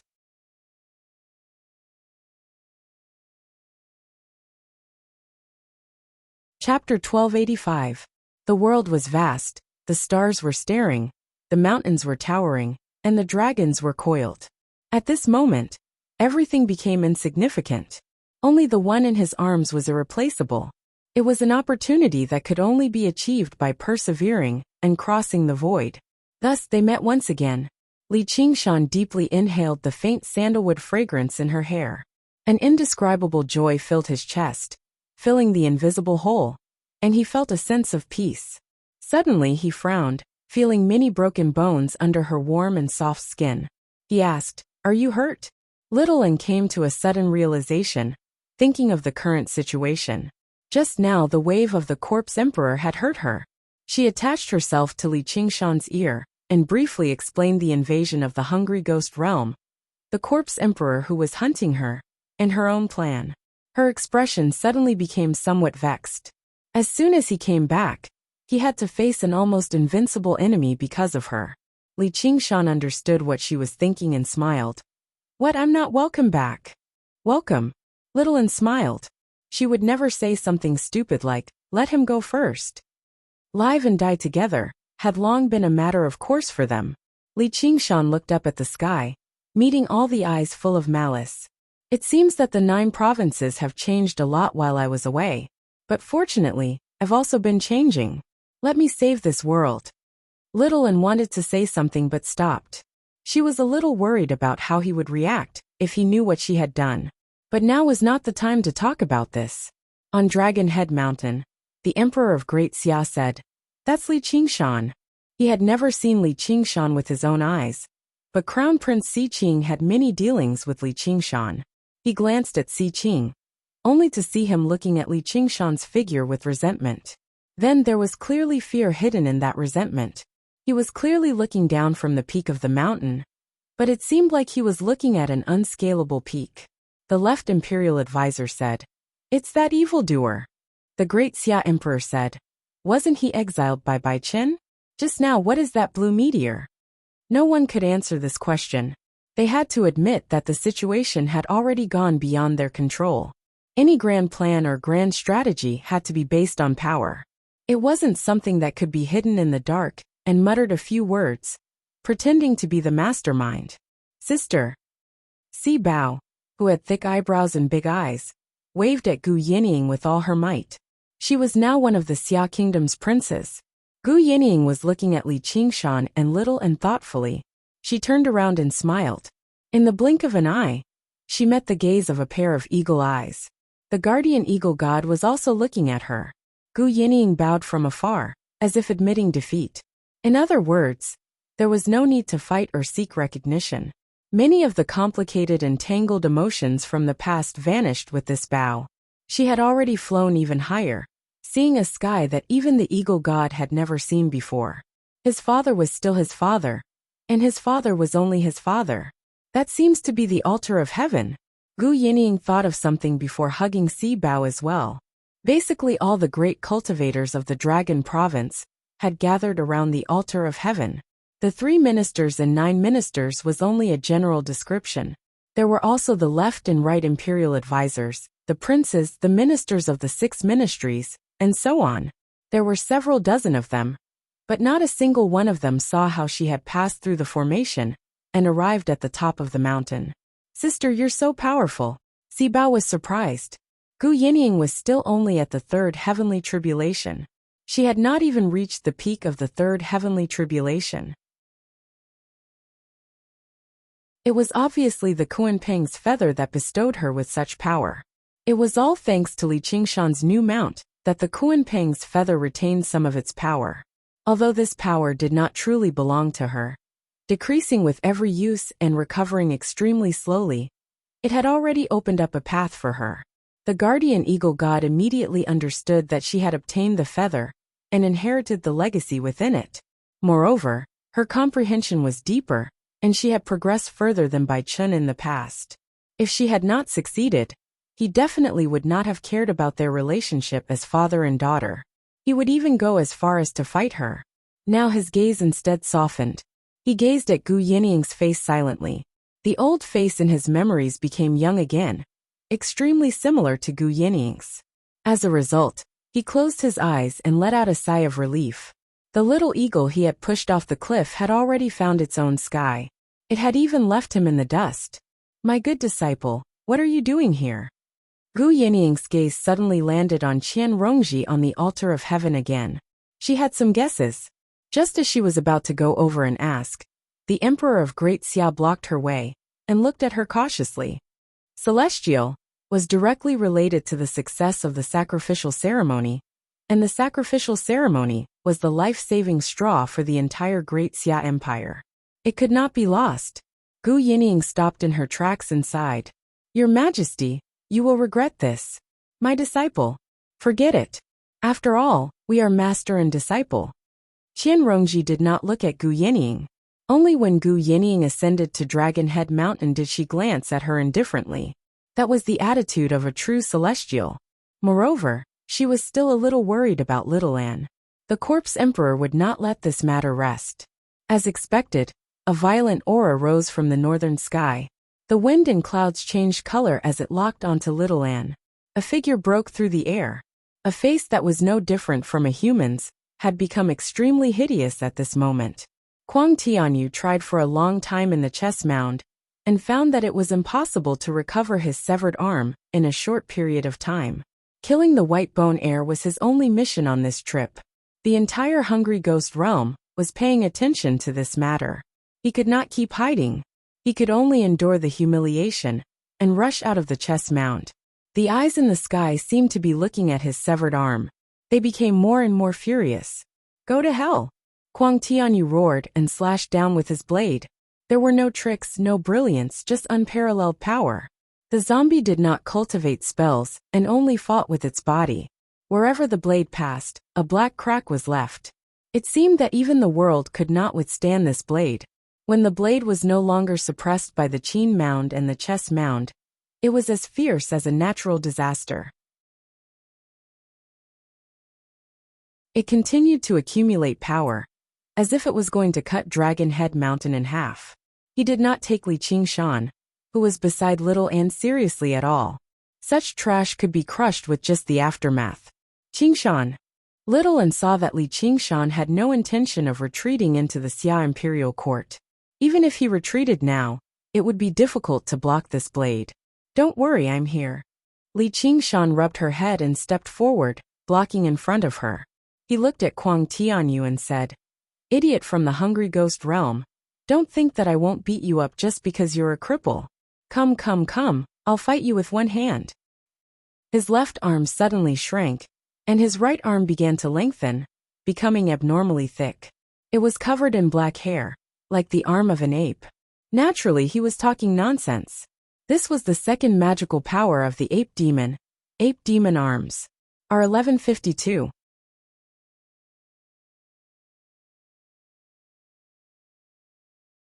Chapter 1286. Waving his huge ape arm, Li Qingshan's entire body became much thinner. The ape demon arms didn't have any particularly cool effects. It just focused all the power on one arm, but it was quite simple and practical. Because almost all the magic of the ape demon transformation was focused on one arm, it was equivalent to increasing the power of the entire ape demon transformation. The other magic transformations, as long as they were activated by this ape demon arm, would also increase in power. But magic such as the wings of the divine wind and the ox demon forging its hide would be greatly reduced in power, and could not even be used. Whether it was speed or defense, they would all be greatly affected. And if he wanted to win, this magic alone was definitely not enough. A cripple, the veins on Kuang Tianyu's forehead bulged. Looking at the way Li Qingshan was dragging his arm, his face looked like it had been slapped. Even the descendant of the white bone, who cut off one of his arms, would not make him hate him so much. He turned his blade, and the fierce momentum of the blade poured out towards Li Qingshan. Kill him first. If Li Qingshan as a human also had a natural magic, it would be called the Great Taunt Technique. Provoking others was as easy as eating cabbage, and he liked to do it. At this time, he still had a look of contempt on his face, but his heart was full of caution. His opponent was a corpse emperor, who had gone through 4 heavenly tribulations, a whole level higher than him. And it didn't look like an ordinary corpse emperor. Even in terms of bloodline and physique, he didn't have much of an advantage. This was the strongest opponent he had ever faced. Even Xiongqi back then was essentially just an incarnation, restricted by the laws of the 9 states. It was only at the peak of 3 heavenly tribulations, and his current state was far from his best. He had already comprehended the ape-demon transformation to the 3rd level. In order to maintain the peace of the small world inside him, the other transformations were also at the 3rd level. In terms of cultivation level, he was much weaker than when he left the 9 states. But the fighting spirit in his chest was burning. His feet sank into the ground, and his body was connected with the earth. Endless power poured into his body. He was the son of the earth, the divine power of the earth. His fingers stretched out, and sharp claws popped out. His arms suddenly became a lot thicker. It set off a fierce wind, as if there was a tiger roaring, the tiger demon rage. Li Qingshan's eyes were as calm as the deep sea. He deduced and understood all the changes of the saber momentum. If it was in the past, it would have been impossible to use these 2 methods at the same time. But now there was no obstruction. He slowly waved his arm like a taut bowstring. He was ready to strike. Kuang Tianyou's heart suddenly surged with a trace of uneasiness. This man who suddenly appeared was no longer a weakling that could be easily destroyed. He had become a vicious beast that could threaten her. Especially that single arm. It was a ferocious beast's fang. Maybe I shouldn't fight him head-on. I just need to avoid him. He suddenly came to his senses, and realized that his mind was actually intimidated by the other party's fighting spirit. He became even more embarrassed and annoyed. Bastard, you lost an arm. This was already a great humiliation. With so many old fellows watching, if I can't even crush a puny demon king head-on, I'll be a disgrace to the zombie clan. How will I face Master when I return to the hungry ghost realm? When he looked at Li Qingshan again, his eyes were filled with disdain. With your cultivation, you're not like the white-boned successor, who looks for an opportunity to launch a sneak attack. Instead, you choose to face me head-on. What the stupidest decision. Watch how I crush you into powder. Break! Li Qingshan ignored it and punched out. His arm seemed to be dragging something heavy. It was abnormally slow, as if it had to stop for every inch it moved forward. Kuang Tianyu became more and more contemptuous. He was sure that he couldn't control this power at all. Die! When the blade hit the fist, time seemed to freeze for a moment. Li Qingshan didn't move, and looked at Kuang Tianyu with a sinister smile. Kuang Tianyu was stunned. His eyes were round and full of disbelief. Crack! A crack climbed up the blade, and instantly spread to the entire saber. With a clang it shattered and scattered. The iron fist slammed into Kuang Tianyou's incredulous face, and the shock power that had been accumulating for a long time poured out. Bang! The void shattered like a mirror. Cracks covered Kuang Tianyou's entire body. When he was blasted away, he was already in thousands of pieces of flesh. All the cultivators on Dragon Head Mountain were dumbfounded. Even the great Xia Emperor couldn't maintain his composure, and opened his mouth wide. The powerful corpse emperor was killed by a mere monster king with a punch? The stars in the sky also lit up, full of surprise and confusion. After Li Qingshan smashed Kuang Tianyu with a punch, he didn't follow up with another attack. He maintained the posture of waving his fist, and stood motionless like an eternal statue. Boom! The ground under Li Qingshan's feet shattered and collapsed. Rumble! Like a huge earthquake, Dragon Head Mountain was also shaking, as if it would collapse at any time. A crack even climbed up to Dragon Head Mountain. All of a sudden, his ape arm exploded like a punctured balloon, and his entire body exploded along with it. Taking this attack head-on had already exceeded the limit of his body. Even though he tried his best to guide the saber chi to the ground under his feet, when the saber chi entered his body, it still tore his body apart and shattered his tiger bones. An ordinary piece of soil fell down. Few people in the world of the 9 provinces recognized it, but cries of surprise sounded in the hungry ghost realm. Living soil of the 9 heavens. This piece of living soil of the 9 heavens had always been held in Li Qingshan's fist. It was a divine item that ordinary worlds didn't have the qualifications to possess. It had strengthened the ox demon's power and magical abilities to the extreme, allowing it to shatter Kuang Tianyou's zombie divine body. This change was even more shocking. In just a single collision, the two had been smashed to pieces, and in the end, they had actually perished together. Sibao murmured, "No, it's not perishing together. Both of them didn't die. How powerful." The moment Li Qingshan's body was shattered, a phoenix cry soared into the sky. Blazing flames, the phoenix's nirvana. The pieces of Kuang Tianyu's scattered corpse began to gather in midair. Everything had happened in the blink of an eye. Both of them needed only an instant to recover their battle prowess. At this time, whoever was faster would have the upper hand. However, this was not a one-on-one battle. When Li Qingshan shattered Kuang Tianyu, a white figure flashed out from behind him. Wielding the Buddha-slaying sword, it stabbed at the thousands of pieces of the corpse. The tip of the sword stabbed at a piece of flesh that looked like an ankle. Then, it immediately pulled back and stabbed again, repeating this simple action. 100 sword lights seemed to stab out at the same time, like a flower in full bloom. Even though many years had passed, their cooperation was still incomparably tacit, exquisite to the extreme. The pieces of the corpse that were stabbed all began to burn. In the blink of an eye, Kuang Tianyu had gathered all the pieces of the corpse together. However, he appeared exceptionally horrifying and miserable. A third of his head was missing, his calf was gone, and there was a large hole in his chest. His body was mutilated everywhere, and half of his face was filled with shock and anger. The living soil of the 9 heavens was just about to fall to the ground when it suddenly flew up again. It turned around and tossed up and down in a large hand. Li Qingshan smiled. His condition was even better than when he had first descended. Rising from the ashes, he grew stronger the more he fought. No, why did I fight him head-on? There were clearly thousands of ways to defeat him, and I felt danger from the start. Could it be that this world has deceived my mind and twisted my will? The boundless heavens was not so easy to deceive. Kuang Tianyu's mind cleared, and he immediately felt the danger of death. His heart trembled, and he pushed off with one leg, charging straight into the sky. He fled toward the gate of hungry ghosts, disregarding everything else. You want to leave after offending Little Anne? Come back. Li Qingshan gripped the living soil of the 9 heavens tightly, fully activating the great earth force field.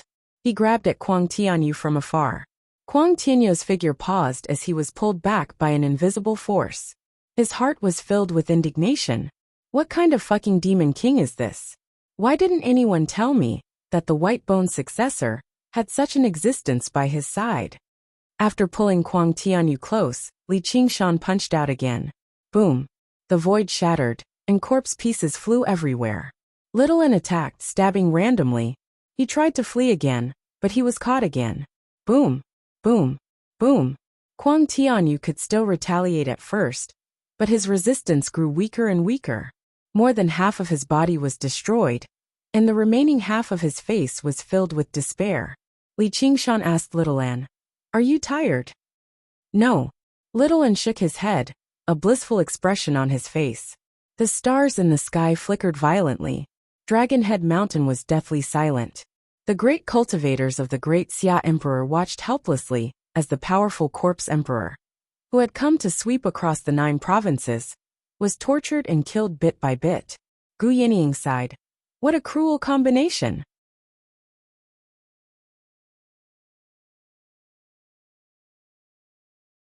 Chapter 1287. Kuang Tianyu was like a moth trapped in a spider's web. No matter how hard he tried, he could not break free from the earth force field. The more he struggled, the weaker he became. He roared with unwillingness. If it wasn't for this damned world where spells and treasures cannot be used, how could you, a mere monster king, force me to this step?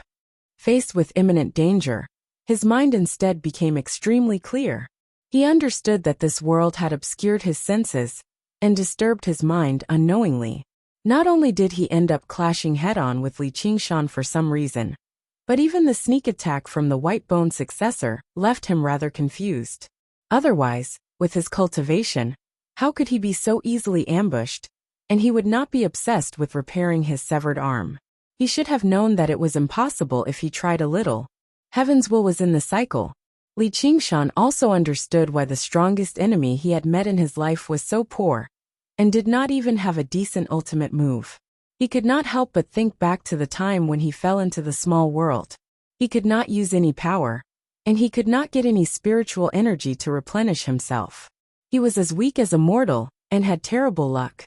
Although he did not know how this guy sneaked into the 9 states and escaped the suppression of the world's will, he was still heavily restricted and could not do whatever he wanted like in the hungry ghost realm.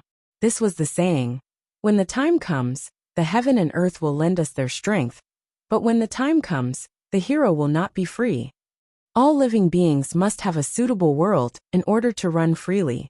Otherwise, they would be shackled by all kinds of tangible and intangible shackles. Li Qingshan punched again and smashed Kuang Tianyu into pieces. He smiled and said, "If this was not the 9 states, I have gone through 4 heavenly tribulations. You were killed by me with 1 punch.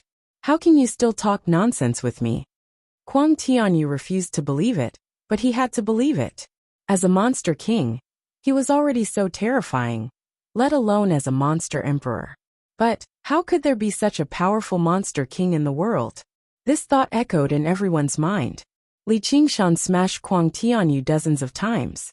Kuang Tianyu only had half of his head left in his hand. One eye was still glaring at him. Li Qingshan could not help but laugh and say, this guy's physique is really strong." He then asked Little N, "Why didn't you kill him?" No matter how strong one's physique was, it would be greatly reduced in front of the Buddha-slaying sword. The fact that this fellow was able to survive until now was clearly because Little N had been holding back and had not found the right opportunity to kill him in one strike.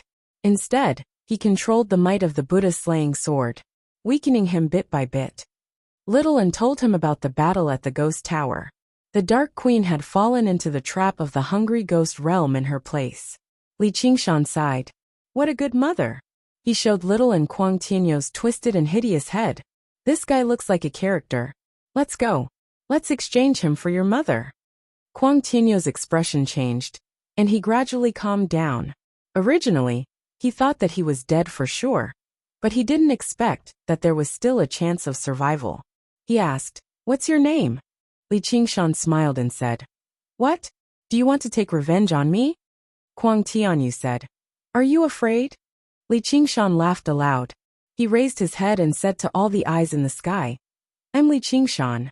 His voice was not particularly loud, nor was it heroic at all.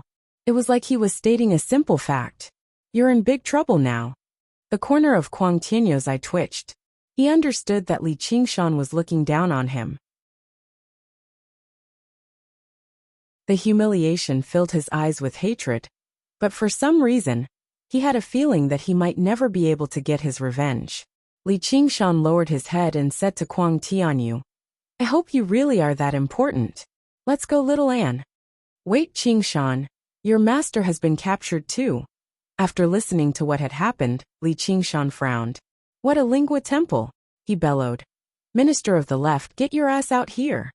The bellow was like a clap of thunder. Ripples spread across the protective formation, and a fortress on the Dragon Head Mountain was smashed into pieces. The officials of Great Xia looked at each other in shock. The Dragon Assembly Formation was the #1 formation in the world. Not only was it where the spirit veins of the 9 prefectures converged, but it was also favored by the will of all living beings. Although it was not activated, it did not completely block the bellow. Although the corpse emperor was gone, an even more ruthless one came.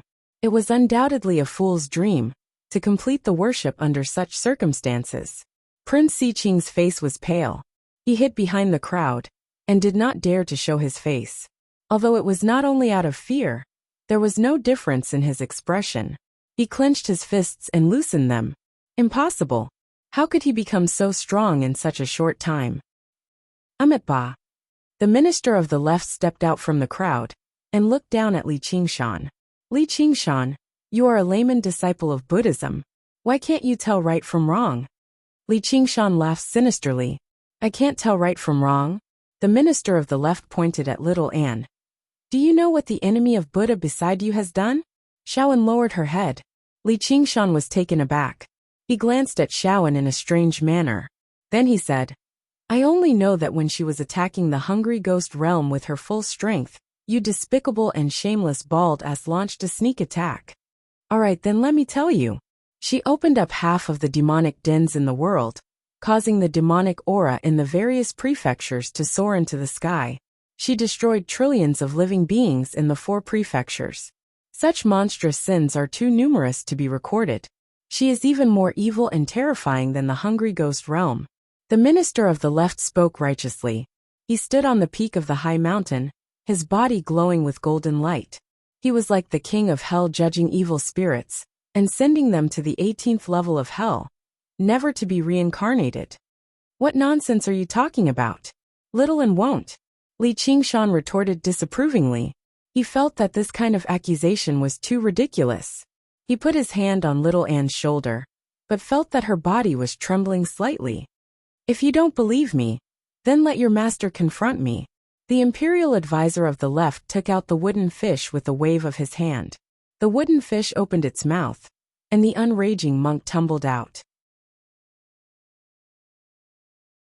All of his cultivation had been sealed up, but he still did not seem to care at all. He patted off the dust and stood up.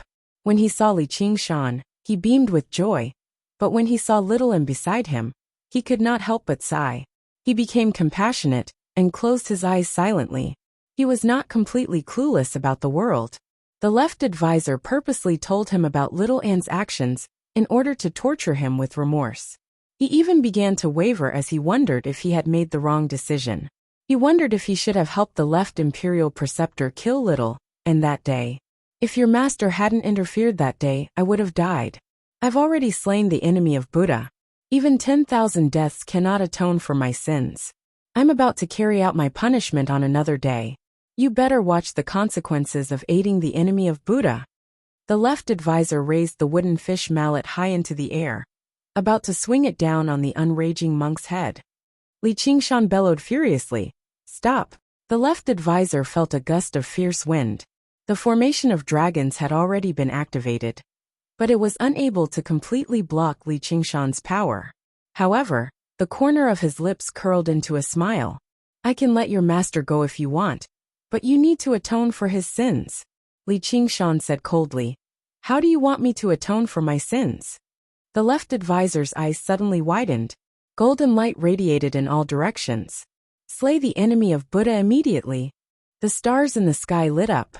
They did not seem to have expected this either. Li Qingshan laughed from extreme anger.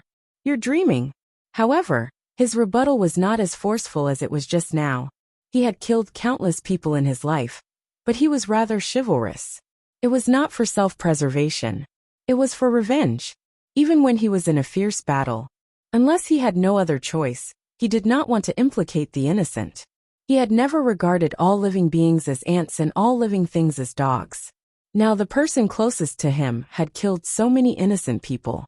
Yet he killed so many innocent people. How many babies and young children were among them? How many honest and kind people? All of them perished together. Looking around, regardless of whether it was the heavens or the earth, good or evil, or the hungry ghosts of Buddhism, they all wanted to kill her. She seemed to have committed a great sin that could not be redeemed and had to die. Little Anne was silent and did not say a word. He was like a prisoner who had accepted his fate and was awaiting trial. He did not struggle or defend himself. However, there was only one person in the heavens or the earth who had the right to judge him. "Qingshan, I'm sorry. I didn't listen to you." Li Qingshan's heart softened. "No, this is not your fault. I'm even glad that you did that." If she did not have enough power, she would have died in the hands of the corpse emperor sent by the hungry ghost realm. They would not be able to see each other anymore. Xiaoan smiled and threw herself into his arms. She was no longer worried at all. The left advisor's plan failed. He could not help but say angrily, "Evildoer, you really are an evildoer. Don't be angry. Look at the good disciple you have taught. You really can't tell right from wrong. You have committed a great sin." "This is all my sin." When Li Qingshan said this, he suddenly felt like a mountain was pressing down on his chest. He only raised his head even higher, like a towering mountain that was about to hold up the sky. He did not plan to hide it, did not plan to quibble, and did not plan to suddenly take out the so-called heaven and earth are not benevolent. All living beings are ants, to change his original thoughts. Humans were humans, not ants. This did not mean there was anything noble about humans, just like how dogs were dogs, not cats. They were obviously two completely different things. whether it was for survival, to fend off the hungry ghost realm, or even to sacrifice a portion of people to save everyone in the world. It was all a form of explanation. However, sin was sin, and innocence was innocence. The surroundings fell silent. The unraging monk suddenly opened his eyes and looked at his first disciple. He seemed to be in thought. Luo Ho Xiaoming gazed at Li Qingshan's back and felt some admiration. The left advisor bellowed, "Evildoer, since it's your sin, why don't you go die? Bald donkey, come and kill me." Li Qingshan was stern. If he continued down this path, he might commit even greater sins and drag down even more innocent people. However, as long as he still had a breath left, he would continue down this path until he reached beyond the 9 heavens. "Qingshan, you're so greedy. I was clearly the one who killed them all, so I should take half of it at the very least." Li Qingshan shook his head and stroked her cheek gently. "I still don't want you to kill the innocent for the sake of cultivation. But if you think it's necessary, then go ahead and kill. Whether it's right or wrong, I'll take responsibility for it all." Alright. You're truly guilty and obstinate. I'll kill your master first." The left advisor swung the wooden fish mallet and swung it down viciously. The unraging monk was about to die from having his head splattered. Li Qingshan did not move at all. He said coldly, "Bald donkey, if you dare to touch a single hair on him, I'll slaughter the entire imperial court of Great Xia." The wooden fish mallet suddenly stopped above the unraging monk's head. He let out a bitter sigh. "Wretched disciple, oh wretched disciple." The left advisor's expression changed, but he was afraid to do anything. He had only wanted to threaten Li Qingshan in the first place. So how could he really turn it into a situation where he had to fight to the death? Or perhaps, if he really wanted to do that, the others would stop him too. Li Qingshan smiled. "Master, I forgot you don't have any hair on your head. Don't worry, I'll definitely save you. If I really can't save you, I'll avenge you. Little and let's go." "To where?"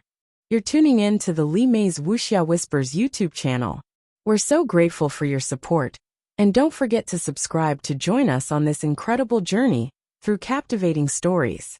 Your generosity through donations truly makes a world of difference, as it's the primary source of revenue that allows me to expand and enhance this channel for you. Thank you from the bottom of my heart for being a part of this adventure.